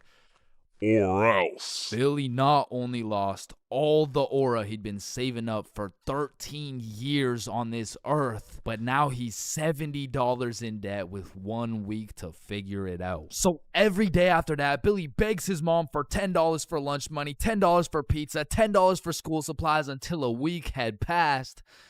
And Billy had his 70 bones saved up. So as agreed upon, me, Bob, and Billy are posted up in the parking lot 1 week after the incident, and just as expected, Cooper pulls up. And this time he's got like 4 shorties in the car. Like, genuinely, how the fuck? So Billy hands over his life savings. Cooper pockets that shit, and with the most shit-eating grin I've ever witnessed, he mutters, "Hey, look, it looks like we got some pizza money for tonight, am I right?" Yes, look at this dumbass. Billy got scammed, bro. He got his shit rinsed. $70 could have bought this dude like 3 whole vapes, but I mean, truthfully, that's karma. And the moral of the story is, don't steal from people, but more importantly, just don't vape, bro. Yo, Billy just posted his first YouTube video ever. Go check that shit out. Yes, sir. And I just posted a video of me and Chains talking about this story, the raw, uncut, unedited version. So click this link right here if y'all want to tap in. Click that shit. Stole that shit. That's what I do, nigga. Fuck, nigga, I stole that shit. Okay. Okay. Oh yeah, baby. Let's go. Let's go. Let's go. Now, I don't know why, but there's just some things we all did as kids. And it's not like any of these things actually make sense, but we just did them. Like, did you even have a childhood if you never dug a hole to China? Timmy, we're almost there. Yay, just 2 more minutes. I mean, kids are just some dumbasses, bro. Like, who's gonna tell little Timmy he's not digging through the Earth's core with this little rinky-dink ass shovel? But to be completely honest, out of all these dumbasses, I was probably the stupidest kid known to man. Like, I remember when I was 5 and I was taking my annual shower, you know, and all of a sudden I had realized I was a fucking superhero. It was just the way the water was flowing out of my fingertips. It was like nothing I'd ever seen before. And I was fucking hyped. I mean, from this point on, my new name was Waterboy. Wow. I was pretty fucking stupid, but not everything I did as a kid was completely impractical. For example, I know you used to run up the stairs on all 4s, bro. Like, this was just the most efficient way to get from point A to point B. I used to feel like a fucking cheetah going up those stairs. In fact, going up the stairs in this manner was so efficient, I asked myself, well, why don't people go down the stairs like this? And shit, I figured out why. Or bro, on a hot summer day, I would wait for my mom to whip out the fan, and as soon as she turned that bitch on, me and my brother would turn into the Migos. We were dropping hit after hit, like we were spending so much time talking into this fan, our mom was a little concerned. Raindrop, drip, drop top, smoking no cookie in a hot box, fucking on your bitch, yeah, cooking up dope from the crock pot. Hey guys, you've been there for 6 hours. I think it's time to... Ma, let him cook. Bad and bougie. Cooking up dope with the Uzi. Hey! And speaking of cooking, when Mama Chains would whip up some good old craft dinner, I had no choice but to put a piece of KD on each prong of the fork. Like, that shit just simply tasted better, bro. Or whenever I was walking on a sidewalk, I would strategically plan out each footstep to make sure I was not stepping on a crack. Now, the funny thing about this one is... I still do that shit. And I know some of y'all are gonna think I'm weird for that, but riddle me this. Who's gonna be laughing when your mom's in the ER with a broken back, bitch? Now, I feel like at one point or another in your life, you just had to check if the fridge light stayed on when you close it. It's really just a part of growing up. Like, one day you'll go grab some milk for your Honey Nut Cheerios and you'll be like, hey, wait a minute. Or what about when you were bored in the car and you start doing parkour with your fingers to the window? I used to hit some crazy combos and then I would go to finish it off with a backflip. Or have you ever fucked around in the living room and you broke a vase or some shit? Whoops. You know, you get a timeout or you receive a little whooping. Now, coming out fresh off that whooping, this shit could only go one of two ways. Either you bawl your eyes out and play with this fucking thing for hours, or you would plan to run away, bro. That was it. That was your only options. And I had a few of those moments where I was ready to dip. I would pack an apple and my trusty Minecraft sword for the trials and tribulations to come. And then I would look my sweet mother in the eyes and realize, shit, she's making mac and cheese tonight. I can't leave yet. And you have simply not lived if you never hid a DS under your pillow at night. Like for me, the Mario grind was 24/7. There was no sleeping. But I'm not gonna lie, I had some close calls trying to pull that shit off. Good night, Chains. Sweet dreams. Good night, Ma. Love you. Love you too.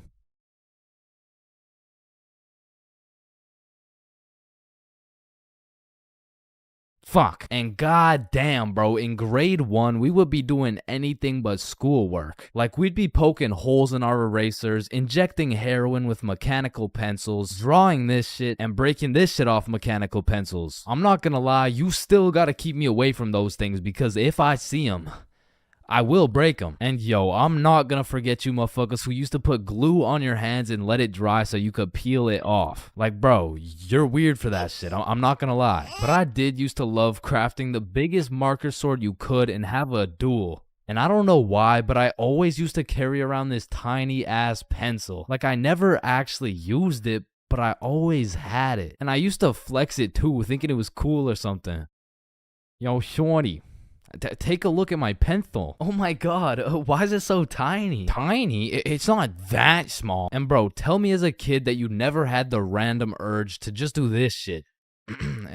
And you just stay there. I don't know why. And I'm not gonna lie, I have to contribute my entire professional stickman career to drawing on the windows as a kid. Like, Mini Chains was whipping up some masterpieces. They were on some Picasso level shit, which is exactly why you see this high quality stickman content.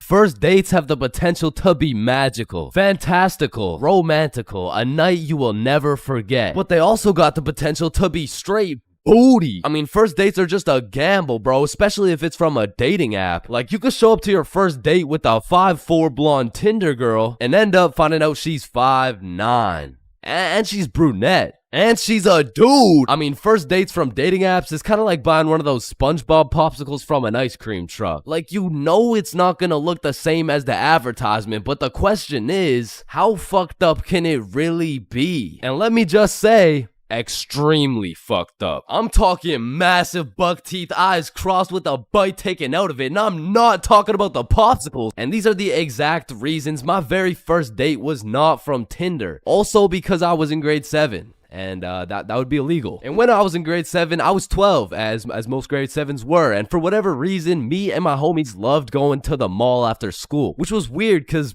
we had no money. So after another successful day of walking around and being too broke to buy anything, we walked back to the bus terminal by the mall. And as we walked up to our bus stop, we see these two girls waiting there. And the closer we got, the more familiar these girls started looking, until we realized one of them was in our class. And so we walk up to them like, yo, are you Kate? Oh shit, Billy Bob and Chains. What's up? Oh, nothing much. How are you guys doing? Oh, I'm good. This is Jessica. She's new to our school. Hi. What's up? Hello, Jessica. What brings you guys to the mall? Oh, nothing much. Just walking around and not buying anything because we don't have any money. Yo, us too. And so we all get on the bus and we're just talking and shit for a good 20 minutes until my stop comes up. So I'll pull the thingy, but before I get off the bus, I ask Jessica, yo, Jessica, do you Snapchat by any chance? Yeah, I do. Let me add you. What's your Snap name? And I remember I had some shitty ass username like, oh shit, it's MLG Pro Noscoper Illuminati confirmed. Yo, kid, get the fuck off the bus.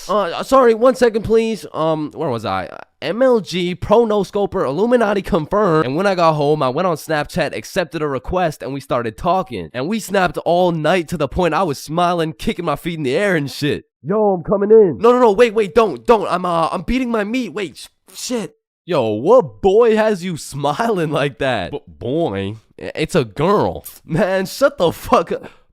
Oh shit, you're serious. Wait, so the whole time you were watching Powerpuff Girls? It just had a good plot. Okay, bro. Okay, so this is what you gotta know. And my brother started running me through the do's and don'ts of being in a talking stage. Alright, listen, don't text her too much, but don't text her too little. Don't talk to too many other girls. Yep, nope, that won't be a problem right there. Yep, I know, buddy. And you also gotta talk to her at school. So the next day at lunch, Bob, Billy, and I walk over to Jessica and her two friends, and we start talking again, and we make plans to go to the mall together. And boom, all of a sudden we started forming a little friend group. It was me, Bob, and Billy with Jessica, Kate, and Nikki. And we started hanging out damn near every day, hitting the mall, buying nothing, going to Nikki's house, doing nothing. But we had fun, and so inevitably, Bob and Kate start having a thing, Billy and Nikki start having a thing, and that just left me and Jessica. And so one late night, we're on Snapchat with my feet kicking in the air faster than ever, and Jessica hits me with a, so I've been thinking, well, I like you. I like you back. So...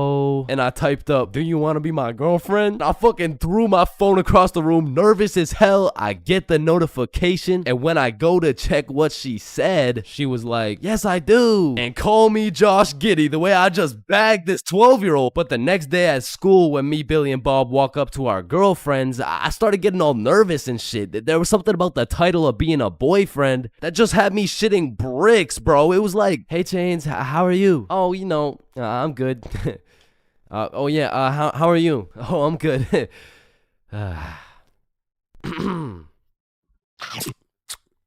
But now that all three of the boys had acquired girlfriends, Billy was like, hey, why don't we all see a movie this weekend? Like it'll be a triple date. Yeah, that's a great idea. Yeah, let's do it. It's a date, triple date. Yeah, fuck yeah. And by the time the weekend rolled around, I was still terrified of the fact that I was going on a date, and to be honest, I was also scared of the movie, bro. We came to watch It, which as a 12-year-old sounded like straight nightmare fuel, bro. But nonetheless, me, Bob, and Billy hop on the bus and arrive at the movie theater, fashionably late. And so when we walked through the doors, there was our three little girlfriends excited for our first dates. So we all walk up, hug, and then go to get our tickets. And I dropped my entire life savings on her ticket and then go into debt for mine, but nonetheless, we head to the theater. Wait, should we get popcorn? Oh yeah, of course. Hey man, how much is a large popcorn? Large popcorn, that'll be $10. Bill! What happened? Are you okay? Yeah, I just realized they ran out of popcorn. Are you fucking stupid? Yeah, no, don't worry. Thank you, man. Is it no problem? Have a good day. And we got to our seats and sat down, and the movie began. And as the movie progressed, I realized it wasn't even too scary, but about 20 minutes deep, I get a tap on my shoulder from Bob. And he gestures to me the fact that him and Kate are holding hands. And I look over to Billy and Nikki, and they're all cuddled up and shit. Which meant I had to make a move, bro, which inconveniently made my hands start sweating bullets. So now I was in a position where I couldn't just grab her hand while my shit was sweaty as hell, cause then she'd think I'm weird. But then I also couldn't just sit there and do nothing the whole time, cause then she'd also think I'm weird. So I just started doing the only thing I could think of, which was blowing on my hand like some hot soup, and believe it or not, made me look fucking weird. But at least my hand was dry, so I go and hold her hand, but when I do, I make a grave mistake. A tactical error, bro. When I held her hand, my hand was on top and hers was underneath against the armrest, and my dumbass was scared I was gonna crush her arm or some shit. And I don't know where I got the idea that I even could crush her arm from, bro, because those 12-year-old stickman arms couldn't crush a fucking pretzel if they tried. But for whatever reason, I decided my best option would be to hover my arm slightly above hers so my 1-pound arm couldn't come down and fucking demolish her forearm. And you know, this was cool for about 60 seconds until I started feeling the burn, which started hurting so bad that I forgot I was even watching a movie. I was just 100% focused on thugging this shit out. And about an hour into the movie, I was just fucking shaking relentlessly. I mean, at this point, it wasn't even about not having this girl think I was weird, because Lord knows it was too late for that shit. But now it was about proving to myself that I could finish the movie this way, and sure enough, I did. But at what cost? Wow, you were so scared you were shaking, huh? No, I wasn't scared at all, actually. Oh my god. Are you sweating? No. So, looking back, it wasn't my best performance, you know what I'm saying? But with that being said, after that triple date, Billy's girlfriend Nikki ended up breaking up with him and gave up on dating dudes as a whole. So, I mean, it could always be worse, bro. Man, there's a lot of questionable places on Earth, like the Bermuda Triangle or Area 51 or even this place. But none of these places can compare to the questionability of high school. And so inevitably, there's some weird ass kids in that joint. Like, you gotta be careful who you talk to, bro, cause you approach the wrong student and shit, you're getting cussed out by a pack of hyenas in social studies class. And usually I never care what other people do. Like, you do you know what I'm saying? But when I gotta sit through that shit for 6 hours a day, 5 days a week, shit, can you stop doing you for like 5 minutes, bro? And speaking of annoying kids, there's always that one kid in class who's constantly gargling on the teacher's meat. Like, we'll be finishing up the last class on a Friday, and of course the teacher's pet's gotta say some shit like, Mr. Cummingson, is there no homework for us to complete over the weekend? Well, no, believe it or not, I'd rather not spend my weekend marking your shitty ass little essay, so... Don't worry, Mr. Cummingson, I can help you mark essays all weekend long. Whoa. Isn't that against school policy? Well, what's against school policy? Riding Mr. Cumminson's dick with no license? Hey, you're not allowed to swear. And of course, the class clown. And man, I really just gotta commend him for his work. Like, it's not an easy job being the class clown. Dude threw out his entire GPA, future, and probably got his shit whooped on multiple occasions just to keep the class entertained. Like, I'll be rotting in English class, about to fall asleep, until the class clown starts cooking the teacher for no apparent reason. And next we're looking at adjectives. Does anyone have any good examples? Yeah, Jason. Bald as shit. Well, no, that's actually 3 words. No. I wasn't even using an example. You're just so goddamn bald, it's distracting. Hey, you know what they say? The more hair I lose, the more head I get. Stop the cat. No. I don't think that's true, Mr. Clean, because you got more hair than you got hoes. And that says a lot with your Caillou looking ass. Just go to detention, man. And you know we got the Redditor, bro. Now, don't be deceived. Redditors can come in all shapes and sizes, especially the extra large size, and even the extra large size. But regardless, they all have the same programming encoded into their brains. They're either talking about a video game or they're quoting a meme, bro. And I got a little piece of advice to any Redditors out there. I don't care how funny that shit may be in your head. If you have to verbally describe what a meme looks like, for your sake, just don't say it, bro, because I promise you that joke will not hit. And next up we got Darren presenting a slideshow on why Elon Musk is poggers. Whenever you're ready. Me standing in front of the class waiting to present. You know that meme where Mike Wazowski is standing there in an awkward fashion with his hands by his side and he's got like 2 eyes.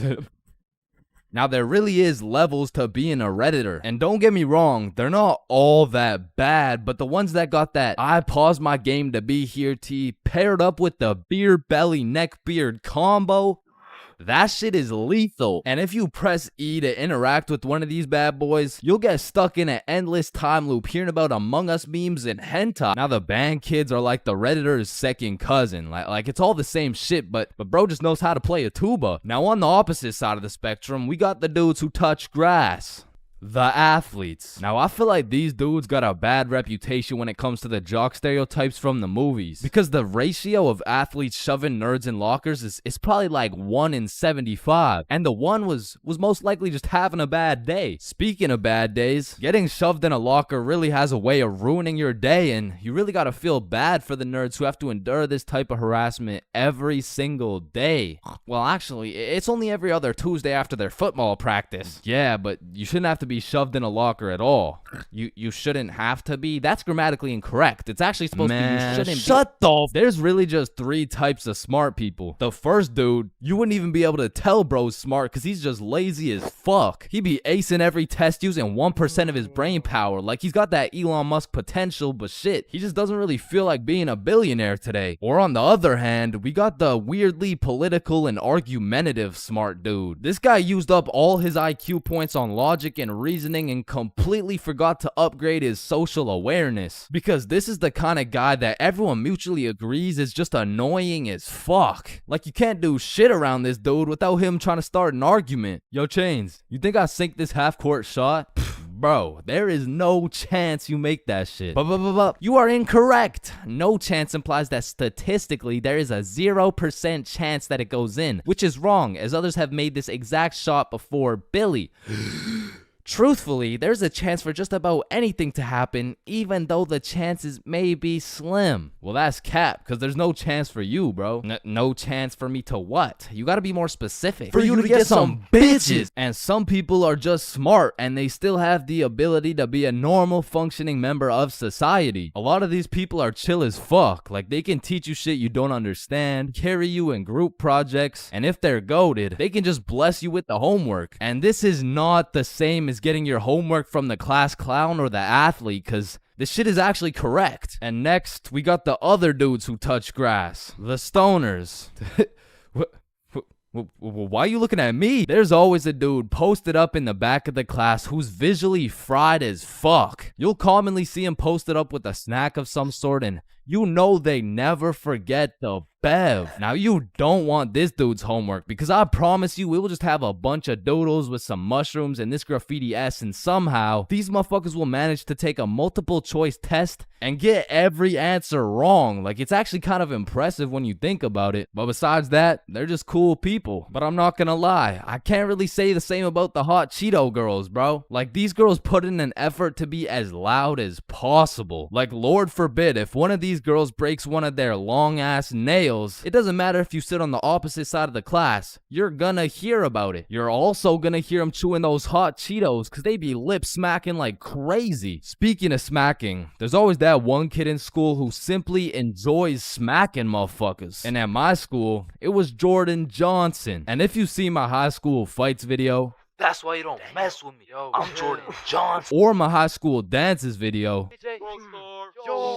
I'm Jordan Johnson. you would know Jordan Johnson keeps a solid ass record. But it's at the point where bros fought so many people that nobody really even fucks with them. Cause now it's like either you fought Jordan Johnson or your homies fought Jordan Johnson. And either way, it's fuck Jordan Johnson. But all bias aside, you just got to appreciate the top tier, high value entertainment that JJ brings to the school. Like, after a long day of calculus and chemistry, there's nothing like watching a dude get Batista bombed in front of the whole school. And speaking of the whole school, 75% of the whole school are straight NPCs. And there's nothing wrong with it. It is what it is, cause honestly, I love you for that. I couldn't be happier to share the school with you, my man. Cause I'm not gonna lie, I don't think I would survive a school without NPCs. The sheer amount of Redditors, hot Cheeto girls, and teachers' pets, fuck, I'd rather be homeschooled at that point. But all jokes aside, man, every student plays a crucial part of the high school experience. So remember to appreciate everyone.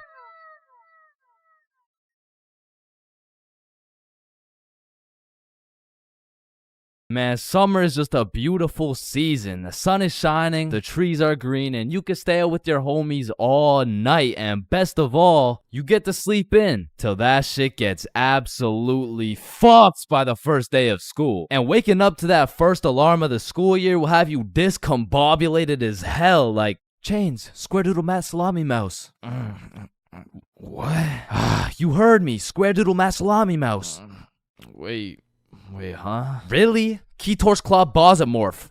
Man, what the fuck are you talking about? What the fuck? And even though getting out of bed early hurts your soul, it's absolutely necessary you spend at least 5 minutes staring at your wall, contemplating your entire life. And if you're a real G, you laid out your toughest fit the night before, so you're low-key hyped to rock that shit to school. So you throw on your new shoes and flick up for the first day of school. And then you walk over to the establishment where you will not only pursue your educational prowess, but you may also dabble in what some call stunting on these hoes. And man, I will say, linking up with your boys on the first day of school just hits different. Like, I be reuniting with the homies like I didn't just see them 12 hours ago. And we're all happy and shit until the school bell reminds me I just got my ass locked up for another 10 months. And I don't know about y'all, but I don't think I've ever made it to my first class of the year on time. Like, it'll be 9:15 and my dumbass will still be trying to figure out how to make it to room 347 by 8:55. And walking into your first class of the year late has to be one of the most uncomfortable situations you can experience, bro. Because the teacher will be like, oh, and who are you? Oh, I'm Chains. Well, Chains, why are you late? Because the bell rang before I got here. Alright, whatever. We waited for you before we started introductions. Oh, no, you shouldn't have. Well, you're welcome. We just wanted you to feel... No, like, you really shouldn't have. Like, I don't want to do this shit. And tell me why all these teachers have been copy-pasting the same icebreaker games since preschool. Like that one where you have to start with an adjective that starts with the same letter as your name. Like, how do you have a group of legal adults in a circle, awkward as hell, talking about, hi guys, I'm Super Sarah. Hey y'all. I'm Awesome Aiden. And I'm a Marvelous Marvin. Shit, if we don't stop doing these fucking icebreakers, I'm about to joyfully jump off a cliff. And after we're done grinding out icebreakers, these teachers have the audacity to show a whole 50-slide PowerPoint all about them. Like, the fuck? This class is supposed to be the study of math, not the study of your daughter's soccer games, bro. And I'm not even gonna lie, my dumb ass will be out there taking notes, wondering how this 7-year-old's goals per game ratio is gonna help me on my trigonometry test. Then just as soon as you survive all that bullshit, you gotta go to the next class and do that shit again. And by the time you've learned half your teacher's favorite hiking spots and relationship statuses, you're relieved to hear the lunch bell. Only to find out the cafeteria's serving straight ass with a side of booty for lunch. And my standards aren't even high. Like, during summer, I was on a seafood diet, as they would say. When I see food, I eat that shit. But when it comes to this cafeteria food, I could even bring myself to smell that abomination they're calling meatloaf. But even though the food was straight dookie, I won't lie, it's kind of nice being back at the lunch table freestyling with the homies. But of course, all good things must come to an end. So the bell rings and I go to depart ways with the homies. Alright, peace out, man. Yeah, see ya, bro. Oh shit, are we going the same way? Damn, yeah, I guess so. Alright, peace out for real. Yeah, see you, bro. Shit. Alright, my class is right here. Bro. Me too. Oh, shit. Let's go. Alright, class. I'm gonna be taking some attendance. Correct me if I get your name wrong. Jason. Here. Billy. Yo. Megan. Present. Chains. Here. Charlie. That's me. Bob. No fucking way. Is there any Bobs in the room? Yo, do you hear that? Is that intro music? Does anyone here know a Bob? Oh, Bob. Man, nothing beats a class where you got all the boys sitting together. Like, from the jump, you already know you're all about to fail the fuck out of that shit, but it's gonna be fun as hell. Alright, so, everyone introduce yourselves and tell us what you did over summer break. My name's Bartholomew. My name's Bartholomew, and I'm not gonna lie to you guys, I had a pretty rough summer. I mean, I crashed my car, my girlfriend broke up with me, someone robbed my house, my grandma got jumped the other day. No, bro, not the grandma. You three in the back, disrespectful. And what's crazy about the first day of the school year is how these teachers will act all nice, talking about, it's so lovely to see all your beautiful faces, and it's also nice to see you, Aiden. Wait, what the fuck? We're gonna have an amazing fun year, and guess what? There's no homework today. Knowing damn well they're about to make up for it with twice as much homework tomorrow. Like, they'll for real be handing out kindergarten ass coloring sheets the first day, and then tomorrow you're getting your ass whooped by some calculus worksheets. And I didn't even talk about the motherfuckers you'll be seeing in the halls on the first day. Like, I don't know what these dudes be going through in those 2 months, but motherfuckers be going from Arthur Kennedy to AK real fast, bro. Oh shit, is that you, Arthur? Oh, gee, don't be dropping the government name like that. Government name? But that's just your first name. Hey fam, it's AK. Aight, man, what you been up to, bro? Hey fam, I'm trapping, trying to make it out of the mud, you know? The mud? You live in a gated community. Oh shit, that's the ops right there, fam. Get down. The ops? That's just fucking Edward. Or the way these new freshmen be walking like they're scared a senior's gonna slap the books out of their hands and take their Fortnite V-Bucks gift card. Like, bro, you freshmen are worried about the wrong V card. Like, I don't know why, but the day these kids go from sophomore to seniors, they instantly decide to pull an EDP. Like, bro, you're 18 and she's fresh out of middle school. That's a whole crime. But that's not the only crime motherfuckers be committing on the first day of school. Some dudes be pulling up to school with the most atrocious fits known to man. Like, there's no fucking way you laid out this ramen noodle chicken soup ass fit the night before, slept on it, then woke up and thought, oh yeah, the hoes are gonna love this one. Like, I'm not gonna lie, you could never catch me wearing the types of fit these motherfuckers be wearing, bro. Like, that shit should have never made it out the closet. Like, I don't condone bullying, but all I'ma say is, your actions have consequences, bro. Speaking of consequences, every year it seems like the rules teachers tell you on the first day keep getting more strict. Like, you'll be walking into the first class of the year all jolly and shit. All of a sudden you're getting your shit smacked by the longest list of class rules you've ever seen. Hey class, I'm super excited to have you. We're gonna have so much fun this year, but first, I'm gonna go over some of the class rules. Okay, so there will be no negativity, no phones, no food, no talking when I'm talking. Actually, no talking ever, no laughing, no smiling, breathe as quiet as possible, no washroom breaks, and last but not least, no having fun. So yeah, guys, like I said, I think we're gonna have a lot of fun this year, and just like that, man, summer's over and you're back to school. It's possibly one of the worst times of the year. Like, do you really think it's a coincidence that when school starts up, the sun just starts hiding and the leaves start dying? You see what I'm implying? But I will say, one day you might just look back on these times as the good old days and you might just start crying. Wrong, she get wicked, yeah. Aw, can I pet your dog? Yeah, for sure. Aw, what's your name, little guy? His name's Ben. Ben? Aw, he's so cute. I just wanna punt that motherfucker.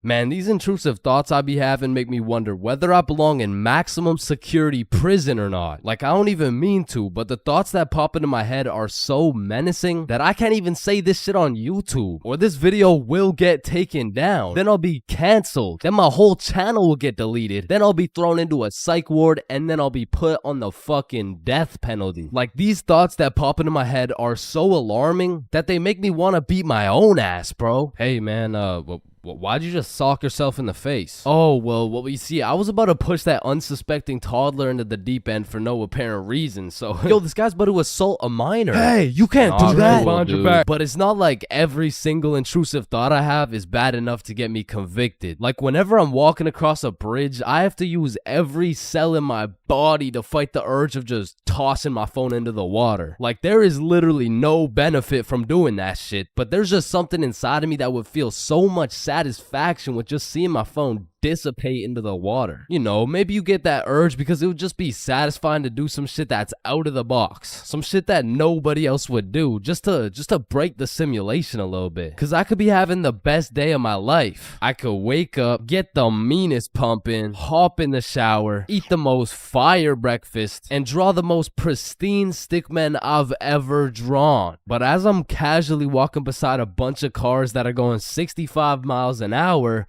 I'm still gonna have the urge to just throw myself in front of a car, bro. And it's not even on some emo shit. Like, I want to live, but I also want to dive into some oncoming traffic. But at least I'm not the only one who does this. Like, other people do this. Right? Like, it's normal, right? But half the time an intrusive thought will just be to do some goofy shit. Like, you're just forced to imagine the consequences of what it would look like to start throwing it back on a Tuesday at 2:41 p.m. And every once in a while, you'll just be chilling and you'll witness a motherfucker fall to the intrusive urges. What are you get along the table, bruh? Shit, he let the intrusive thoughts win, man. Now, I don't even know if these count as intrusive thoughts or not, but as a dude, when I'm walking down the street, I'll just be going on with my day chilling. Then all of a sudden I see a car and I'm like, if I don't make it to that tree before this car, I'm gonna die. Aw, shit. Honestly, these kinds of intrusive thoughts are kind of motivating. Like, it's the same thing as having a hype man at the gym, except instead of that positive reinforcement, if you don't get those 3 extra reps, you're gonna die. It's like whenever I'm at the gym hitting those Bulgarian split squats, I be having mental wars with myself. Ooh, that was a good set, man. I think we're done. 5 more reps or you're a bitch. Damn, good shit. All right, I think we could wrap it up. 10 more, pussy. Who the fuck's gonna carry the boats? I told you we should have stopped, bro. 15 more or you like dick. Now that I think about it, there's a good amount of people in prison right now who just succumb to their intrusive thoughts. Cause intrusive thoughts are just like that demon on your shoulder telling you to do the most devious shit possible. And I know there's a bunch of motherfuckers out there who just listen to that little guy. Hey man, you see that lovely old lady right there? Yeah, you're gonna hit her with a mean right hook. Well, what's in it for me? Nothing. Shit, alright. But to be honest, there is a handful of times where I've let the intrusive thoughts take over. One of the most memorable was way back when I was 5 years old. Me and my older brother were just dicking around, doing some 5-year-old shit. Keep in mind, this story takes place before your boy had even developed consciousness. So I was just a little munchkin doing munchkin shit. Then suddenly, this urge came over me. It was unlike anything I'd ever felt before. It was dark, irresistible. And for no apparent reason, I bit my brother's arm. And this was probably the most satisfied I'd ever felt in my entire life. But it was followed by shame and regret because I had no excuse. Ow, why the fuck did your dumbass just bite me, bro? I felt like it. And one of my lowest IQ moments of all time took place when I was in grade 8. It was goddamn sewing class, bro. And I remember I was having a particularly miserable day, so I was just going through the motions. We were all gathered around this big table with our sewing machines, some fabric, and some scissors. I remember I was working on some shitty little big chungus stuffy. But on this particular day, the sewing machine cable was looking mad thick and juicy. And like I said, I was having a bad day, which is exactly why the intrusive thoughts decided to catch me at my worst. Psst, do it. What? To do what? Oh, you know what to do. You're the one with the scissors in your hand, buddy. How did these even get in my hand? Now cut it. Cut it, Chains. No.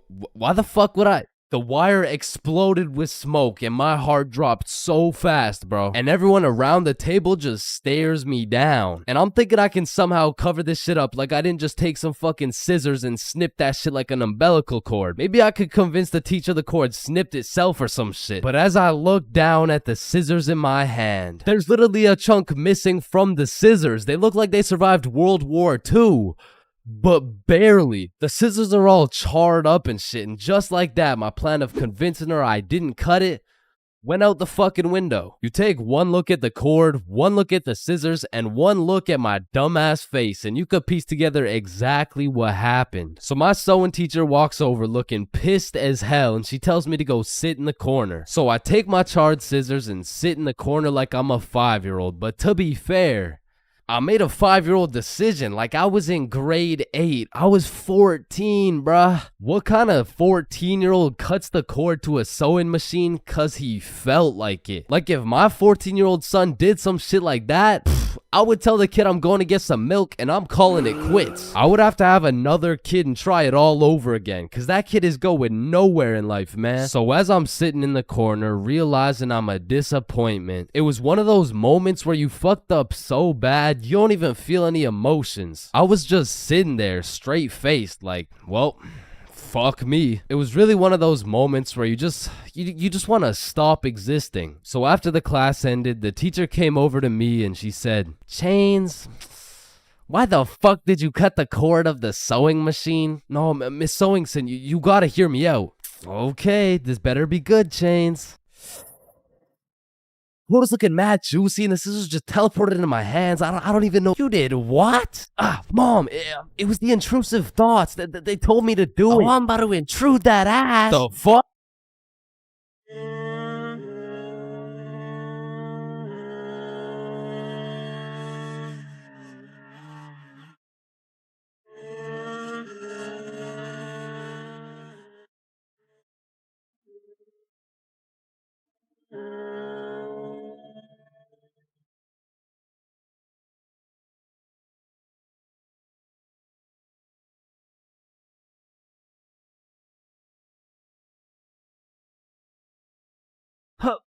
Huh. Huh. Pain. I've felt pain. He's felt pain. That dude's felt pain. What? No, I haven't felt any pain. We've all felt pain, because you know what they say, the only things truly guaranteed in life is death and pain. Wait, what about taxes? Wait, what? Is this chains for real? No. And I hate to be all controversial here, but pain? That shit hurts, bro. Specifically, the little shit that just does 1 damage has no business hurting so bad. Like stubbing your toe or biting your tongue or fucking paper cuts. Like that shit shouldn't even hurt, bro. It's paper. It's not scary. Oh, shit. And I still remember the first time in my life I ever took some real damage and felt some real pain. And it was back when I was 4 years old. Which meant I was still learning the controls of life and shit. Like, yeah, I could run, but it was low-key like watching a dude play Fall Guys. If he was drunk and fried and asleep. But regardless, one day I was bored doing 4-year-old shit, and then I seen my arch nemesis, a fucking chair. And I instantly knew what had to be done. I had to assert my athletic dominance by running and jumping over this chair. So I take a deep breath, I run up, jump, and clear this chair clean as hell. Now keep in mind, I was 4 years old, so that was probably the coolest shit I'd ever done in my entire life. So you know I had to show my mom to make her proud of the man I've become. Hey mom, watch this. What the hell are you doing, Chains? Hey man, just watch and learn. Oh, I fucking ate it, bro. Like, that was the type of pain that hits so hard, you can fucking taste it, and damn, that shit tasted ass, bruh. Like, have you ever taken a soccer ball straight to the schnoz? Cause that shit will have you smelling pain, tasting pennies, and seeing tears. Which is bad, but like, who the fuck invented the funny bone, bruh? Cause that shit ain't funny. Like, bro, you can't just call some painful ass shit funny and expect it to be humorous. No, the bone is called a humorous. Yeah, shut up. How humorous is this, buddy? Not humorous. Yeah, that's what I thought. And in fact, I think it's the opposite of humorous. Like, yo, did you guys know 1 in 4 dudes is gay? Wait a minute. Gee, I sure hope it's Owen, cause he's sexy as hell. Yeah. Y'all hit the funny bone too? Yeah, I did. If I had a pain tier list that went from shit ain't nothing to... I'd probably rate hitting your funny bone a solid. It's the same as stubbing your toe real hard. Like, you just need a moment to take a few deep breaths and say a few slurs, and that shit just heals itself. But if we're looking at some top tier, brutal, agonizing, excruciating pain, getting kicked in the balls. Now, for you 19.8% female audience, I know you might not be able to understand what this feels like. So let me just give you a quick overview. Imagine having balls, right? Now imagine getting kicked in them. That shit hurts like a bitch. I remember one time in grade 6, me and my homies were playing a good old game of soccer. And we were playing with the big homie. I mean the really big homie. Like, the dude had more chins than a Chinese phone book. Like, last time we went to a restaurant, bro looked at the menu and said okay. And I couldn't even tell you how big he really is, cause last time he stepped on the scale, it said 1 at a time, please. So what I'm trying to say is he was a big dude, and big dudes got big legs, and big legs produce hard kicks. And during this grade 6 soccer game, I unfortunately found myself legs spread wide open, freshly dropped testes exposed to this absolute unit, wound up to kick the ball, and well, pain. Just pain, bruh. Followed by a moment of silence from everyone on the field. And I don't know if the moment of silence was for me or for my next generation of kids the big homie just wiped out, but I felt that shit. And I felt it in my stomach. And there was really only one sound I was able to make in that moment. Now, I know what a lot of you guys are thinking. Getting kicked in the balls is nothing compared to childbirth. Childbirth is so much worse. This guy's a misogynist. And no, I don't give people massages. And I might be the first to tell you this, but I've experienced both getting kicked in the balls and childbirth. And honestly, childbirth wasn't even that painful at all for real. But to be fair, it was probably a little worse for my mom, so like... Now, we all know physical pain very well, but what do you call that deep, torturous pain you feel when your dog dies? in Minecraft. That's that psychological pain. Like the pain you feel when you're watching a banger YouTube video and an ad interrupts you out of knowledge. Or like the pain you feel when you just got done making some toast and peanut butter and that shit flops on the floor face first. It doesn't hurt physically, it hurts spiritually. Like there really is levels to this shit, bro, because now when you start adding psychological pain onto the physical pain of things, we gotta start adding new tiers to this tier list. Because imagine peacefully sleeping in your bed and you get woken up to the pain of your girlfriend kicking you in the balls, which of course hurts physically, but then you realize you don't even have a girlfriend and you live alone. So just to knock a few more off this tier list, a razor scooter to the shin. Stepping on Lego is a solid. Now getting socked in the face is an interesting one, because that shit can range anywhere from all the way to getting the Sonic rings knocked out of you. And if that shit's a good enough punch, you might not even feel anything. Now for the tier, I would say that's the shit where you just take one damage, like eating some food that's too hot, or getting a brain freeze, or when you're laying in bed with your phone and that shit slaps you across the face. Like it's just minus 1 HP and minus 5 IQ. And if anyone's seen that shit, it's probably a lifetime debt of aura. Now I'm gonna keep it a stack. For something to be in the shit ain't nothing tier, it's just gotta be a good ass day, bro. Like some days I'll just be feeling invincible, bro. Like wake up, roll out of bed.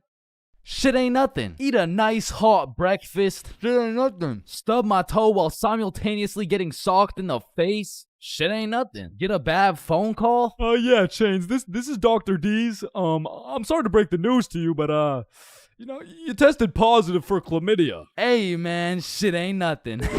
Oh shit, who's this? Yeah, I wasn't finished. You also tested positive for herpes, syphilis, gonorrhea, hepatitis. You got a whole ecosystem on your shit. Honestly, at this point, our best bet is just to chop that thing clean off. What? Shit ain't nothing. No, it's definitely something. We're chopping your meat off. Yeah, but on some days, bruh, it's just like, yeah, no, that's it. I quit. I'm done. I'm going to sleep. Good night. And I know this might sound like some freaky ass shit, but I feel like some pain low-key feels good, bro. Like in school, I used to always put the front chair legs on my feet just to feel the pain. Or even like eating some spicy ass food or like... Oh yeah, or like getting spanked. No? No? Fuck? Nah. I was thinking something more like taking a really hot shower or like... Getting whipped. No? Yo, George, shut the fuck up, bro. I'm trying to make a video and Sorry, shit. my fault, pimp. My fault. Yeah, alright. Or what about when you like getting slapped in the face? Bro, shut the fuck. Hey, yo.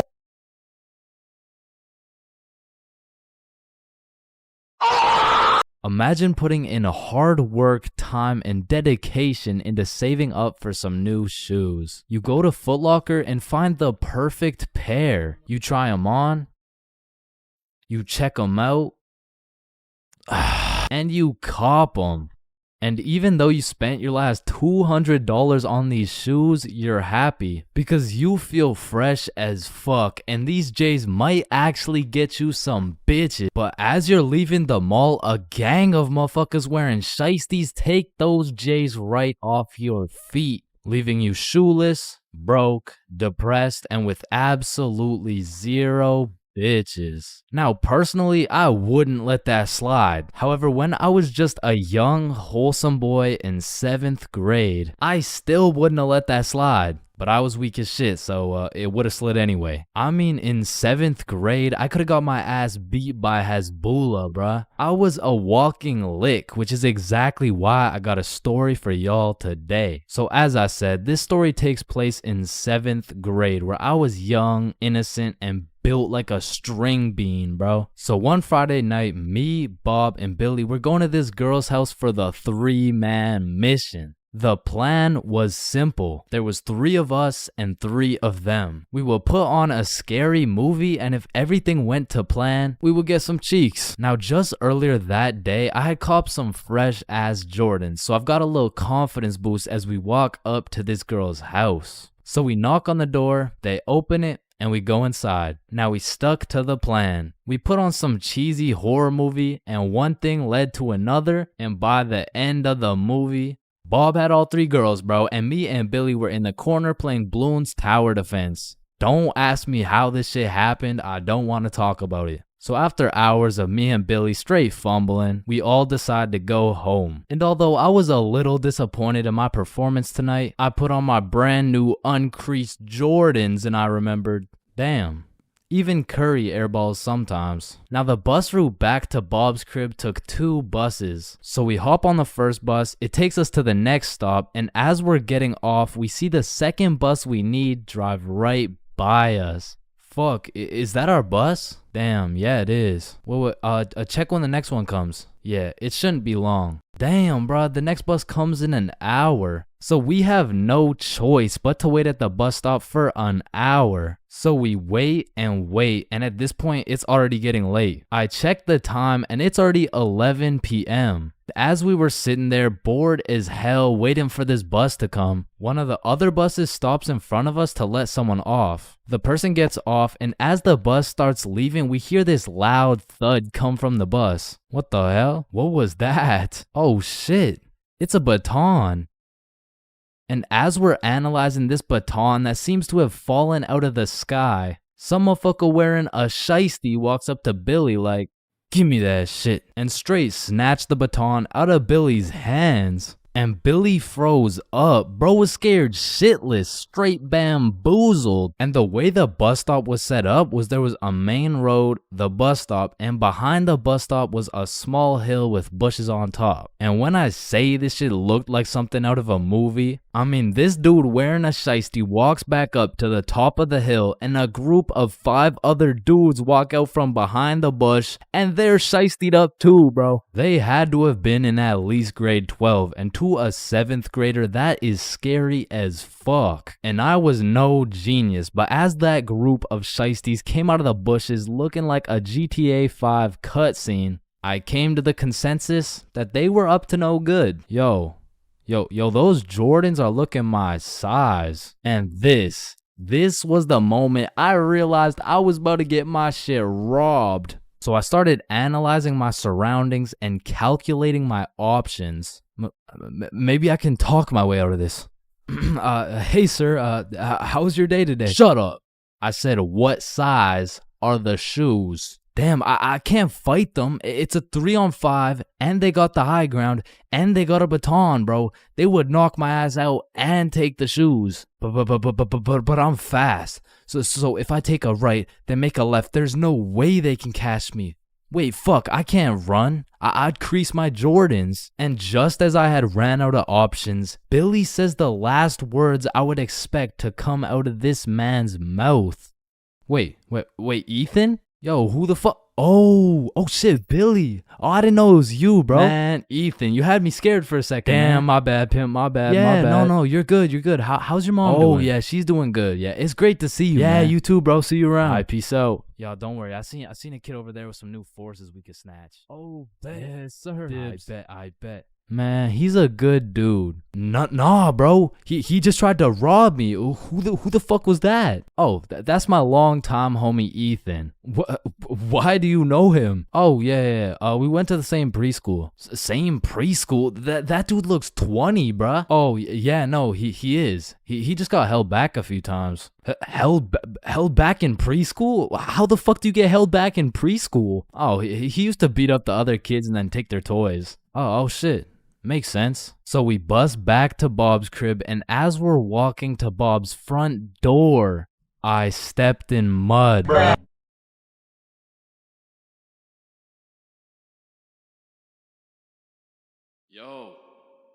Hey. Yo, wake up. Bro, wake up. Hey, man. What? Who are you? Dreams. We all have them whether you remember them or not. And at one point in our lives, we've all dreamt about the same shit, bro. Like your teeth falling out, or running through your school butt booty naked, or being reincarnated as a chicken laying eggs. But when you really step back and think about what sleeping is, it's mad weird, bro. Like imagine an alien crash landed on Earth and saw a bunch of motherfuckers sleeping like... Why is everyone dead? Oh, no. They're not dead. They're just sleeping. Man, what the fuck is sleeping? Yeah, so basically they just play dead for 8 hours and live false realities in their heads and shit. Strange. Yeah, like you see this guy, he's probably dreaming about sunshine and rainbows. Get down. Where you see this dude, he's having a nightmare for sure. Oh, and this dude, yo, this dude's definitely fucking, bro. I'm a caterpillar. Damn, that's crazy. Now, we all know there's only 3 questions in life that have yet to be answered. What's the meaning of life? What's Obama's last name? And why do we dream? Dude, it's all your subconscious talking to you, man. You just gotta find the true meaning of each dream, dude. Bro, what the actual fuck could this possibly mean, bruh? You're autistic. Anyways, the craziest part about dreams is the fact you're the one telling the story and you're the one listening to that shit. My dumbass still falls for the plot twist every time, bruh. I'll never forget this one dream I had back in grade 6 where me and my 2 homies were walking. Don't know where, don't know why, but as we're walking, a dude in a big white van pulls up talking about, "Hey, if you kids come in my van, I'll give you some candy." shit. I mean, I'd come in your mouth for the whole bag. So obviously, we hop in, and the driver looks absolutely cracked out, talking about, "Hey kids, eat this candy." and so we unwrap this piece of candy, and it's literally just a razor blade, bro. Like, he didn't even try and hide that shit. Nah, I think I'll have to pass on this one. Alright, okay, then eat this piece of candy. Nah, this is a perk 30. You got any Reese's cups? Yeah, nah, I got Reese's cups. Here. Sir, this is just a Glock covered in peanut butter. Alright, fine, take this. Shit, okay. So we eat this unsuspicious looking candy and instantly start tripping balls, bruh. Like, the van is deforming, we're seeing rainbows and shit, and worst of all, we see this big ass grin on the driver's face. And I don't remember exactly what he said, but he said some crazy shit like, "Get ready, I'm coming for them cheeks." It was more like "Looks like your private square just went public." okay, no, that wasn't it either. It was it was something more like "You boys ever had your buns stuffed like a meat mountain from Arby's?" Yeah, I can't remember exactly what he said, but all I know is if we didn't act fast, we were getting our cheeks snatched up, bro. So Billy's like, "Yo, quick, call your dad." So I'm rushing to start calling my dad, and this is the most dream logic shit ever, cause I don't even got a dad, bruh. And this is where my own brain hit me with the meanest plot twist I never saw coming. Cause as I'm calling my dad, the driver's phone starts ringing, bruh. Bomba Club. Now, I don't remember the rest, but the fact my own brain hit me with some Star Wars Darth Vader type plot twist, god damn, bruh, that shit was a movie. But still, I probably got my shit touched, so I'm gonna have to leave this as a B tier dream, bro. B tier? What the fuck could possibly be worse than a crackhead tickling your pickle, bro? Fever dreams. Now, those motherfuckers could be their own torture method, bro. These are dreams that just have you stuck in an infinite time loop doing the same shit over and over and over and over. And C tier, bro. Now, lucid dreams. Lucid dreams are deadass just playing life on creative mode, bro. Cause in my long life, I've only had 3 lucid dreams, and every single one of them was lit as fuck, bruh. Now, the problem is I can only start lucid dreaming when my original dream is just a little too strange. Like, "Hey, you're cute. Can I get your number?" What? You want my number? Yeah. Yo, I must be lucid dreaming. Ow, what the fuck? Shit, it's so real, bro. I can do anything. I can probably fucking fly. Alright, Chains, this is not a dream. You're under arrest for battery and assault. But for real, my first lucid dream started when I was posted up in a basement with Michael Jackson. Yo, aren't you supposed to be, like, dead and shit? Oh shit, I must be dreaming. And so to test the waters, I start spawning in random shit on the spot, and this is the moment I realized the possibilities were endless, bruh. I could do whatever I wanted, and so I spawned in a honey pack, and I spawned in Lola Bunny, and I S tier. Lucid dreams are S tier, bruh. Wet dreams are too. Now, we got a few popular reoccurring dreams on our hands, like running through your school butt booty naked. Now, back in the day, this dream used to have me scared shitless, bro. I was like, "Oh shit, where's my pants? Yo, what's my crush gonna think? Well, what are the boys gonna say?" But ever since graduating high school, that dream has me scared even more shitless, bro. Cause now it's like, "Oh shit, yo, what's the police gonna think? Hands behind your back. Bro, what's the judge gonna say, bro?" Shut the fuck up. Fucking C tier. Teeth falling out, B tier. Random adventures with your homies, A tier, bro. Me, Bob, and Billy have fought bears together. We've been to the nether. We've even fucked around and ran a 3-man on the Totally Spies cast. Like, these dreams are so lit that when I wake up in my raggedy old lonely ass bed, I be trying to go back to sleep to continue the plot, bruh. Look who came back for that meat mountain, boy. Oh, hell no. You better run. Bro, I'm trying. Now, trying to run in your dreams, man, this shit really pisses me off, bro. Because I never told anybody this, but I was the fastest kid in my elementary school. So when I'm dreaming and I got 2 hordes of zombies, Michael Myers, and fucking Diddy himself chasing after me, tell me why my ass starts running like the fastest kid in the special needs class, bro. So trying to run in your dreams has got to be C tier, right next to all the common shit like falling, drowning, losing your phone, explosive diarrhea all over your bed. Damn, bruh, shitting your pants, fever dreams, and being butt booty naked around a bunch of minors is C tier. What the hell is D tier, bro? Sleep paralysis. This might be the scariest thing that can possibly exist, bruh. You're telling me at 4 a.m. I could open my eyes, unable to move, while struggling to breathe, and start seeing demon shadow figures while hearing screams in the distance, bruh. Fucking Z tier, bro. What the fuck? Now I'm grateful I never had to experience that shit, because the fact that while you're paralyzed, you'll start to see the scariest thing your brain could possibly imagine is beyond me, bro. Knowing me, I'd be there enjoying my beauty sleep, dreaming of me and the boys playing fucking Mario Kart or some shit, and I would open my eyes stunned, unable to move, when slowly a devious creature begins revealing itself out of the closet, casting a shadow over top of me until I can see exactly what it is.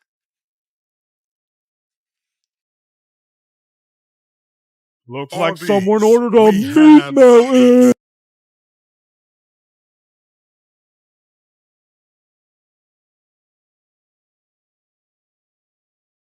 There's levels to friendships. I mean, you could have known your homie since you were 2 years old. You could have lived together. I mean, you could have survived the whole zombie apocalypse together. But shit, the truth is, you haven't truly experienced brotherhood until you and your homie have participated in a 2-man mission. Like, just look at Kobe and Shaq, man. That type of chemistry can only be achieved by running a 2-man. Shit, I bet these motherfuckers were running 2-mans every night. And you already know Kobe was laying down that Mamba mentality while Shaq had his girl kneeling. But for those of you who may be wondering, Chains, what the hell is a 2-man mission? Well, I'm glad you asked. It's quite simple, really. It's when you're gonna link with a girl, but you bring your homie and she brings her homie. And what this does is it sets an environment when you and your homie can dribble, pass, alley-oop, and ideally dunk that shit. Now, don't get me wrong, it's simple, but not easy. I remember my first 2-man mission like it was yesterday. It took place when I was in grade 7. And it started when my friend Joe hit me up like, yo, bro, I'm going to this girl Sophie's house and her friend Ava's there. You trying to pull up? And I was like, am I trying to pull up?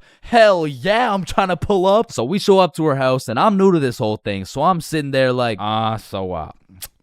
what now? We could watch a scary movie. Yeah, let's do it. I'm down. Well, actually, personally, I'm not a big fan of scary movies. Man, shut the fuck. So we're watching a scary movie, and to be honest with you, it was simply the best scary movie I'd ever seen in my entire life. So I was really getting invested in this plot. And Ava's like, oh my god, I'm scared. And that shit went way over my head. What? Why? It's not even at the scary part yet. And then only 30 minutes into the movie, Joe and Sophie are like, yo, we'll be right back. Oh, okay. Do you guys want me to pause the movie? Nah, it's all good, bro. And you see, what Joe just did right there was a calculated move. In basketball terms, he just set an ISO. So now it was 2 1v1s. And the situation was absolutely perfect, but the problem was, I actually liked the fucking movie. And that violates rule number 3 in section 7 of how to pull off a successful 2-man. Never give a fuck about the movie. Because the truth is, the movie length is like the shot clock. If you end up actually watching the entire movie, you failed the mission. But I had no clue, and to be honest, I didn't even know what a 2-man was at the time. So I got some popcorn and I was just watching the movie. But when the climax of the movie was about to come around, I did something that violated every term and agreement of the 2-man mission. I went over to Joe and Sophie like, hey guys, quick, you're gonna miss the best oh fuck. And I missed the climax of the movie, but shit, I seen a climax. And needless to say, Joe never invited me to a 2-man mission since. But you know I had to redeem myself, even if it was 3 years later when I was in grade 10. It was a Saturday night, and me and Bob were looking for something to do. And I'm gonna keep it a stack with you, bro. I had no motion. Like, my Snapchat was drier than a Popeye's biscuit, bro. But lucky for me, Bob had a roster. And I'm talking an all-star lineup of girls who just want Bob on their body. And I don't blame him. I mean, shit, I got Bob on my body right now. And you can too at chainsclub.shop. That's right, we got hoodies, shirts, beanies, socks, keychains, stickers, you name it. And starting at the price of $4.20, Bob can be all yours. Or if you want me, I wouldn't mind being on your keychain or something. Treat me like white teeth. So as I was saying, me and Bob were bored. So Bob hits up this girl named Avery like, what are you doing right now? And she's like, just chilling. Who you with? My friend Alice. Let's link. I'm with my homie. Okay, is he cute?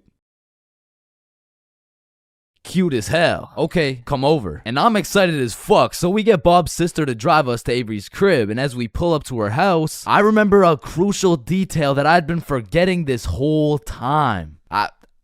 I was scared of the hoes, bruh. And as we walked up to her door, I was starting to get flashbacks of me and Joe's 2-man, where Joe tossed up an alley-oop for both of us, and I blocked his shot, metaphorically and literally. And as I'm psyching myself up, Bob calls Avery to tell her we're here, and she's like, so, my parents are asleep, so you're gonna have to come in through my window. Shit. So we walk around the side of the house to Avery's room, and lucky for us, there's this big-ass window, and I'm like, yo, can you open it so we can get in? And she's like, it is open. Bro, only this tiny ass rectangle in the top left was open at a 60-degree angle. But that was our only way in, so I helped Bob up and through the window. But now I gotta get up there, and I'm bigger than Bob, so I put my head through and I'm trying to slowly creep into the room. And then I lean just a little too far, and I'm headed face first onto Alice's hardwood floor. And listen, Bob has come in clutch many times. He saved me from drowning, coyotes, getting in trouble, but out of all these things, I'm most grateful for Bob catching me as I fell through this fucking window. Because drowning and dying would have been pretty bad, like boo-hoo, rip chains, you know what I'm saying? But imagine falling through a window and eating shit face first in front of the hose. Like, I would have preferred the drowning, bro. But after that close call, I was a little flabbergasted, you know what I'm saying? But Alice has the audacity to ask me this loaded ass question like, oh hey, what's your name? Me? Yeah, you. It's the name's for real. Chains for real. Nice to meet you, Mr. Frill. I'm Alice. And so we all just started talking and shit, but I keep noticing Alice was getting a bunch of text messages. And I remember thinking it was probably her mom or something, so I shrugged that shit off and I'm like, yo, we should watch a movie. Yeah, we should. God, yeah. And I wasn't about to make the same mistake I made last time, so I found the most dog shit horror movie on the face of Netflix and threw that shit on. And man, that shit was ass. In fact, it was so ass that we just started cuddling and shit, like, what else was there to do? But now that we were close, I could feel the vibrations of Alice's phone getting a call, so she's like, 1 second, I'll be right back. And I wasn't trying to eavesdrop, but I could low-key hear what she was saying through the door. I'm just at Avery's house. We're watching a movie. Oh my god, okay, that's fine. Okay. But when she comes back, she puts a pillow between us. Like the same type of shit two dudes do to make sure they don't fuck in their sleep. And I'm trying to piece everything together, and as I'm coming to the conclusion that this girl has a boyfriend, I hear footsteps coming towards the door. And when the door opens, I'm fucking bamboozled to see a 60-year-old man who looks furious. And I'm just hoping this isn't Alice's boyfriend, because if it is, we got bigger problems on our hands. But as I seen the way this man looked at Bob, I realized he's Avery's dad. And Bob wasted no time jumping out that fucking window. But for me, let's just say that shit wasn't very elegant, because I got stuck for what felt like 5 minutes making eye contact with this grown-ass man. Well, what are you trying to seduce my dad or something? Like get the fuck out. And I'm not gonna lie, we ran, bro. And once we made it home, me and Bob were relieved. But when I go to check my phone, I got a little notification on Snapchat. And I'm expecting it to be Alice or maybe even Team Snapchat or something, I don't know. But I sure as hell wasn't expecting it to be a motherfucker named Ryan Donaldson. And Ryan must have woke up on the wrong side of the bed this morning, because he's like, what the fuck did you do, dude? So I hit him back with a, who dis? And he's like, Ryan Donaldson. Yeah, no, I can see your username, bruh, but I have no clue who you are. I'm Alice's boyfriend, bitch. And Ryan got his shit hit with an instant block, bro. And so the moral of the story is, if you're gonna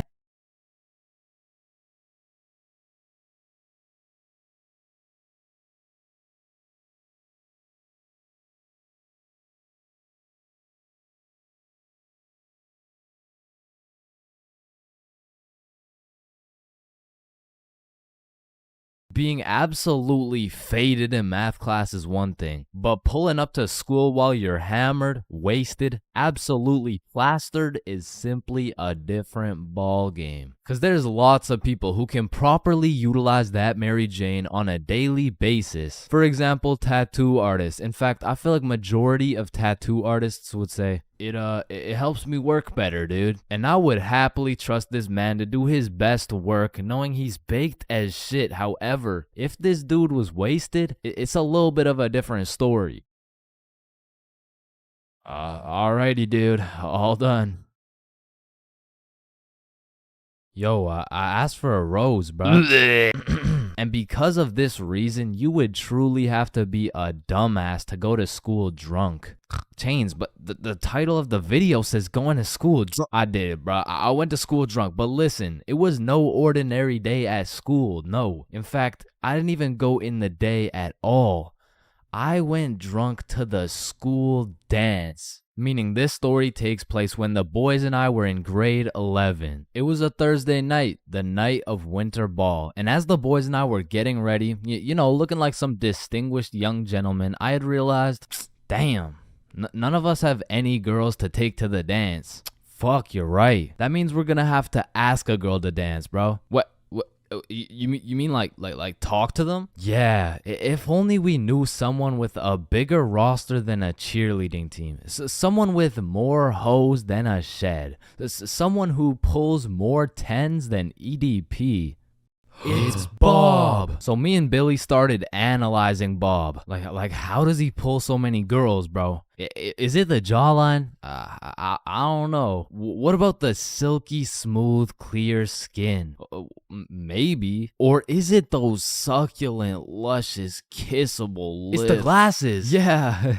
the glasses. Yeah. So we stole Bob's entire flow in the hopes this would put an end to my drought of bitches. So we check ourselves out in the mirror and then we hop into Billy's whip. We throw on some Rihanna to get us hyped, and before we knew it, we had arrived at school. Now to really paint the picture, it was a Thursday at 8 p.m. And on this Thursday at 8 p.m., Billy pops his trunk to pull out 2 bottles of vodka. Now, if you were unaware, it was currently a Thursday at 8 p.m. on a school night, and we were headed into our school. Now, logically, I should have simply denied the alcohol, but I'ma keep it a buck. The whole idea of walking up to a girl and asking her to dance was really giving me the heebie-jeebies. I mean, my palms were sweaty, my knees were weak, and arms were heavy, so I took a big old chug of that liquid courage in order to ease the nerves a little bit. And shit, Billy must have been feeling the same way because Billy was down in that shit like it was water. And right after we consumed enough alcohol to kill a baby elephant, I got a notification on my phone.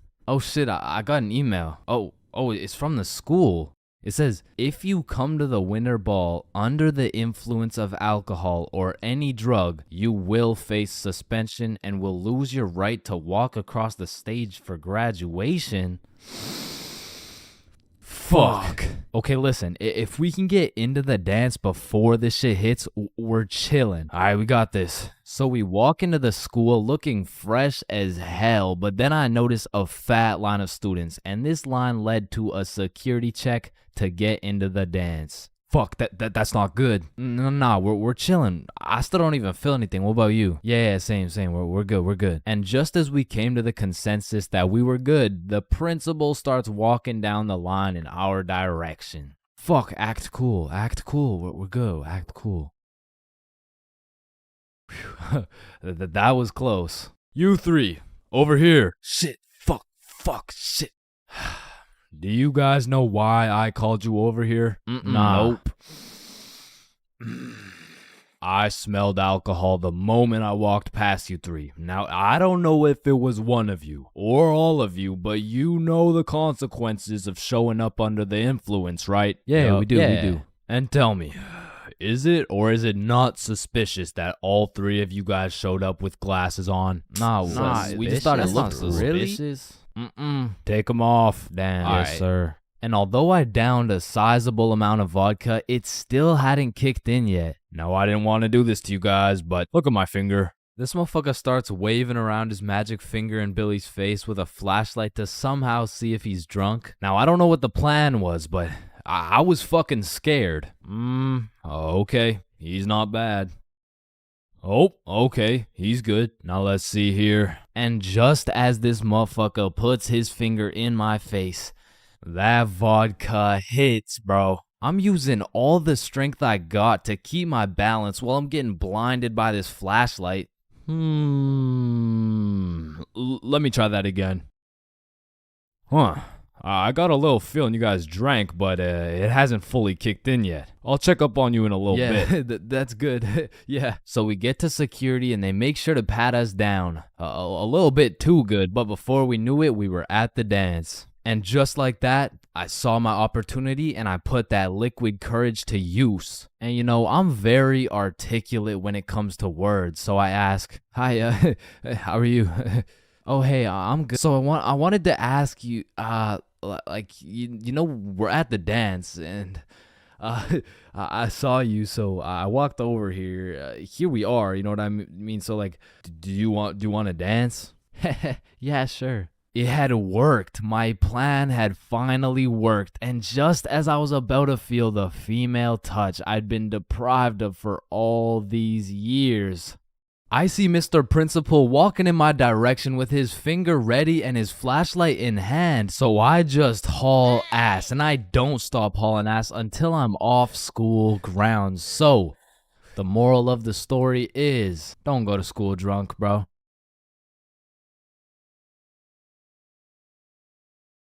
3 a.m. Once the clock strikes 3 a.m., I feel like you've given up on trying to sleep. At this point, you're going to commit to whatever you decide to do until the sun comes up. Whether you're studying for tomorrow's math test, chilling on Discord with the boys, choking the chicken, or simply sulking in those 3 a.m. thoughts. You'll pretty much find yourself doing anything but sleeping. And I don't know if it's just me, but those 3 a.m. thoughts hit different. And honestly, it's just the perfect time to go for a walk, find a nice little view, maybe light up a joint, and just think.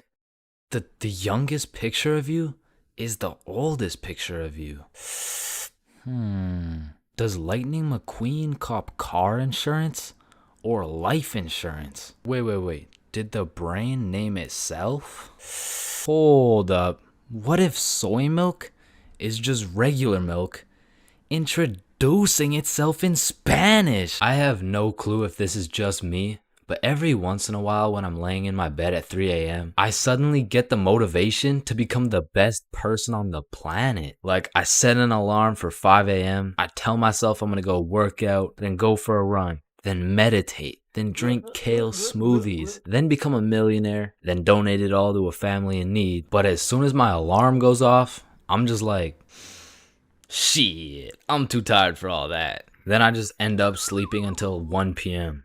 And my brain is constantly playing games with me, bro. Like, tell me why I'll be using all my strength to stay awake during the day thinking, ugh, man, I can't wait to go to sleep tonight. But when it comes time to sleep, I just can't. I'll be left lying there at 5 a.m. awake as hell, watching these random motherfuckers build a 2-story house with a hot tub in the jungle. And you know what? Being awake at 3 a.m. is kind of like being high a little bit. Because you start to think about things you don't usually think about. And because you get hit with the fucking munchies, bro. I'll be whipping up a 3-course meal with appetizers and a complimentary dessert to watch a YouTube video. And listen, I can't explain why, but there is no better water than water at 3 a.m. I mean, it's pretty much a part of my sleep schedule now to wake up at 3, chug some water, take a piss, then go back to bed. But sometimes while I'm trying to go back to sleep, my brain just starts showing me a compilation of my top 15 cringiest moments. I mean, I'm having flashbacks to the time in grade 5 when I said a joke and nobody laughed. Guys, why did the monkey fall out of the tree? Why? Yeah, why? Because it was dead. Oh, damn. Or I'll be up all night thinking about that one debate I had 3 years ago, brainstorming about the best things I could have said in each scenario. It's like if I do some cringe shit during the day, I have no choice but to lose some sleep over it at night. It's like my punishment for saying some stupid shit. Like I know one guy who accidentally called his teacher mommy in front of the entire class, and that dude hasn't slept since.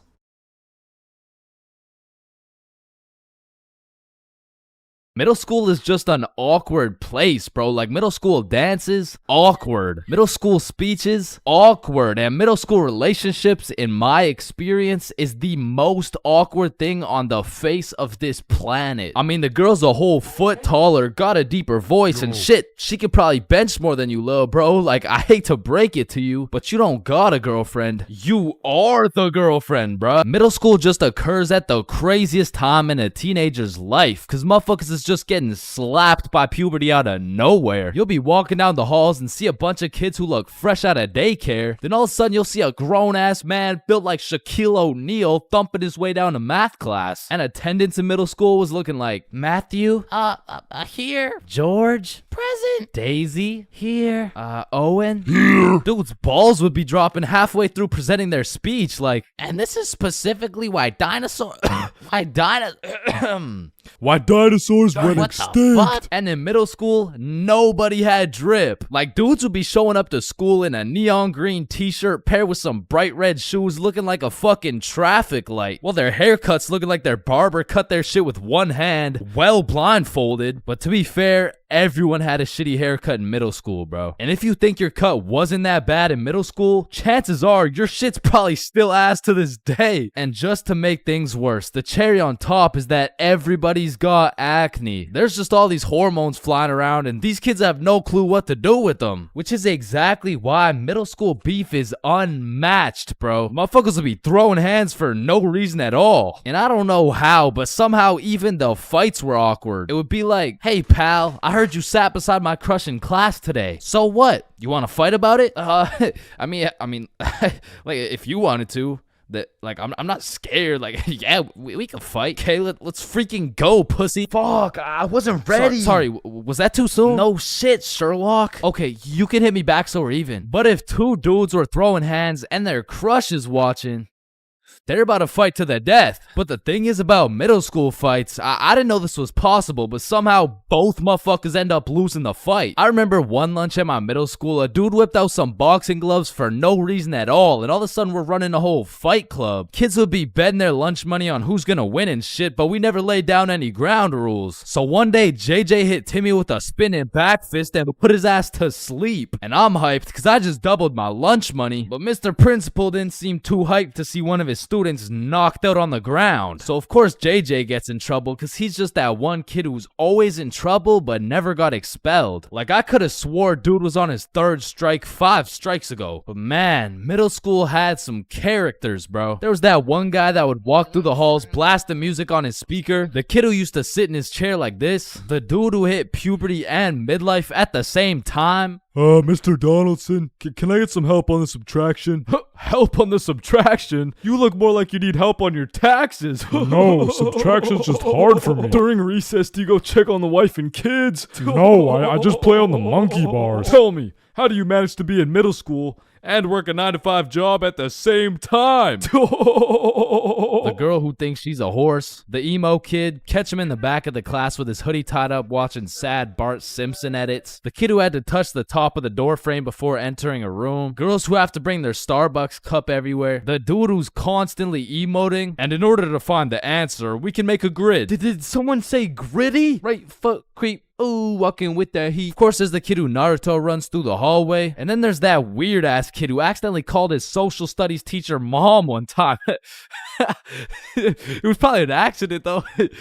Fuck! And I have no idea why, but there's something about teaching middle school that had all these teachers going through a midlife crisis. I remember one day our science teacher was teaching us about rainbows. Does anyone know what a rainbow is? Yes, Jaden. Refraction of light through water droplets. Oh wow, that's right. How did you know that? Reddit. Oh, okay. Where did you read it? Reddit. Yeah, but where did you read it? Reddit. Jaden, I can't do this right now. Just tell me where you found this information.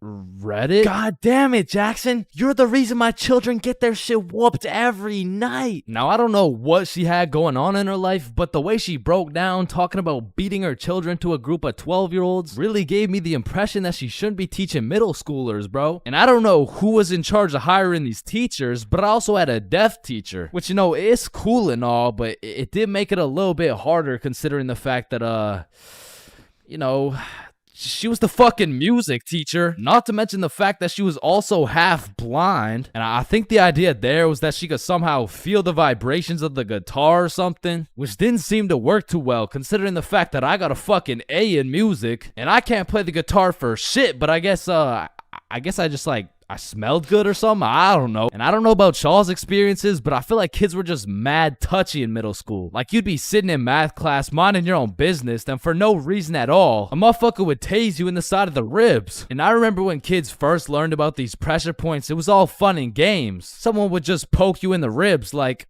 pressure point, that tickles. Then there would be a new pressure point dropping every week. It got to the point where these 12-year-olds were hitting pressure point combinations and paralyzing your legs and shit. Hey bro, let me try this new pressure point on you. Yeah, sure, go for it. It tickles. And it was the same shit with this game. Like, you really couldn't trust anybody, bro. Yo, what's that on my legs? Shit. Got him. Oh, shit, there's a bug on you. God damn it, dumbass. Oh, fuck, I just broke my leg. Bro, I'm not stupid. You didn't just break your leg. No, I'm serious, bro. I promise, on everything, on my entire life. I just broke my leg, look. Bro, I remember I got punched so many times, my arm was on life support. It was about to fall off, like, And thinking back to middle school, there's just so many things that make me cringe, bro. But by far the cringiest of them all is the relationships, man. And believe it or not, I had my fair share of middle school relationships. I remember one day I was sitting in class and this girl came up to me and said, Chains, I have a crush on you. And that's really all it took to have a young Chains in love. Head over heels. We went to the movies together. We went to my house and watched movies. We went to her house and we also watched movies. Now that I think about it, all we really did was watch movies. We didn't really talk that much. I mean, I didn't really have a way with my words at the age of 12. So, do you like movies? Yeah. Yeah, I like movies too. That's why we're here at the movie theater. I also like popcorn with the butter. It tastes like I like how it tastes. And one day we went to the mall and I took a good look at my girlfriend of 2 weeks and thought, man, I don't even know this girl. Like who are you? I remember we were inside Zoomies at the time and I said, hey Jessica, you're a great person and all, but I don't really think we're compatible like that. Maybe we should just break up, which was probably the most words I've strung together during the entirety of our relationship. And she says with the straightest face, oh, okay. And then we proceeded to walk out of the mall and bus home together without saying a word. And I remember lying in my bed that night and thinking to myself, damn, I think I'm supposed to be sad right now. So I threw on my hoodie, tied it up, and watched some sad Bart Simpson edits.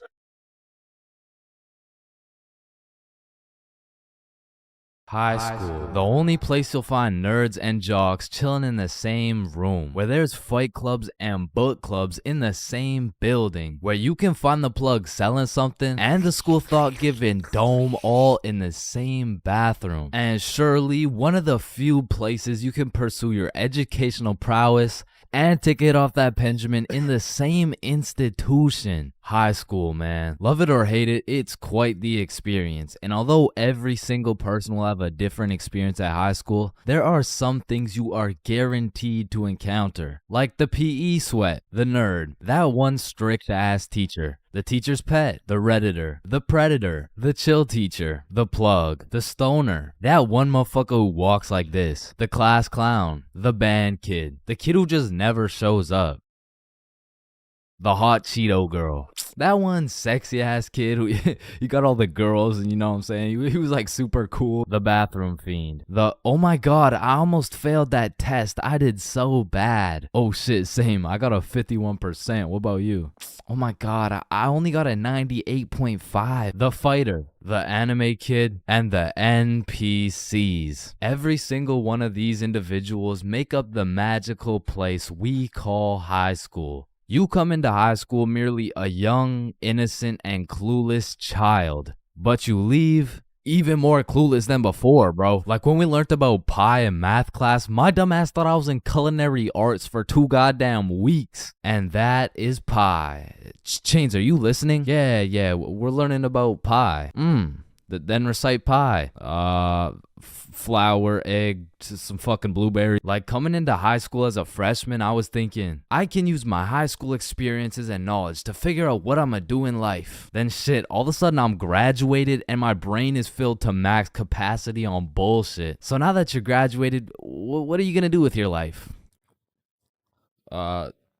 The mitochondria is the powerhouse of the cell. But one of the most majestic parts of high school is the bathrooms, bro. Like it's a proven statistic that only 1 in 30 kids actually go to the bathroom to take a piss. And Lord knows what the other 29 are doing, bro. I mean, it could literally be anything from a secret fight club to a drug ring to a fucking Bible study. Like nothing is out of the picture when it comes to high school bathrooms, bro. But the bathrooms are not the only place where some fuck shit goes down. Cause you know high school students love to see fights, so when there's the slightest hint of beef, there's a motherfucker instigating that shit.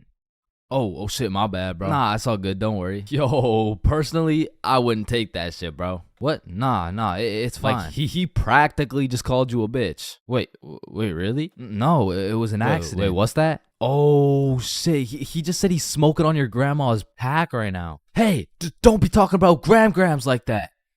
Shit. Wow. But tell me why when some entertaining shit happens, I just happen to miss school that day. Like I'll go every day of the month, but I get sick for 1 day? Damn, I'm glad as fuck I'm not at school right now. Yo. Holy shit. Chains, where are you? I'm in my bed right now. Why? Ooh. Jeremy and Tom are running the ones right now. Fuck, the one day I didn't go. Wait, what's that in the background? Oh shit, yeah, they got Lil Uzi performing at school today. What? Uzi's at our school? Yeah, check it out. Yo. Oh, and they brought in Gordon Ramsay cooking up free lunch today as well. What? Oh, and I almost forgot, Elon's pulling up and giving everyone Teslas. So, no, I'll see you later, man. But listen, high school is nothing like these movies paint it out to be. Like all these movies portray the same shit, where Victoria and her goon squad make fun of Ruby, and where Chad and the football team shove Arthur in a locker. Like I've only seen a motherfucker get shoved into a locker once in my life, and to be honest, I couldn't even see much of it. I mean, it was pretty fucking dark in that locker, bro. But for real, in high school, you don't have to worry about some big body taking your lunch money or some football kid slapping the books out of your hand. The worst thing you'll encounter on your average day at school is your local Redditor. I don't know how they do it, but somehow every joke they make is so unfunny that it just ruins my day, bro. Do you smell that? Yeah, Jeremy, that's what happens when you don't shower in 2 months. No, it smells like sussy baka, like Among Us. But not to confuse Redditors with Discord mods. I mean, they're pretty much the same thing, but Discord mods shower even less. To be honest, there is truly only one thing mustier than a Discord mod, and that's the cafeteria food, bro. I mean, this food is completely and utterly ass. Like, somehow these motherfuckers manage to get the food cold and the drinks warm. Like, how the fuck does that shit happen? And my high school would serve some daily specials, and to be honest, that shit was unidentifiable. Like, you'd see this pile of mysterious substance, and I'd ask the person who made it what it is. Like, what's the special today? You're holding it right now, dumbass. No, but like, what is it? Oh, I don't fucking know. And my school refused to pay people to make good food, so they had students making all the food. So you'd be eating a burger and look up at the person making them, and they'd just be casually scratching their ass. And even with all this free labor, tell me how these motherfuckers have the audacity to be charging $6 for 3 chicken strips, bro. That's $2 for one small soggy piece of some shit that's probably not even chicken. I mean, that shit is a robbery. And speaking of robbery, the high school change rooms are shockingly similar to Detroit. And we all know, you can't have shit in Detroit. Like, if you leave anything not locked up, it's gone, bro. Your iPhone, gone. $5, finessed. 2-week-old rotten sandwich. Someone's taking that shit. And to be honest, even if you lock that shit up, it's still at high risk. Like, let me paint the picture a little bit. This is PJ. PJ locks all his beloved belongings in his good old PE locker before heading to play some soccer. After scoring a hat trick, PJ comes back to the change room to reacquire his belongings, only to find out someone took PJ's whole goddamn locker. PJ was devastated. Until he remembers, he can check the school's security cameras. Yeah, take a look. Yeah, take that shit, take that. Yeah, we'll. PJ never got his shit back. Now, I don't know about your guys' high schools, but mine was equipped with security cameras everywhere, covering every square inch of the school. But these cameras had the resolution of a fucking toaster. Like, you could have a motherfucker commit a heinous crime. He could proceed to put his face in the camera, state his government name, address, and date of birth, and you would still have no clue who did it, bro. And of course, the teachers. Teachers have the ability to make or break your high school experience. So real quick, let me go over some of the teachers you will encounter in high school. The angry teacher, the chill teacher, the lazy ass teacher, the funny ass teacher, the teacher who doesn't know how to teach shit, Miss Cakinson, the teacher who wants to be the chill teacher, but shit just doesn't work. That teacher that plays videos all class. The gym teacher with several allegations. The weird science teacher. And the teacher who subscribed to ChainsFR. Wow, what a G. And that's high school in a nutshell.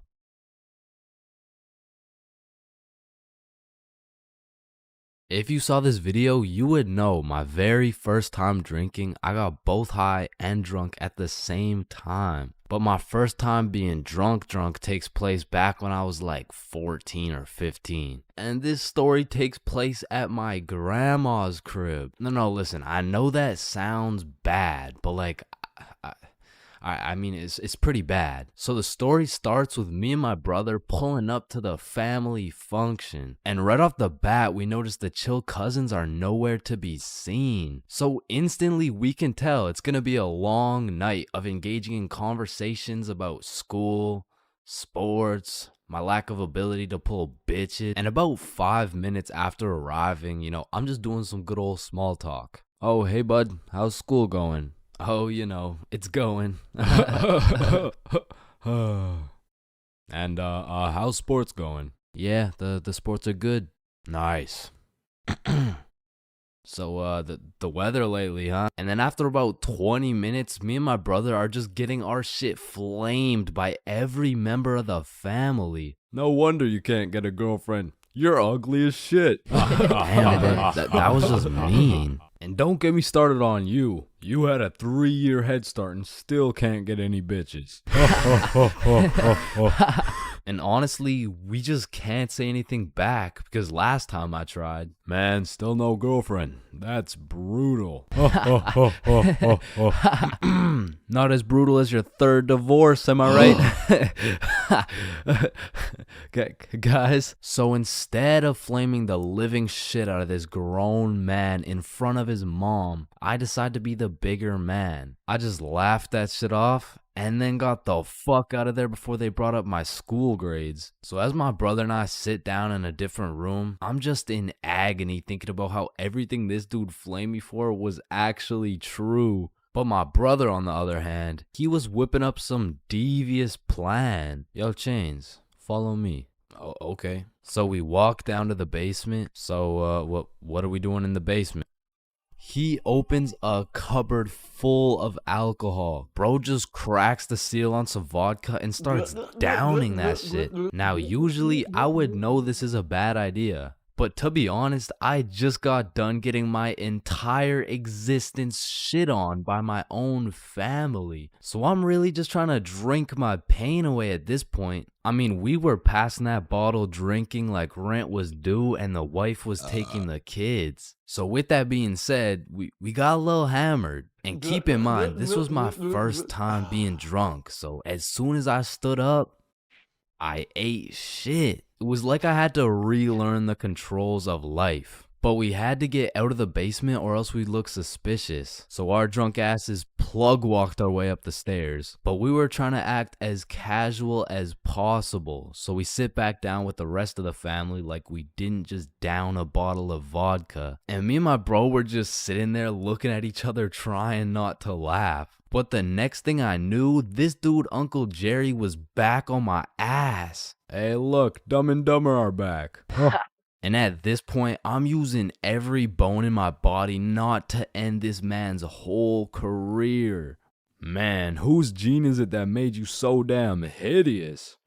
Don't do it, bro. Don't do it, bro. And I really didn't want to do him like that, but the vodka took control. It was your hideous gene, Gerald, but at least I didn't get the same gene that has you 5'2" and balding. Like, I can't tell if you're going through puberty or a midlife crisis. And shit, I didn't stop there. And Joe, I don't want to hear you talking. You're built like Baymax from Big Hero 6. What the fuck is Big Hero 6? Mom, I love you. Karen, sit down. Your mac and cheese tastes like ass. And Bob, you're literally a registered offender. Grandma, I love you. Bernard, your hairline looks like it's social distancing from your eyebrows. And Irene, how are you 47 and still work at McDonald's? And you got no drip. Come on, bro. Friendly fire. Oh shit, you're right. My bad. Needless to say, I was handing out smoke to everybody. Something in that vodka turned me to a demon. And I guess since everyone was mad at me for dissing the entire family, they never knew I was drunk as hell. But in the end, I did feel really bad for roasting my entire family tree. But ever since that day, everybody stopped flaming me, so it was worth it. I'm not gonna lie, I think everybody wants to be cool. Like, being cool is just like it's just cool, bro. Like, there's nothing like it. And I know some of y'all are thinking, Chains, with all due respect, bro, how do you know what it's like to be cool? And my answer to that is just look at me, bro. I fucking don't, okay? But I do know someone who is cool. He's a certified cool guy, and his name is Bob. Now, what makes Bob so cool? Is it the sunglasses? Is it the sexy ass face? No. Tell him the answer, Bob. He doesn't talk. The answer is Bob doesn't talk. And a crucial role in being cool is the element of mystery. Now, it's interesting because if we take a look at Jake over here, Jake doesn't talk either, and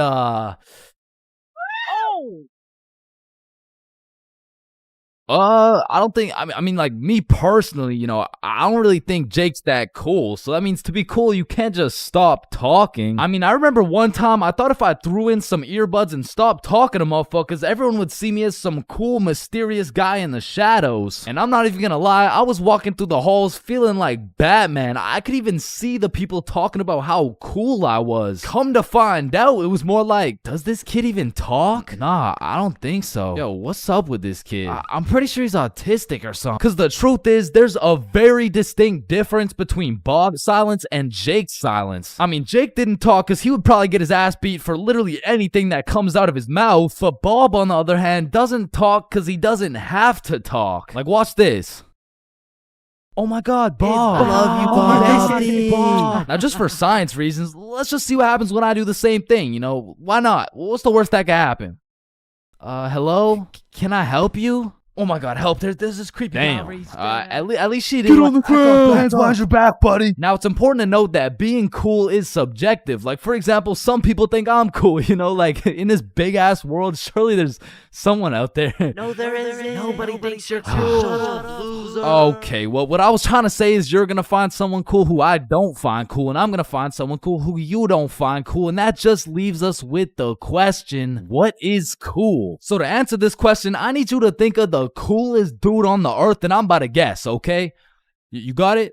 Yeah, alright. I'm not the fucking Akinator. I'm not about to guess who you're thinking of, but I can guess with 100% accuracy who you're not thinking of, and that's Mark Zuckerberg, okay? How did I know that? Because if you think of Mark Zuckerberg as the coolest guy in the world, you're fucked, alright? Like, there's no helping you. Like, click off the video. It's wraps for you, bro. But how could Mark Zuckerberg possibly help us get cooler? I mean, look at the guy. He's practically oozing uncoolness as we speak. But that's important because if being cool is subjective, we need something objective to look at, and objectively, Zuckerberg gets no bitches. Like, let's just look at the numbers here. I mean, this guy's the CEO of Meta, but he's also the CEO of being a uncool lizard nerd guy. And if there's one thing I've learned in my studies of coolness, it's the art of minding your own goddamn business, okay? Like, let's compare George to Bob, who, let's just say, both aced the math test. Hey, Chains, what'd you get on the test? Fuck, I got like a 65%. Oh, that's really good for you. That's good for you, yeah. I actually got 100% plus the bonus question. Oh, wow, nice, bro.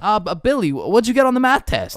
Math test? The dog. I could have swore that shit was chemistry. Nope, it was math, and I got 103%. Bob, what'd you get? God damn. 110. There was only one bonus question. That's impossible. Oh, kissy face. Bob, did you pipe the teacher? And that's probably why Zuck over here is so uncool. He's minding a million people's businesses, probably looking through their cameras and shit like, yeah, fuck you, Mark. And the most important trait for being cool is having confidence. You just can't be cool while shivering your timbers, bro. And I know some of you are thinking, oh, well, I guess it's over for me then. And no, it's not over for you, bro, because confidence is the most fake it till you make it shit ever. Like, you're not gonna say the perfect thing every time. Lord knows I don't. I'm pretty sure I say the wrong thing every time, but if you say that shit with your chest, people let it slide, bro. And I said, no, I wouldn't suck your dick for $20. Oh, well, that makes one of us.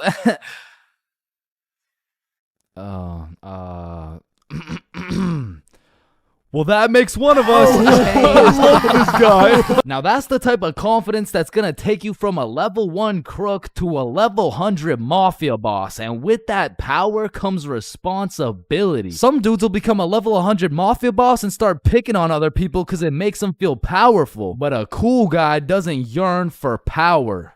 He yearns for... fuck, what do you yearn for, bruh? Damn, he's so cool. Now, being cool comes along with being calm and collected. Like, if someone walked up to you trying to fight and you started running away screaming for your life, I don't think anyone's looking at you like, damn, that's one cool-ass motherfucker, bro. Yeah, bro, the way he hit that high note was cool as hell. Shit, maybe I could be like him someday. Now, I'm not saying you gotta go all Jackie Chan on the guy, but you do gotta stay calm and think logically. Like, let's see how cool you are. What would you do in this situation? A, strike first, strike hard, no mercy. B, just walk away. C, give him a little kiss on the forehead. Or D, do the stanky leg. And the correct answer is any of the above, bro, because it's not about what you do, it's about how cool you do it. Except maybe the stanky leg one. I don't think anybody can look cool doing the stanky leg. But doing any of the other options, you could look cool as hell. Like, A, strike first, strike hard. Boom, one punch knockout. That's cold. But if you throw first, miss, eat shit, not cool. B, walking away. You're cool as hell. Unfazed. Unless you get jumped from behind and get your ass beat. Not cool. C, give him a little kiss on the forehead. Assert your dominance. You pretty much just made him your son. But if you miss, well, now you're just kissing a dude, so, yeah. Now, even though being cool is all about how you do things, there's a few things that nobody can look cool doing, like riding a scooter, chasing a bus, taking pictures with an iPad, chasing paper in the wind, using VR. washing a cucumber, waving. You look nerdy as fuck, eating a cupcake, tripping, getting out of a restaurant booth, pickleball, and literally anything to do with Starbucks. Hi, can I get a caramel ribbon crunch frappuccino with 2 extra pumps of vanilla and the You're soy? not cool, bro.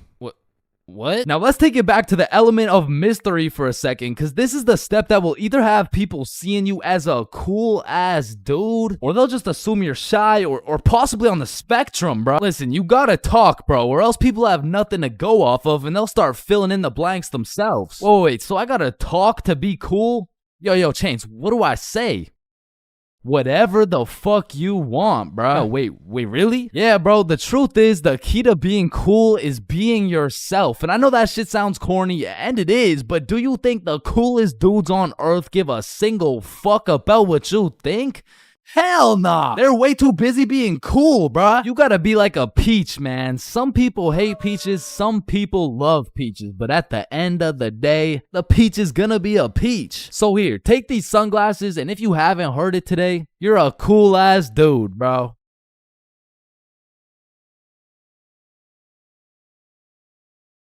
High school bathrooms have to be one of the most unorthodox places in the entire world. Walking into the bathroom, you have absolutely no clue what to expect. And honestly, that's the best part. I remember one time I had walked into the bathroom, you know, to take a piss. And when I had opened the door, I was not surprised to see some motherfucker getting his head shaved bald. And these dudes were so casual about it too. Yo, what's up?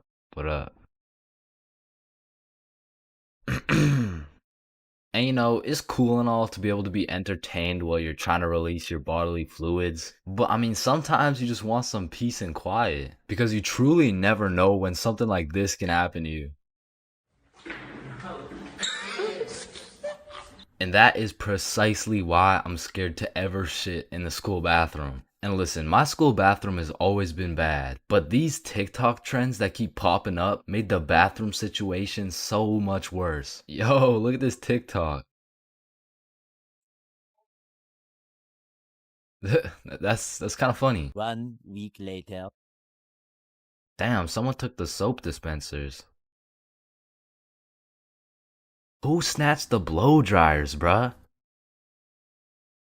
Where the fuck did the urinals go? 1 hour later. Hold up. Who hit a lick on the bathroom? These TikToks had the school announcements like, Guys, I'm begging you, stop with the devious licks. if you see anyone hitting a devious lick in the bathroom, report it to the office immediately. And I'm not gonna lie, this trend was low-key pointless. Like, once you go home, the fuck are you gonna do with the broken blow dryer, bruh? But there was one TikTok bathroom trend that was fire. So, what is the square root of pi? Chains. Yeah, can I go to the bathroom? Be quick. Am I tripping or did I just hear? Yeah, bro, bathroom functions are a 10 out of 10 TikTok trend. Hey man, if you're still in high school, I recommend trying it. Anyways, I've obviously never been in the girls' washroom before, but I be seeing way too many TikToks filmed in there. Like, is it just a normal thing for girls to go to the washroom while other girls are just in there hitting the renegade? Like, I wouldn't know, but that whole situation seems a little bit awkward to me. Boom. Boom. Wait, renegade. And when it comes to most public schools, the washroom is like the black market of the school. So there's always some dude trying to sell you something. Yo, you need anything right now? I got that Gandalf OG, that Alaskan Thunder, some purple monkey balls, got those Girl Scout cookies. Hey man, just give me a second, I'm kind of busy right now. I got that Sour Diesel, that Granddaddy Purple Deluxe. Trust me, this stuff will blow your socks off. And every once in a while, someone will bring boxing gloves. All of a sudden, the school bathroom turns into the octagon. People are getting knocked out, dropped, and getting hit with the guillotine chokehold. But as soon as a teacher walks in,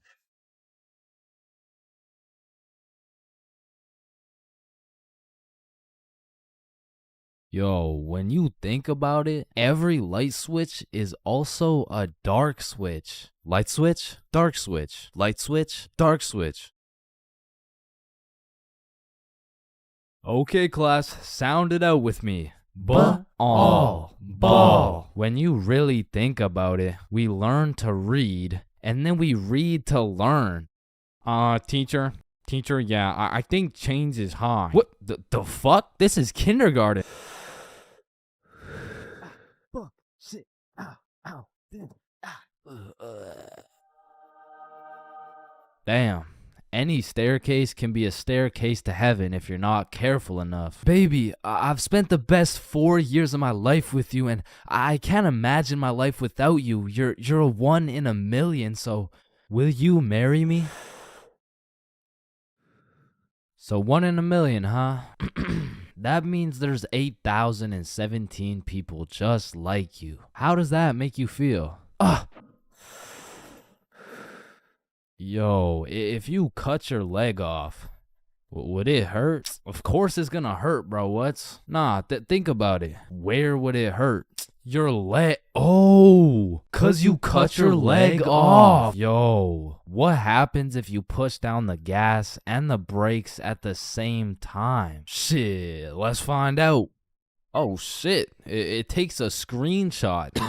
Damn, my eyes are dry as shit. Just close them for a minute.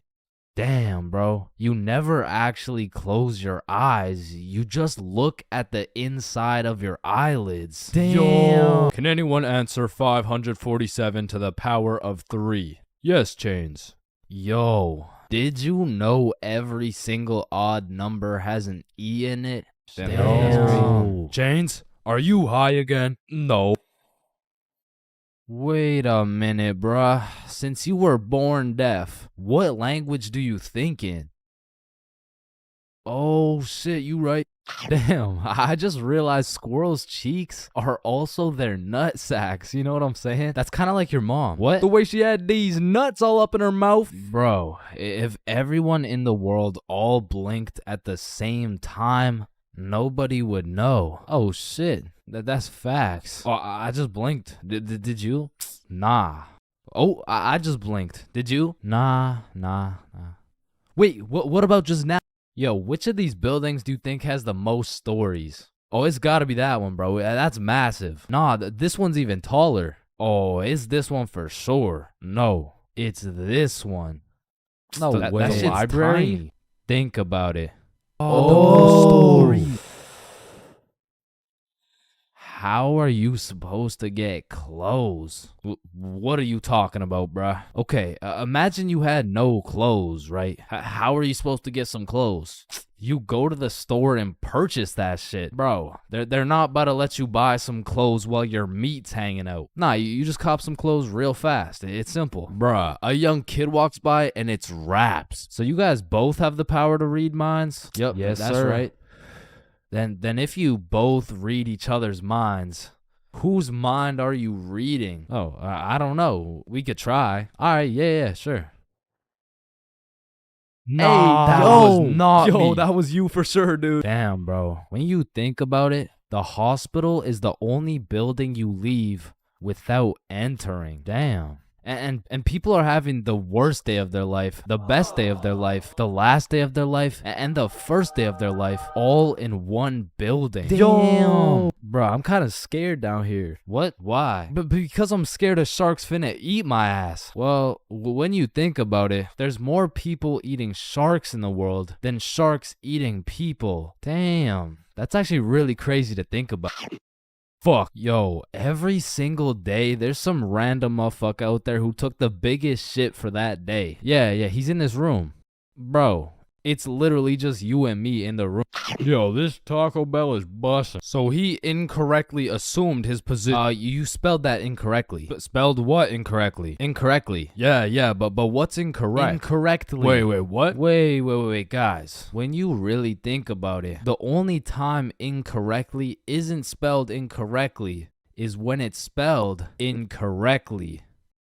Shut the hell up. Yeah, shut the fuck up. You know, the number of people older than you never increases. It only gets smaller and smaller. Damn.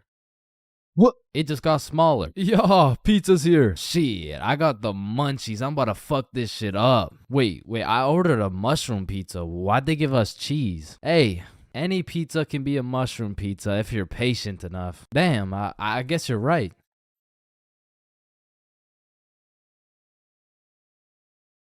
At last. Damn, you know what I just realized? What? A pregnant woman swimming is pretty much a submarine. Are you just always this high, bruh? Yo, did you boys know your last name comes from what your ancestor used to do back in the day? Oh shit, mine's Baker. Yo, mine's Carpenter. Oh, mine's Smith for blacksmith. Well, what's yours, Johnny? It's Donald. Well, wait a minute. Your last name isn't Donald. It's Dickinson. Guys, chill. I can explain. Get the fuck out of bed, bitch. Your alarm is really your theme song because it plays at the start of every episode. Well, why the fuck are you in my house? Yo, is Chains still mad over that chair? Yeah, well, what does this dude have against chairs? Why is it a chair? Yo, why is there sidewalks in the movie Cars if there's no humans? This dude won't shut up. Like, just watch the fucking movie, bruh. Damn, think about this. When a child is an asshole, the child gets a whooping. But when the parents are an asshole, the child gets another whooping. Shit, tell me about it, bruh. Fuck. Bro, you've checked the fridge 15 times already. No good food's finna magically appear. Damn, now that I think about it, we don't keep checking the fridge for new food, but rather we keep checking to see if our standards have dropped low enough to eat the shit that's already in the fridge. So we got Mercury, Venus, and then here's Earth.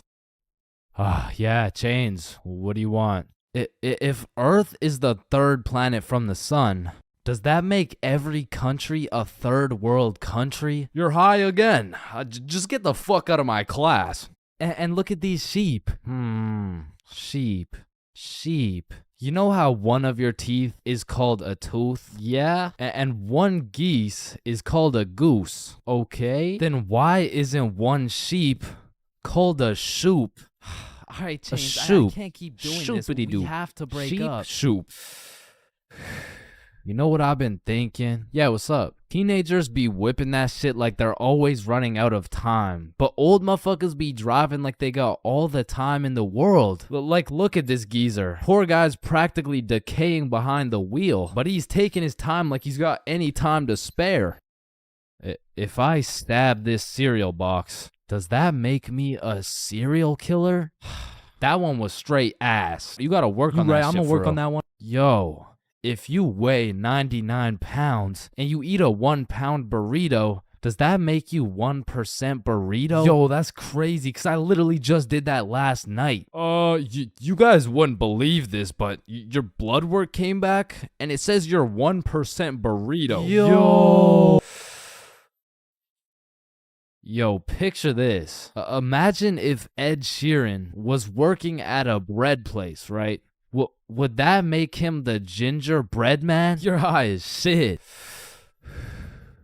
Alright, bro, I'm a dip. Nah, don't leave me alone in this forest, bro. Hey, when you really think about it, you're not scared to be alone in this forest. You're scared you're not alone in the forest. You feel me? Yo, that's actually so true. Bro, you know what?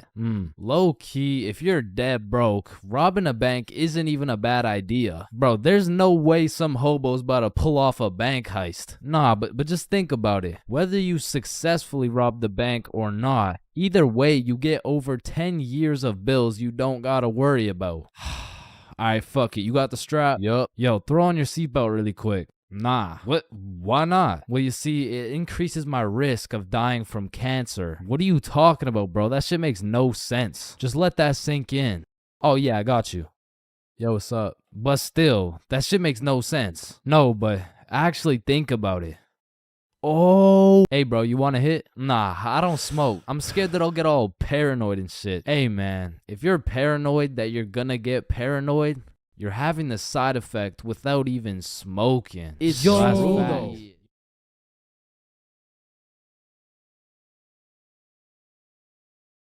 Hello, can I get a green apple and bubblegum, please? Of course, that'll be 25 cents. Oh, gee, what a deal. Life sure is good, huh? Oh, it sure is.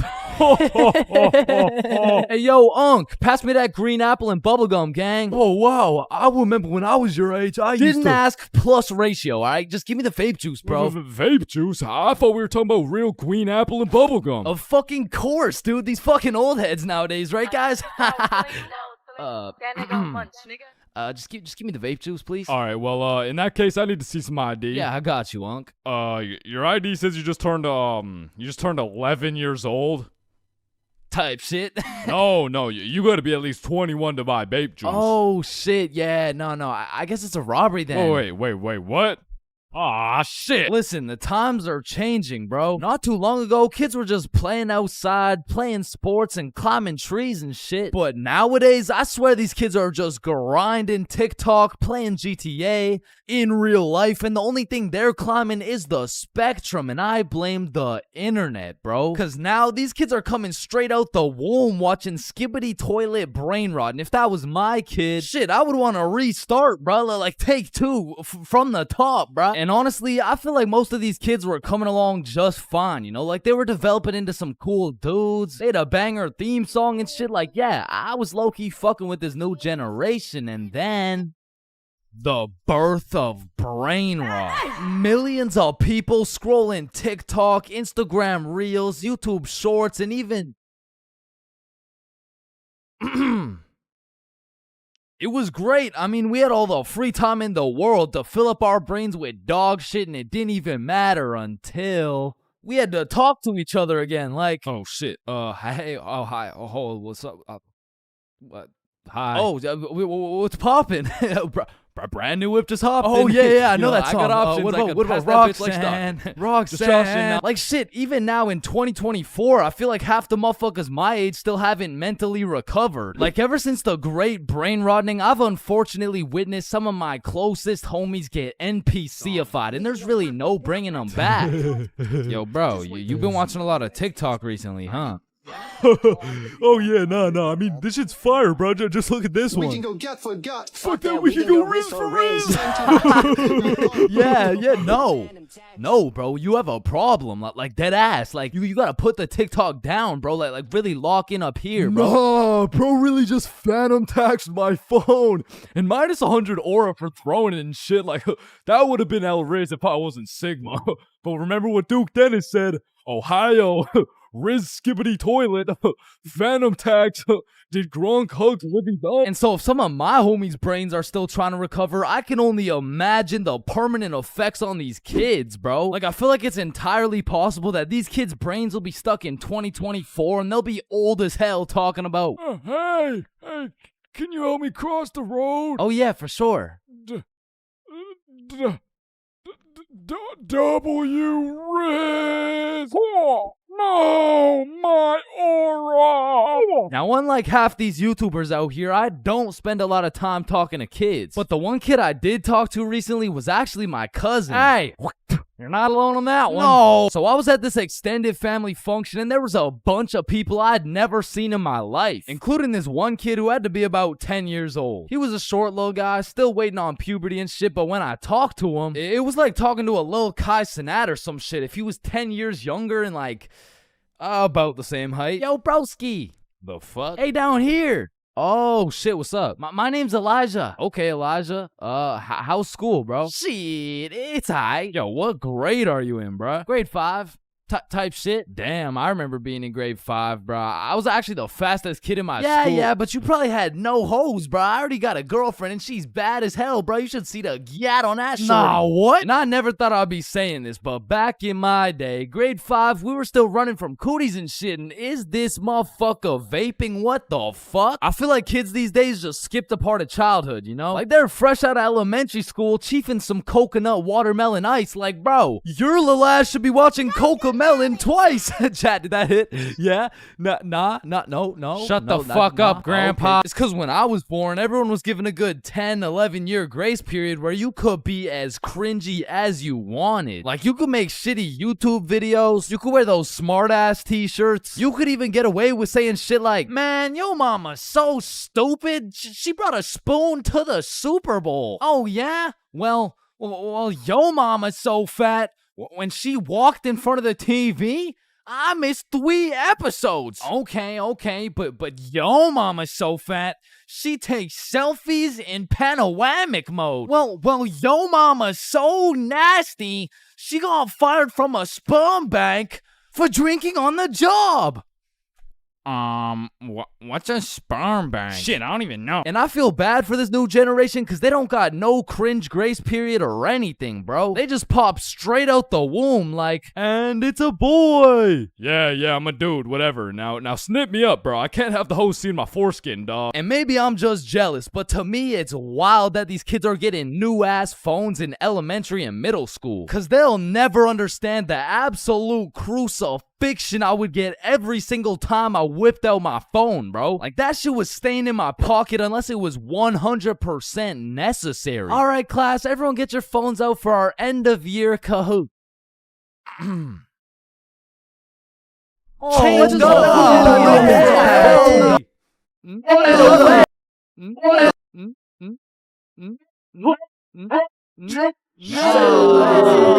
I honestly feel like the world would be a better place if we implemented a new law where if you saw a kid who had an iPhone number higher than their age, you had every right to respectfully and lawfully slap the shit out of them and give them a devious wedgie, bro. Like, you're 10 years old. What the fuck do you need 6 gigabytes of RAM for? I need it because I like to play Fortnite on my phone. Man, how about you eat 6 gigabytes of this shut up sandwich before I ram this fist up your ass? Alright, chat, I know that one hit, bro. What do we think? Stickman Police Department donated $1. Wait, what? Look behind you, Chains. Oh my. And it's the same with these kids' fits, bro. Like, whatever happened to wearing neon shirts and light up Skechers? Like, why am I seeing literal children walking around in Jordans, bro? Like, I didn't even know what Michael Jordans were until I was getting my shit cooked for walking around in some Michelle Gordons, bro. But I mean, that shit was necessary for my character development. And that's what's wrong with these kids, man. They're straight up skipping out on some of the most crucial moments of their lives. I feel like we could low-key do them a favor. Next time you see a kid walking around on the street thinking life is all sunshine and rainbows and shit, you could just give him a little character development and like maybe roast his cut or something, you know? Like, hey kid, you look like you cut your hair with a fucking pencil sharpener.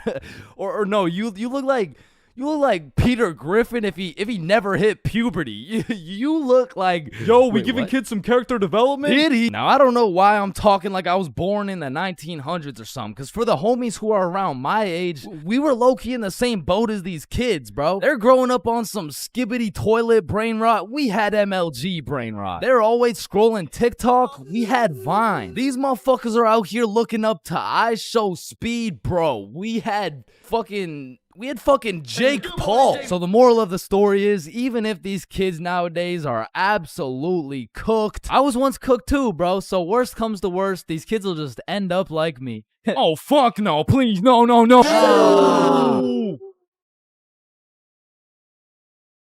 Honestly, bro, I'm not scared of much. I'd go skydiving, I'd swim with the sharks, run with the lions, fight a gorilla, beat some ass, and not even get my ass eaten. No, I would not. What the fuck? Wait, no. I mean, I'd even get my ass beaten, bro. But if there's one thing that leaves me scared shitless, it's a... But one day when I was 15 years old, my friends and I went to the gas station to get nothing more than a pack of Reese's. All right, your total will be $2.50. Hey, boy, step back. I got this. Put it on my car, bro. Yeah, oh, okay. Just let me... Oh, all right. I don't think your machine's working, bro. Hey, kid. I hate to break the news to you, you know what I'm saying? But, I think your broke ass needs to get a job. No! So I got my first job at Jim Jordan's and I was grinding, bro. I made every coffee fresh, every customer happy, every toilet squeaky clean. I was putting the potato wedges in a goddamn bag until I'd stacked up my first few bands and I'd never seen this much money in my life. I thought I was rich, bro. So I quit my job. And then the government took some bands. I bought a few Fortnite skins, one ugly ass t-shirt, and before I knew it, I ended up exactly where I started. Damn, dude, you fucking suck. Your broke ass still needs to get a job, bro. Man. Firstly, my name is Chains, and I would love to work here at this summer camp. All right, Chains, do you know how to read? Yes, sir. Do you speak English? I do. Can you count to 10? Indeed. Can you ride a bike? Of course. Do you like little kids? Yeah, no, wait, no, yeah, well, yeah, no. No. Final answer, no. All right, you're fired. Wait, no, I love little kids. All right, you're hired. Now take this helmet and teach those kids how to ride some goddamn bikes. Okay, yeah, thank you. Really quick, how much do I get paid? I mean, as little as legally possible. Now get to work, buddy. Hi. My boss threw my ass straight into the deep end, bruh. No training, no nothing. Now, what's crazy is every other worker went to a training camp and was taught exactly what to do and exactly what to say. But one of those dudes quit last minute and they needed somebody, anybody to fill in, and that's the only reason they hired your boy. Anyways, I grab a bike, go outside, and there I see my group of 5 little 5-year-olds waiting for me. And I can see the hopes and dreams of learning to ride a bike glistening in each and every one of their little eyes. And I didn't want to let these little motherfuckers down, so I wasted no time and got straight to work. Listen, it's simple. You get on your bike and you just start pedaling like, look at me go. Right, guys? Shit. Listen, teaching one kid to ride a bike is legwork. You grab the seat, you push them, they pedal, they fall, and you pick them up and start gaslighting their ass like, wow, buddy, you did an amazing job. I've never seen somebody sweep the floor with their face before, man. Next time you can use your hands, though. Thank you. But the real problem is having 5 different kids with 5 different personalities and skill levels. Because the first kid was named Miles, but he couldn't ride a bike for 5 feet. Then we had a kid named Noah, who didn't know a single thing about how to brake. Parker, who couldn't park for shit. We even had a kid named Noel, but his little ass couldn't stop taking L's. In James. But it was just one motherfucker, bro. Like, why is your name plural, bro? Where's the other one at? So my group's out here looking like 5 chimpanzees on bikes with one bigger chimpanzee supervising them. And I look over at my coworkers' groups, and these motherfuckers are out here biking in perfect unison, weaving through cones. I even seen a little kid doing no hands, bro. Hey, James, look, no hands. Oh, shit. Oh, shit. Oh, shit. Hey, James, look, no teeth. So after painting the pavement like Picasso, we get under the shade for some lunch break. And talking with these kids was such an interesting experience, bro, because since I was their biking instructor, they just assumed I knew everything, bro. Hey, James, why is the sky blue? Shit, I mean, it just... And we even decided that it'd be a Monday today. Oh, that was definitely Abraham Lincoln. Why does my sandwich taste like pennies? That's the taste of blood, my boy. What's the biggest number? Infinity. How old are you? 300. What time is it? 12:37. And why do my parents wrestle without any clothes on? Yeah, mine too. So okay, time to so get back to weird. riding bikes, bro. But this time when we got back out to riding bikes, I set up a cone drill. All right, group, lock in. Here we got an easy cone drill. You know what I'm saying? I'll show you how it's done. So you just want to go through the cones just like this. You know what I'm saying? I like to call this drill. Oh, fuck. Wait, what's it called? I don't know. I think it's called fuck. Are you sure? Fuck. Yeah, nah, it's definitely called fuck. Well, that's a weird name. Okay, who's gonna fuck next? Yeah, bro. I'm not gonna lie, I dead ass fell. Like, there was no type of biking test in order to get the job. All they asked is if I could ride a bike, and I can. But I did not know we'd be doing NFL drills on these fucking bikes. But needless to say, when the parents came to pick their kids up from the first day of bike camp, they were not impressed. Hey, there's my little man. What did we learn today? Oh, you know, we just took the training wheels off. We got started on a few cone drills. He showed us how to fuck. Oh my goodness, okay, it's man. true. No, He I'm even sorry. I'm demonstrated. so sorry. This is a catastrophic miscommunication. And Chains told me I had the best grip. Hey, He yo, said I'm the that. handlebars, brother. You gotta Chains specify. says I have so much potential for a kid my age. Okay, yeah, that sounds same bad. here. That sounds really And bad. Why does all Chains this said shit he sound so likes bad? me better without any teeth. I'm just trying to cheer him He up, taught man. us to always use protection before riding. Okay, that's enough. He Just just stop. Chains, Chill. None of them came back, bro. So I got a new group, and the best part about this new group of kids is that they were already level 4, meaning we'd all just bike to the park, eat lunch, and then bike back. Damn, bro, that sounds easy as fuck. Surely this couldn't go any worse than your first group, right? Yeah, it does. Yeah, no, it gets worse. It gets so much worse. So for this little journey to the park, I'll pair up with my coworker Natalie. So Natalie's in the front and we got 10 kids in the middle. We'll call them Liam, Ava, Milo, Zoe, Tucker, Cornelius, Jackson, Bradley, Quandale Dingle Jr. the third, and Riley, which is the only name you'll need to remember. So I count up the kids so we don't leave any behind, and as expected, I count 10. So we take off on our journey to the park, and all these kids were really good at riding. You know, out of the whole group, we only had one little fall. But I just scraped my knee, you know what I'm saying? Like, I didn't even cry or anything, bro. It wasn't even that bad. And before I knew it, we made it to the park. We all put our bikes down. Natalie and I ate our lunch while the 10 kids ran around and played. Liam and Tucker were playing tag. Zoe and Ava were picking flowers. Meatloaf and Quandale were eating cockroaches. Riley and Cornelius were in the bushes picking berries. And Jackson and Bradley were wrestling. And after a peaceful 45 minutes passed by, Natalie and I round everyone up to get back in line like we started. I count them up so we don't forget anyone. 1, 2, 3, 4, 5, 6, 7, 8, 9, 10. And we head back to camp. And after a very successful trip, the parents pick their children up one by one until Riley's very sweet mom shows up with a pack of 20 gym bits to thank me for my great work taking care of her child. Hey there, I just wanted to say I appreciate you so much for taking care of Riley today. Yo, what? Thank you so much. You really didn't have to. No, it's my pleasure, truly. Oh, okay, well, thank you so much. So, where's my little guy? Oh, he's right here. My heart dropped straight to my stomach, bro. And as I'm looking around for Riley, I'm trying to recall the ride home, and I genuinely just don't remember seeing Riley at all. And that's when I remember I last saw Riley playing in the bushes. And this is when my heart goes back from my stomach and drops down to my testicles, bruh. To this day, my heart has never dropped so hard. This woman trusted me with her son, and I don't know where the fuck he is. So, where is he? Man, that right there is a great question. What do you mean that's a great question? You know, all the greatest questions in the world make you think, don't they? Yes. Right, and as you ask me this question, I really get to thinking, you know, like I really get to rack in my brain, and well, to be quite frank, well, I'm stumped. Okay, what do you mean you're stumped? I don't know where Riley is. What do you mean you don't know where Riley is? Okay, nah. Let's just put it like this. Do you know where Riley is? No. Yeah, nah, me either. Yeah, ice cream. Holy fuck, he's right there. Oh my god, fuck, I knew it. I knew it. I oh thought my this god, he's right dumbass there. lost you. I knew it the whole time. He's right there. It's April Fool's. Give me Yeah, these. take them. Oh my God, Jesus, God bless America. And that was genuinely the day I realized I can't work a fucking job. I'm not built for that shit, bro. I gotta start a Stickman YouTube channel or some shit.